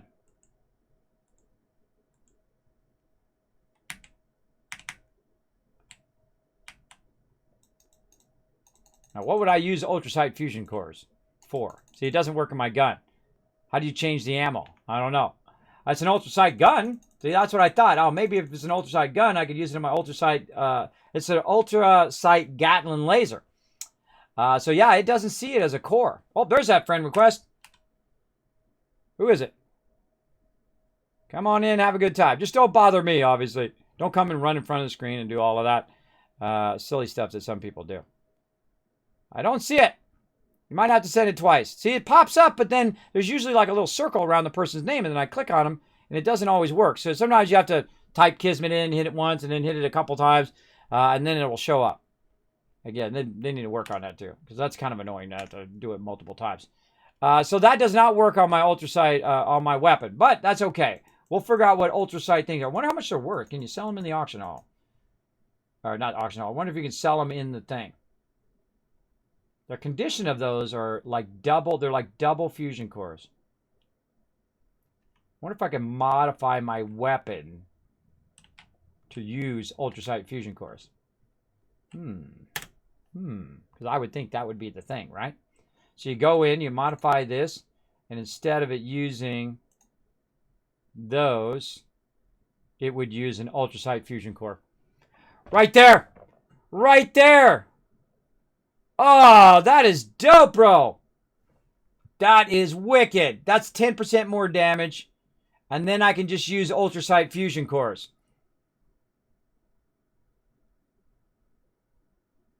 Oh, that's epic. I gotta get my I don't have my Science Master on. I can do it right now.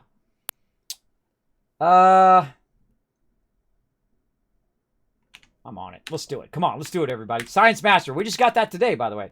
For some reason, I haven't done my Science Master yet. Let's do it. Science Master on. Modify. See, look, everything leads to something else, I find. Right here, Gatling Razor, prime receiver. Put it on. My Gatling Laser is going to do even more. It's already crazy OP as it is. But, oh my gosh. Oh my gosh, that actually works. And the fusion cores last longer. Oh man, I'm going to grind a crazy ton of those. Why are you not loaded? There we go, 999. I feel bad for whatever I'm about to shoot. All right, let's go over here to the hardest part of the game. Let's go over here. Let's just find something to shoot and see how it goes. I'm going to go without my power armor. Let's do it. Oh, I forgot to hit return on that. Here we go. I don't play on PC. Ah, sorry to hear that, Skull. All right, let's do it. Turn our sound on.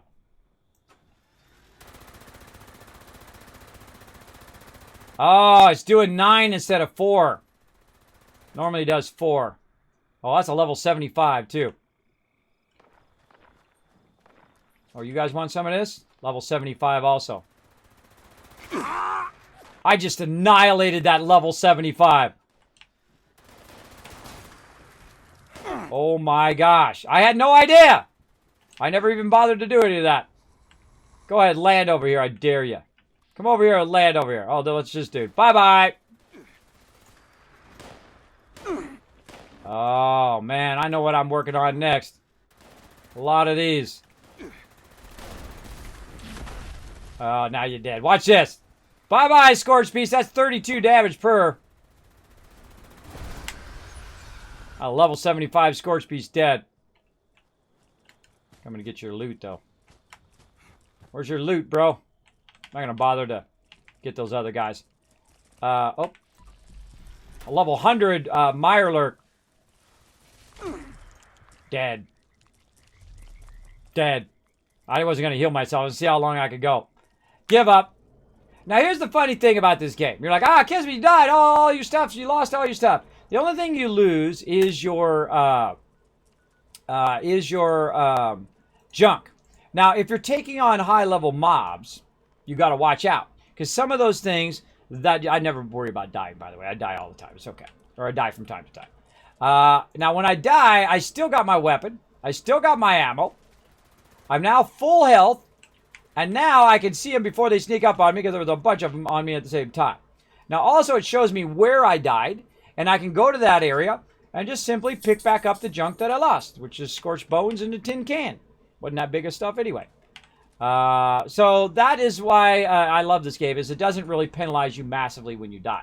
I played some games where it actually D-levels you. You go down in XP, you can't D-level, and those were hard games. Lineage, back in the day. That was hardcore, bro. That was some hardcore stuff then. Okay, so yeah, that weapon is even more awesome than it was before. Yeah, that is a pretty epic weapon. We're going to be wiping out some serious mobs with that sucker. I feel like I'm just going to grind those things now. Those fusion cores. Which is great because it gives me something else to do in the game. And I'll probably do that offline too. I'll probably do that offline where I'll go around and work on it. Now I get infinite fusion cores, or regular fusion cores, the other way. But these last a lot longer. How much did that just use on that fusion core? It used about a quarter of it. Not too bad, I guess. Oh, I hear the dude. Where you at, dude?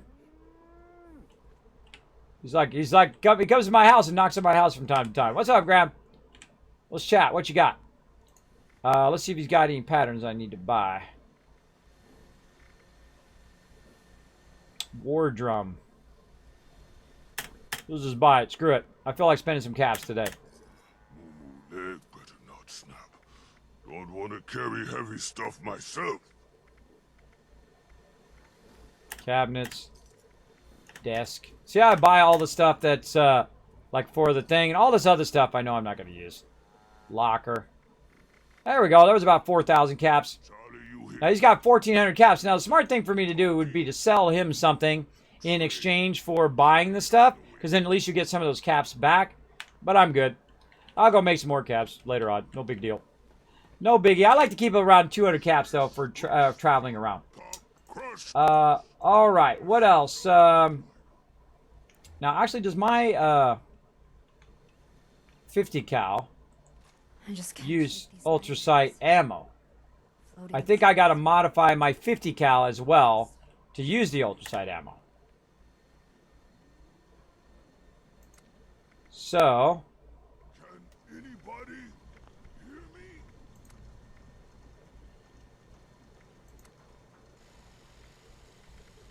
yeah, prime capacitor.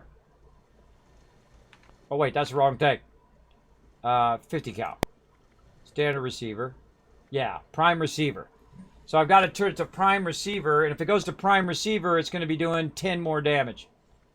And then I can just use the ultra sight instead of the regular 50. And then here's what trick, by the way. Here's a little trick. You keep the mod that you made before, the standard receiver, whatever. You just keep it in your bank, and then when you can switch it back and forth when you need it. I find, or the prime receiver, you keep it there and you switch back and forth. And it doesn't cost that much to make one anyway. I'm a little tempted to do that. And I actually did this on my previous character. I started using the higher level ammo. But I don't feel like it's necessary to use that higher level ammo all the time. Because there's a huge cost to that. Because you have to go and keep collecting stuff from the nuke zones. So I think I'll leave my 50 cal as is. And we'll just keep this weapon for when we're doing our high level stuff. The people have come back to this area. They'll all want to be setting up places. Although I can make a lot more ultra sight 50 cal than I can the regular stuff. Good question. Let's make some gunpowder while I'm thinking about it. And actually, let's get out of here and make sure I'm in my crafting set. Super duper ammo smith. We've got our scrapper on. Scrapper, yes. Fix it good. Weapon artisan, yes. What else? We got all that. That's it. And we got our thing where we're sitting in the I camp. just can't shake these nightmares. Where's our camp thing? Happy camper. Our hunger and thirst goes less when we're in the camp. That's kind of my building set. So let's go ahead and craft. Oh, we got to make sure our super duper's on. Super duper's on. Okay. So let's just craft a bunch of ultra sight ammo and go for it. Screw it. Let's just switch it to ultra sight. Let's just jam on it. I was making gunpowder. Gunpowder. Ammo.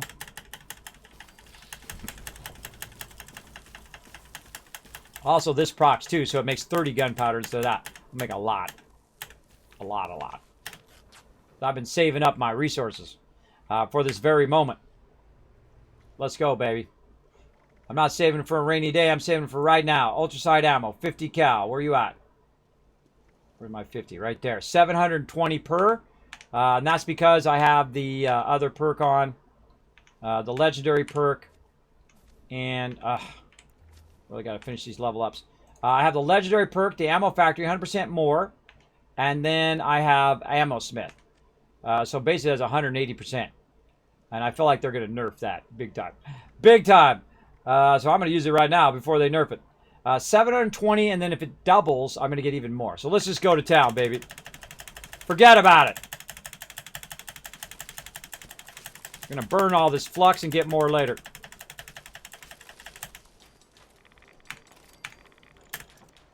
It procced. I just can't shake these nightmares. That is a lot of ammo. Just Oh my god! That's nearly 20,000 ammo I just made just now.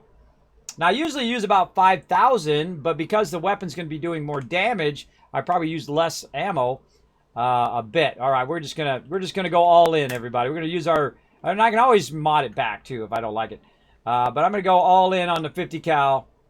We need a prime receiver. Oh no, I used up all my flux. I should have kept one more flux. Oh, now I can't use the ammo that I just made. Well, now I got to go nuke something, and I got to go get some flux. We'll have to do that tonight. Get some violet flux, and it gives me something to do. That's okay. That's okay. We'll deal with it later. Yeah, I should have saved 2. I should have thought of that ahead. That was my bad. Don't make the same mistake as me. That's okay. We'll go ahead and put that ammo away into the thing. Looks good. And now I can use my regular fusion cores for my power armor, and then my ultra sight fusion cores for my ultrasight weapon. So that's awesome. And I got plenty of 50 cal there anyway. Let's take that 308 off of me also. That happens all the time, everybody. That kind of stuff happens when you don't think far enough ahead. You'll be like, I did the thing. But I don't really want to use the ultrasight ammo right now anyway. I want to use that ammo for when it's more appropriate when I'm doing the higher end events and stuff as well. All right, Stream Raiders battle. I think I got time for one more battle. We're going to do a little bit more here in 76. We're going to finish up. I still got 9 level ups, by the way. I still got 9 level ups to do. I'm trying to get all my level ups done today. And that's going to give me more perk cards, more stuff to put in my perk cards. I don't think there's any other cards that I wanted to level up. There was one that I got. My Mysterious Stranger. I'm going to level up Mysterious Stranger while you guys are watching that. Mysterious Stranger is under luck. Right here. So, yeah, luck.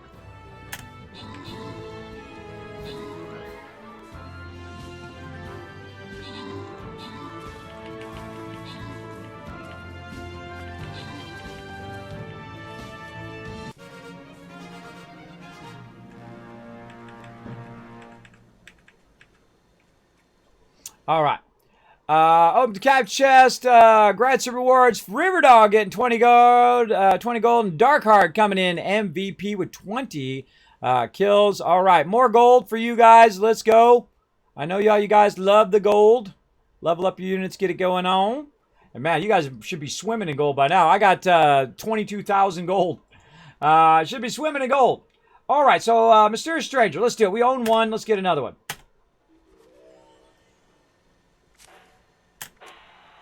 Now, I just like it because I like it. It's really not that useful, but sometimes it actually will save your booty. Rarely, but occasionally. I just like it because I like the Mysterious Stranger. I started a long time ago. That was a really old school Fallout there. There we go. So we got 8 things. So we can do, we got Super Duper on right now. We can do Mysterious Stranger. And that's 2 more left. So 3, 6. I need 1 more luck point. 1 more luck point, and I can move my points around. But I feel like the smarter thing to do is just to go heavy into that one thing. Like, I could take 1 more charisma point out, and then just keep putting points in charisma and keep taking points out of charisma. Or I can just say, you know what? Forget that. I just go back down to 9 and go with that. But I definitely want 1 more in this. By the way, if you're trying to get up there, you can use your arrows. By the way, just like you can get around if you're on the keyboard, you can use your arrows, or you can use your hi-hat if you're on console to get up to the legendary perks. So sometimes it's a little awkward to get up there. I don't know why they didn't just put, you know, legendary perk down here. Like, what would they put it as? I don't know. Put it as C for, you know, completely smart. I don't know. Whatever. L for legendaries. There we go. That is even more smart. Put it down there in the bottom instead of putting it up at the top, because I feel like that's a little confusing to try to figure it out for peeps. But that's just me. Okay, so we got our Mysterious Stranger. I don't know how much I'm going to use it, but we got it. And we have 32 right now. And so we still have 12 charisma. So we can put a lot of our stuff in for our build that we've been doing. But now we have more luck build stuff. Again, where do I want to go? I could just see. Normally, I just take concentrated fire out, and then I use glowing sight, like that. This is nothing that I would use on my set all the time, so I don't need those perk points all the time. I feel like the endurance one is the weakest one in the entire game, also in Fallout 4 as well. It's the weakest line of the entire thing. Charisma, I love charisma. Charisma got tons of stuff. Intelligence, tons of stuff. I've got max intelligence. I don't need to do that one. What else in here? Kind of tempted to keep this through hiker. I just can't shake these nightmares. Floating in space forever. Just why? She just talks the whole entire time to yappy yap. So I can still reduce it by 1 when I'm not using it, but I feel like these are useless. You know what? I'm probably not going to use those because I don't carry that much food, but I do carry a good amount of water. If I need it, I'll get it back again. I would rather have the legendary points for now. I'm seriously doubt I'm ever going to use that. Super duper. What else? Now we just need to pick a bunch of perks. Again, is there any other perks that I want? We're at Mysterious Strangers where we left off. Portable power. No. I think, did we go through all of these already? I think we did. I think there was nothing else that I really wanted out of these perks. Already got all of those. No. Got those. Again, see, this would be an okay passive one, right? Which is you're just gaining +1 strength and endurance when you're doing your set over here in endurance, right there. Because I normally use rejuvenated, so I'm getting a boost from well hydrated and well fed. Aqua Boy, so I'm not taking radiation when I'm in the water. And then this is giving me +1 strength, +1 endurance during the daytime. A great little passive perk. But I might go back and look at another endurance one. Stranger number, not going to use that. Storm Chasers, gain health while outside in rad storms. No, no, no, no, no, no, nope. I just can't shake these nightmares. Floating in space. She goes again. Just keep telling me the same thing over and over, lady. Nope, already got that. I'm not going to use rifles. No. No. Nope. Nope. Nope. That one's awesome. That was really awesome. That would be really good in PvP. This one I'm going to get eventually. All these bobblehead ones and all of these perception ones. I do like when I'm running around looking for loot. But I don't need right now. Good with salt. Already maxed the level. Why does it say... Oh, because that's 1 star on the thing. No, no, no. Don't really need that one. Now, see, there's no other perks that I don't already have right now that I would actually probably use in a set of mine for now. Maybe, I would say the only other one maybe would be this, the Grim Reaper. If I was starting to use my VATS a lot more. But I'm not going to waste my points on that. Okay, so what I'm going to do is I'm going to just burn all of these updates on Action Boy. All of these levels on Action Boy. Now, why am I going to do that? That's because I have a bunch of level ups and I don't really need any more cards other than the cards that I have. So I'm just going to make get a bunch of Action Boy ones, not level them up, and just keep getting them. Because that's the first thing in the row, by the way. And back out again. And then go into here and scrap a bunch of those. I could just level them up, I guess, and then scrap them all. That worked too. What are we at now? 46. So again, Action Boy. So I'm using up all my level ups here. So remember, you only get to level up once. So watch out when you're doing this kind of crazy stuff that Kismet's doing. And then make sure you don't accidentally get rid of all of your Action Boy. I love Action Boy. One of my favorite perks is 45% action points regeneration. Let's see. Scrap with F. Scrap again. There we are. We're at 50. Perfect. Then we go up here, and then we can say, okay, what can we put at 50? Now, I could take one of these perks off and say, you know what? I don't want as luck. I want to have endurance. And I can take them on and off, and they stay at the level they are. Just curious, did you farm any fusion cores today, kids? I did not. I was supposed to do it yesterday, today, and I didn't. I select off. So I have 50. So I could take one of these off and put another one on, but it would take me a perk point. It would take me down to 49. So you don't want to take them on and off too much. But I feel like, you know what? Level 1 terminals and level 1 locks, I'll just have it automatically undo. Let's just do that. That's not... I feel like that is just going to save me some time so I don't have to pick lock stuff anymore. There we go. And so we got 3 into ammo. And I could have saved it up, too. I could have saved it up for doing ammo. And I'll probably do that with the rest of it. This probably is good enough for now. Then I'll save up 150 and get my last ammo. 1, and then I'll just be rolling in ammo, which will allow me to level up more because I'll have tons and tons of ammo. There we go. So let's go ahead and do a few more perks, and I can have this stop popping up all the time. So I'm just going to use Action Boy because it doesn't really matter which one I get. I'm just going to scrap it anyway.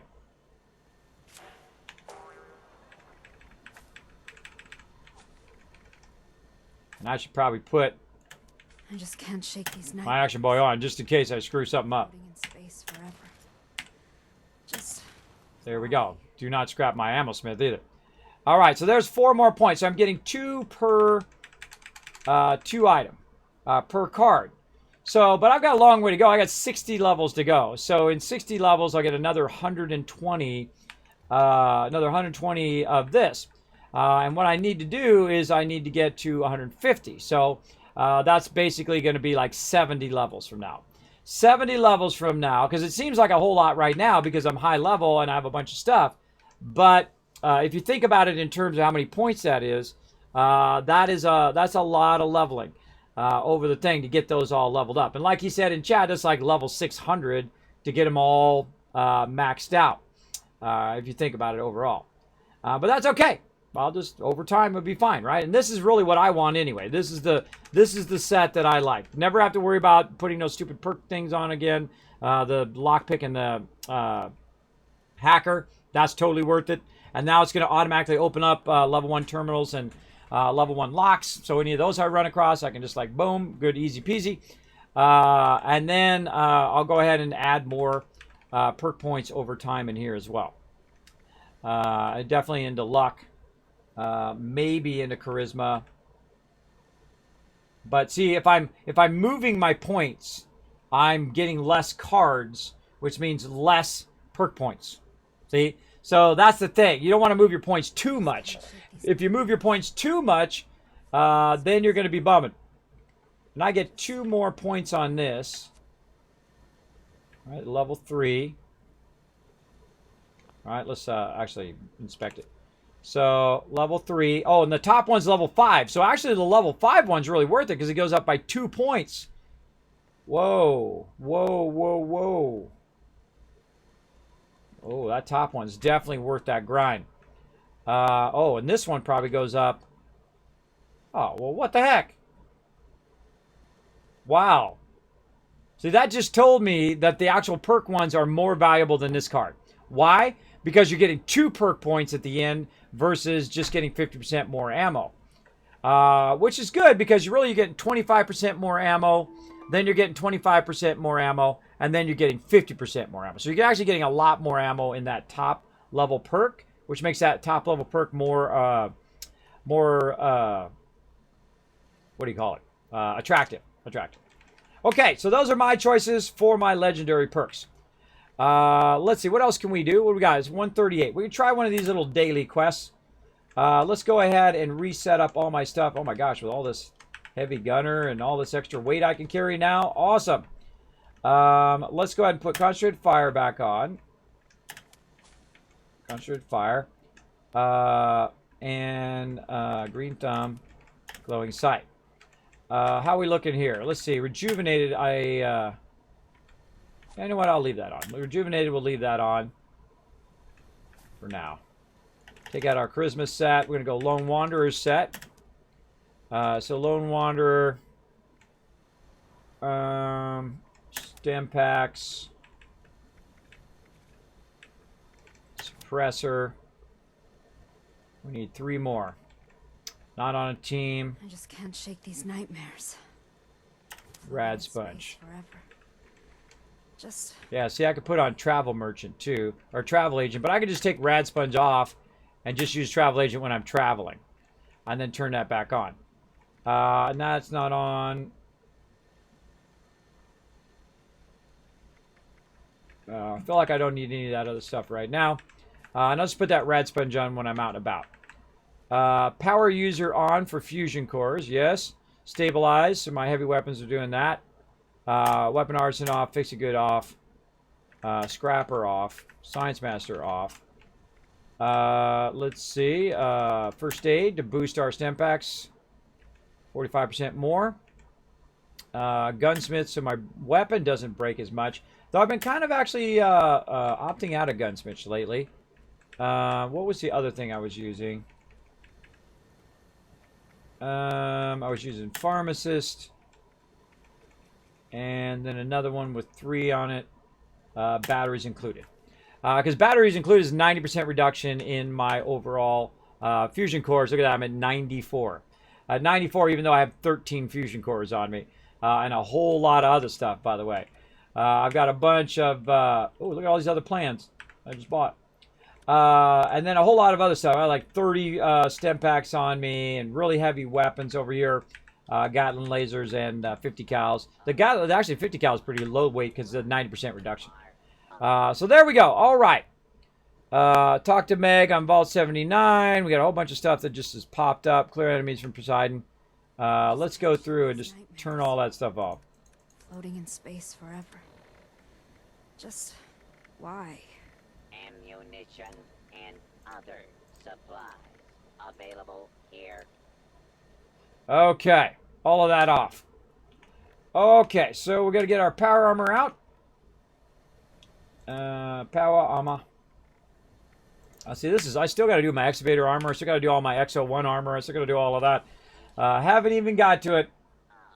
While you can. Hey, Riverdog, scroll up in the mod chat and look up there what I wrote. Riverdog. Riverdog! Read that mod chat, bro. Scroll up. What I typed earlier today when I started up the stream. I try, everybody. I try. This time I actually let him know, like, at 9 o'clock in the morning that I didn't need any raid targets because I'm going to go into battle mode after this. But I do appreciate it. Yeah, I know. You try and you do a good job, Riverdog. You do a good job. Appreciate you backing me up, bro. I try to have clear communication. All right, let's go over here and let's rest. Get our well rested. And let's just get all of our perks ready to rock. There's actually another perk that you get, Kindred Spirit, when you have a companion, when you have a certain companion here, the old curmudgeon guy. Or no, it's the Wanderer guy, girl. Sore all over. Building this place. Good morning, San Diego. How are we doing? Doing good. We spent the last 5 hours working on our perks, and I think we've got them just right. I think we got them right for my particular build anyway. There's Red Raven. What's up, Red Raven? What's up, bro? All right, now we got that going. I think we did. Let's look and see. Effects. Did I not get it? Why is my effects not showing up? I should have some effects. Hold on, let me have some food. Are the effects broken?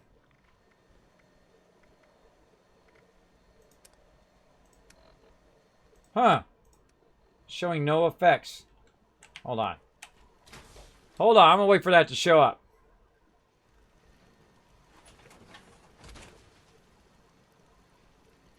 Now we're gonna do a bunch more of these daily quests and work on all of the stuff during the nighttime. I'm gonna be working very heavily on the event. A lot of potential. But let's see why our effects are not showing up.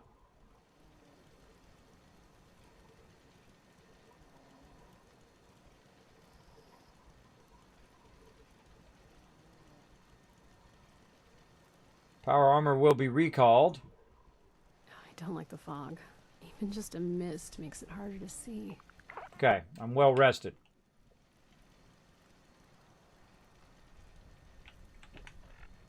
There it goes. All right, well rested in there. Okay, effects are working. That was weird. Normally I have at least some effects going on at any given time because I had some food earlier. But I'm sure my food is all now toast. I've been doing this all this time. I like to actually look in the refrigerator also to see the durability of any food that I have in my thing. But I can tell you all the food is bad now. Why? Because it doesn't show any food. So all the food that I had in there, you know, 11 of this and 20 of that and 15 of that, all bad now. All just junk. But let's see if there's any I can craft. Oh. Who's using it? I don't see anybody. It's just me. Let's see if we can craft any food. Nope. All we can do is boil water. All right, well, we'll keep on keeping on. You're like, well, Kismet, you're going to starve to death. Well, no, I got a victory garden right over here. Right over here. And the great thing you can grab is melons. Melons are really great. You grab those. And you just eat some of those. Now, you can have get disease from that, though. And you're going to get a little radiated. But I just use melons. Now I'm full health and full food, full water. Walk through here. No more radiation. And then I also got my sun-kissed on. Over time, right here, or solar powered. Or no, sun-kissed down here. Where's it at? I didn't get it. I decided I didn't want to get it. Yeah. There's another thing that you put on that will actually heal you while you're sitting there too. But we'll go ahead and just leave that as is. Because we don't have any more level ups. We're good. Now we need to scrap all that meat, which is going to take up all of my space. Into fertilizer. We're doubling up on that fertilizer too. I heard my thing go off, my super duper. And put that in my infinite storage right over there. Get it out of my inventory. These nightmares. 672. All right, looking good. Let's go ahead and learn our patterns. Why? Here. All this various stuff. All right, we learned all of those. And what I do is I buy patterns from time to time from the vendors just to clear the entire vendor out. So if he has any unique patterns, those show up typically below all the other ones, which is cool. Then I'm like, oh, cool, unique pattern. Boom, grab that one. Like I grabbed that war drum, which is like 2,000. Yeah, I'll get it back. No biggie. No biggie. I'll just keep collecting my purified water right over here. All day, every day, bro. Because it's every day, bro. Gonna get that loots. Let's go check our new Brotherhood of Steel free collector guy. Oh, that one didn't show up. Free collector guy. Sometimes it takes a second for it to show up. Expenses leave much to be desired. Are you? Our new Brotherhood of Steel. Now, actually, I already have. Oops. I already have some of those robots. I have a Santatron and I have a scavenger one. If I fall down, I have to run all the way back around because I don't have my jetpack on. I could have used my jetpack if I had it on. But let's go see what he's got. And this is my water factory, by the way, as you can kind of see. Let's see what he's got. All right, he's the same thing. He's a junk collector. I want to see if he had anything unique, like Brotherhood of Steel outfits or something like that. Ultrasite scrap. Well, hey, thanks for finding me that, bro. Appreciate it. I like it. I like it. All right, let's go. And that came from that Brotherhood, collect a bunch of resources for the Brotherhood, which I've contributed 0 to. I'm so bad. I know I'm bad. I'm sorry, everybody. Sorry. Kismet's been slacking. My size. I think you guys got it covered. Yeah, I missed those two. I think you guys got it covered. You don't need my help. Nightmares. Floating in space forever. Okay, so back to what we're doing. Now we got ourselves some purified water. Let's go ahead and put this away.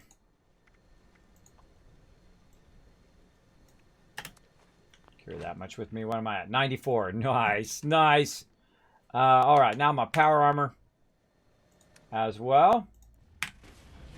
Got to be able to carry all those legendaries. Got to lug them out of there. Thanks for coming in, Nitram. I appreciate you hanging out in the stream. Appreciate everybody hanging out here today. We're having lots of fun running battles, whatnot. We got about 8 more minutes, 7 more minutes now on that battle. We're going to do the battle, and then we're going to head out.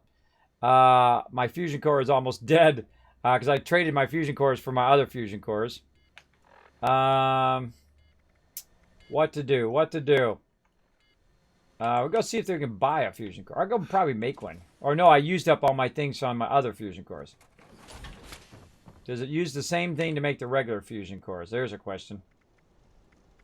Energy ammo. Oh, I don't have it unlocked. All right. Let's just go look around and see if it's anywhere else. No, I don't think I have it unlocked yet on this character. That's so useless, that bulk stuff. Look at these different chests. Cool. I don't think I've ever even bothered with those. Yeah, so I should have fusion cores in there, but I don't think I've unlocked that particular item. Those are useless. Gifts. Just double checking it's not in another thing. Yeah, no, I haven't unlocked it yet. Okay. Quest items. Nightmares. We already looked at Floating in mines, space, ultrasonic ammo. So, yeah, I gotta unlock that. Why? So, how much caps do I have? 275. So I don't mind going and buying stuff from the vendor because I know I'm just going to get tons of caps later on and then buy some more. But I do like the fact that you could run your fusion cores down and then use those depleted fusion cores to make new fusion cores. And then you're getting like double value out of those fusion cores. That's a cool idea. No fusion cores there. Don't face the wasteland without the proper supplies. Nope. I'm going to do this offline, by the way. Just go get a bunch of fusion cores. I'll go back to the thing and camp it. Hopefully for the rest of the day, I'll try to remember. All right, screw it. Let's just do it. Or, well, let's just do it without the power armor. Let's just do that. Better idea. We'll just do non-power armor for now, because otherwise I'm just going to walk around real slow in my power armor. And just so you know, I've used 190 fusion cores in the last, like, week. So I've had a few fusion cores, so I know where to get them and all of that. But I don't like to do it on stream because I'm just sitting there the whole entire time. I mean, I could sit there the whole time. You just watch me, my character sleeping there. But I'm going to be working on videos and other things as well. So that's why I'm going to go into battle mode, so we'll do Stream Raiders all day. What is the point of bulk resources then? They weigh the same as other components. Exactly, Arbani. Exactly. They're useless. They're useless. But they do have one purpose. And that is so you can bulk stuff to sell it to the vendor. But the value of you bulking plastic plus whatever else is you're going to do is really not that good because plastic is actually fairly rare, especially doing like shotgun ammo and stuff like that. But the purpose of it is so you can sell it to the vendor. But I feel like it's not valuable enough to do that. I would rather not sell it to the vendor and just keep my plastic instead. Because plastic is what I use on a lot of ammo. And so if I'm burning my plastic selling stuff to the vendor, I can make purified water and max the vendor out every single day just with purified water alone. Especially if I'm using like grape Mentax and having my thingy, my brain. I got to go look at it now because my brain is completely stopped. Right here, hard bargain on.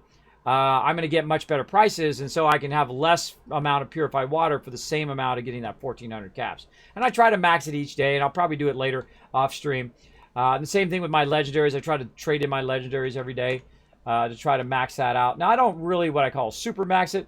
If you want to super max your vendor and whatnot, what you do is if you have a lot of caps already, you need to start with caps. First, you do your legendary exchange. Just trade in all your legendaries every day so you get your max thing. And then you go in here. Now, he's got 1,400 right now, but I actually got like 800 earlier. And so what you do is you basically sell a bunch of stuff. You get all of his caps. He's at 0. Then you go in and you buy a bunch of plans. And those plans are then going to, you get the plans, plus your caps go to him, and then he's going to get back to max again. Right? Like I maxed him out by buying about, $2,000, $3,000, $4,000 worth of stuff. And now he's back to 1,400. And so now, again, I could sell it and get that 1,400 back again as well. So you can kind of do that with the vendors. You can get caps and then sell it. But there's going to be diminishing returns. It's like a 10% return on the stuff that you sell, right? So since I spent 4,000, or let's say, 1,000 out of 4,000, he's going to get back. Now, he already had some. So right about there, he got about 800 back by me spending 4,000, right? 4,000 plus. So roughly around there. We can do the exact math, but you get the general idea. And if he maxes out, which is max caps is 1,400, then you're really screwed. So you don't want to go past that 1,400 if you have the ability to sell him more stuff. And normally I do. Normally I have just a crazy ton of stuff just laying around in my inventory that I sell. But right now I'm going heavy legendaries. And I'll show you over here. Heavy legendaries. So I can try to find myself an explosive shotgun. Yeah, and then apparel also. Yeah, lots of legendaries in there. As many as I can personally hold without maximizing my stuff right there. And I just traded in, and by the time I traded in, guess what? I already got another one. All right, we're going to try one of these suckers. Let's do it. Daily Ops. Join. Let's try it out.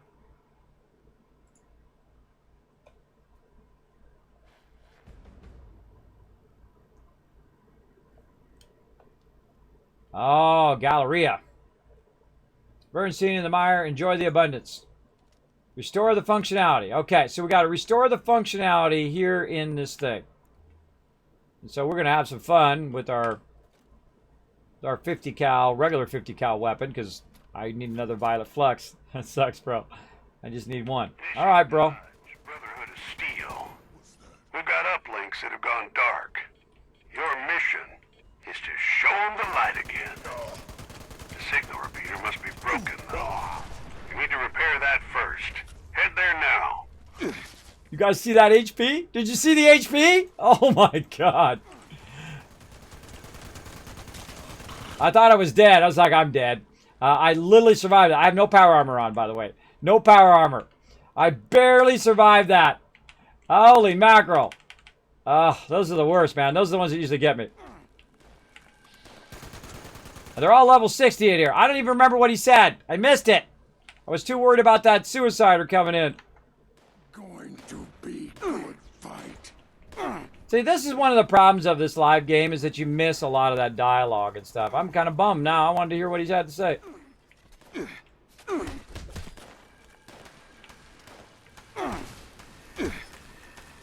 And a window? That's a window.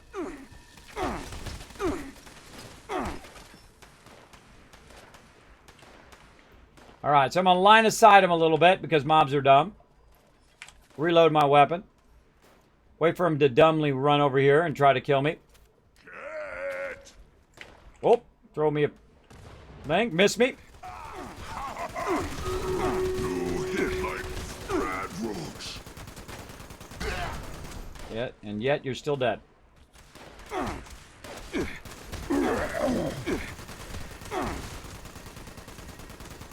What is going on with my weapon?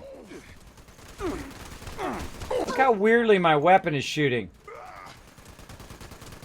It's shooting fast, but not fast. That's weird.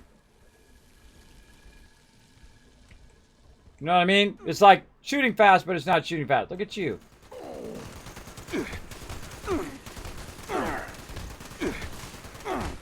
Ouch. What the heck? How did I get hit from that? That was weird.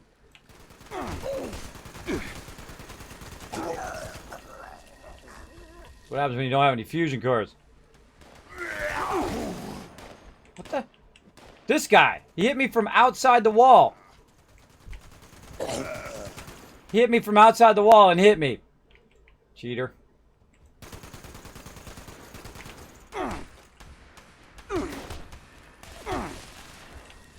Alright, time to step this up a little bit, everybody. That's with the 50 cal. Now for the heavy weapon. Here we go.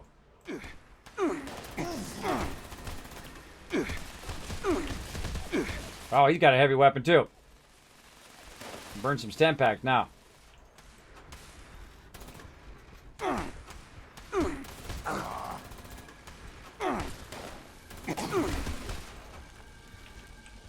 Your heavy weapon versus my heavy weapon. Let's see who wins.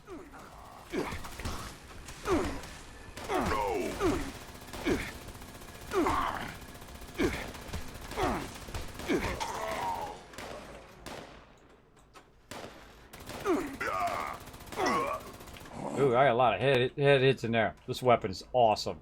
Got this from Legendary Trade-In. Whoa, hello.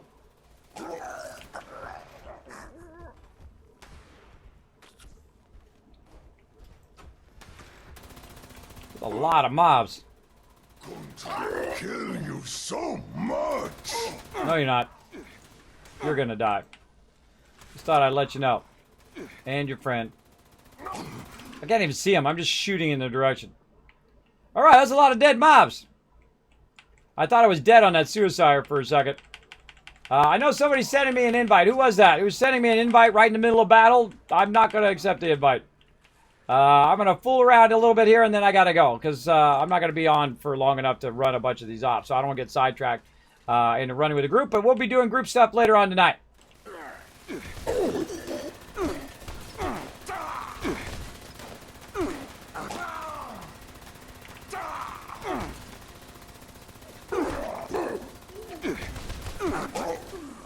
Well, that was totally worth making those fusion cores today.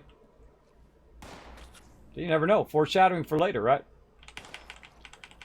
Oh gosh, what time is it? We're just gonna run over. I didn't know it was gonna take forever. I thought it was like you go and you did the thing. I didn't know you gotta kill 5,000 mobs. I just wasted all that ammo, and that guy's got 12 arrows.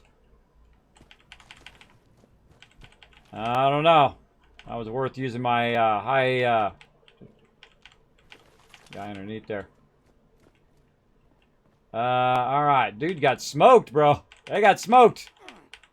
Oh, somebody else wants some of this? Oh, from behind me.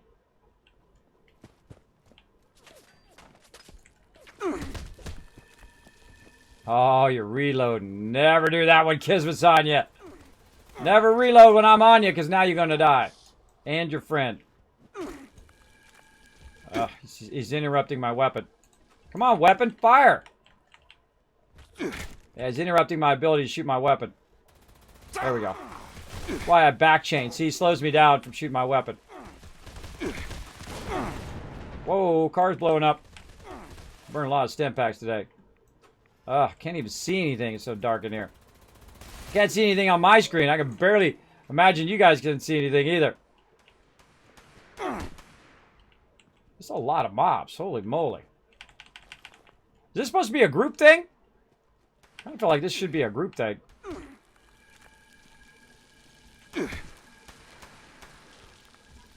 Still fun. Where are you hiding, bro? Sounds like you're up to the right. Yep. Gotta give it to him on the sound. He sounded exactly where he was. He was right there.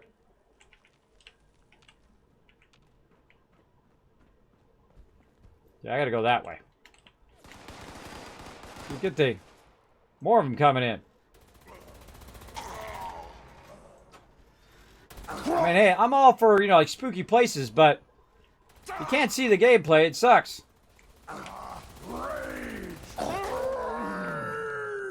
I am so OP. I am OP even for the scale up. At least with this weapon.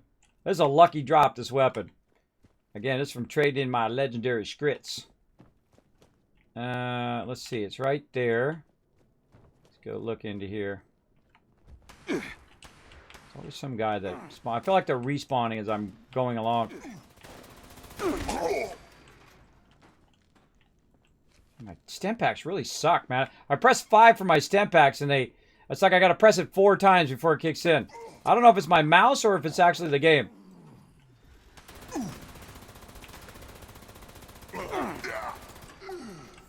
Oh, my first reward unlocked in this. We'll do that battle here in a second, everybody. Let me try to figure this out. Signal repeater not up here. Probably in the lower level. Yes! Kill! Nay. That way. Disappear! No! Can't get over that way. Huh. It's a mystery.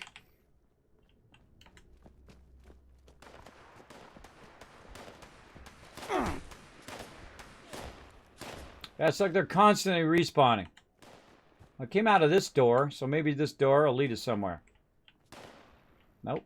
I don't remember this. I don't have. Well, I remember going in here, but I don't remember too much of this galleria.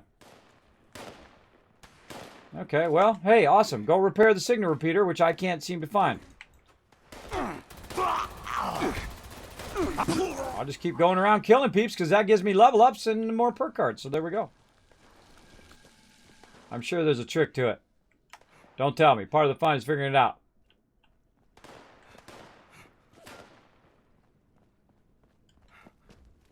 Again, no backseat gaming. Don't tell me nothing. I don't want to know nothing. Part of the fun is figuring it out. If you feel the urge to tell me something and you think it's going to be a spoiler or something I don't want to know, then just resist. Ah.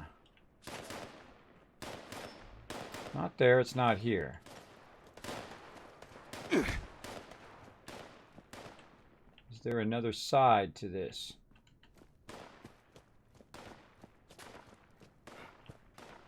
God, I haven't been in here in forever.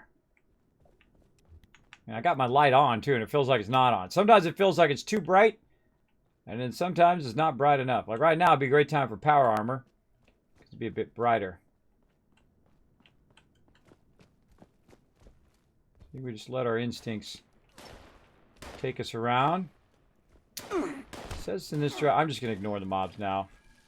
I feel like they're just respawning and respawning.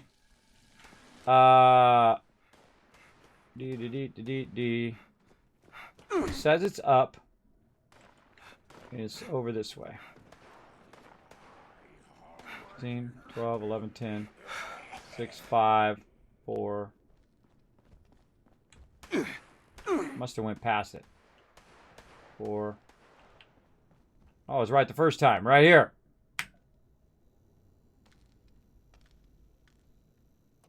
Signal repeater. It was right the first. Coming through. That's what I like to see. Head to the first uplink, team.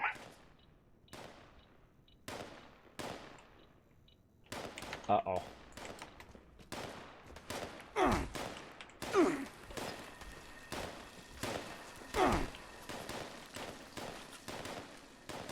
Where is he?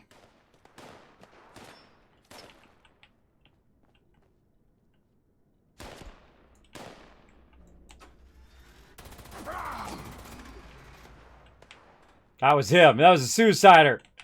I heard that beeping noise. That's the only noise that scares me in Fallout. Is that beeping noise.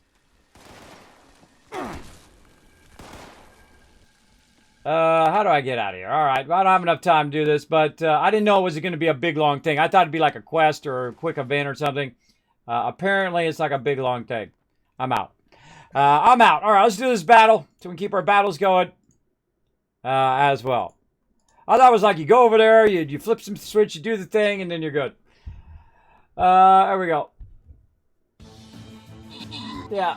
I wish they brought back the laser musket from Fallout 4. Oh, that would be cool, huh? The one from Preston.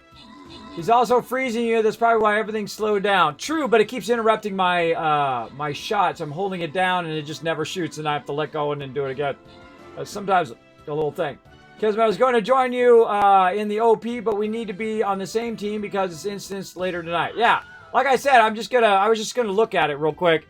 I wasn't going to actually get into it. I thought it was just something where it was like an event. You could just go to the event and look. But it's like a group thing where you all go in together and you do all of that. And that's why I was looking at it, to find out what it's all about. But I obviously didn't need a group because I was owning there. Though I almost died right at the very beginning when I came in. Right there. I don't think I actually needed a group because I did it. But I would imagine you need a group later on. Because it's like daily ops, which means daily operations, which are daily raids. That's where that comes from. But I just wanted to peek in there. I didn't know it was going to be that involved. Red Raven, let's see. 50 gold going to you. Blauhorn, overall MVPs with 16, not 10. 16 kills. Nice job. And again, we're going to keep the battles going all day long. And then come back tonight. Play some more 76. And this time we're going to play with our crew. We're going to do some ops. We're going to do some events. We're going to do some stuff.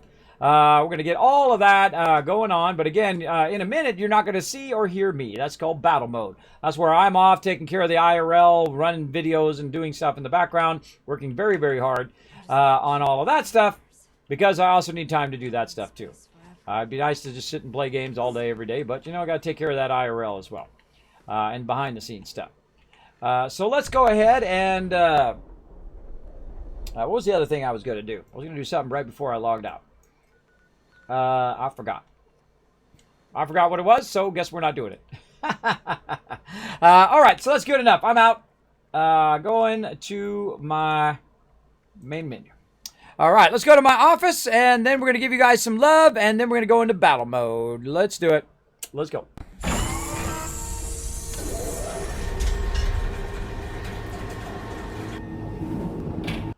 All right, everybody, welcome to my Overseer's office. If you've never seen Overseer's office, this is mine. Check out this beautiful view. There we go. I'm up in my water tower. That's where my Overseer's office is, by the way. I was up in a water tower. Did you know that? Did you know that? I actually have a water tower 3D animation that I did, too, that you've never seen because I never finished it. So there you go. I'll get around to it one of these days. Schedule right there, everybody. Monday through Friday at 9 a.m. Monday through Thursday at 9 p.m. I have Friday nights off. And also on Saturday and Sunday at 9 p.m.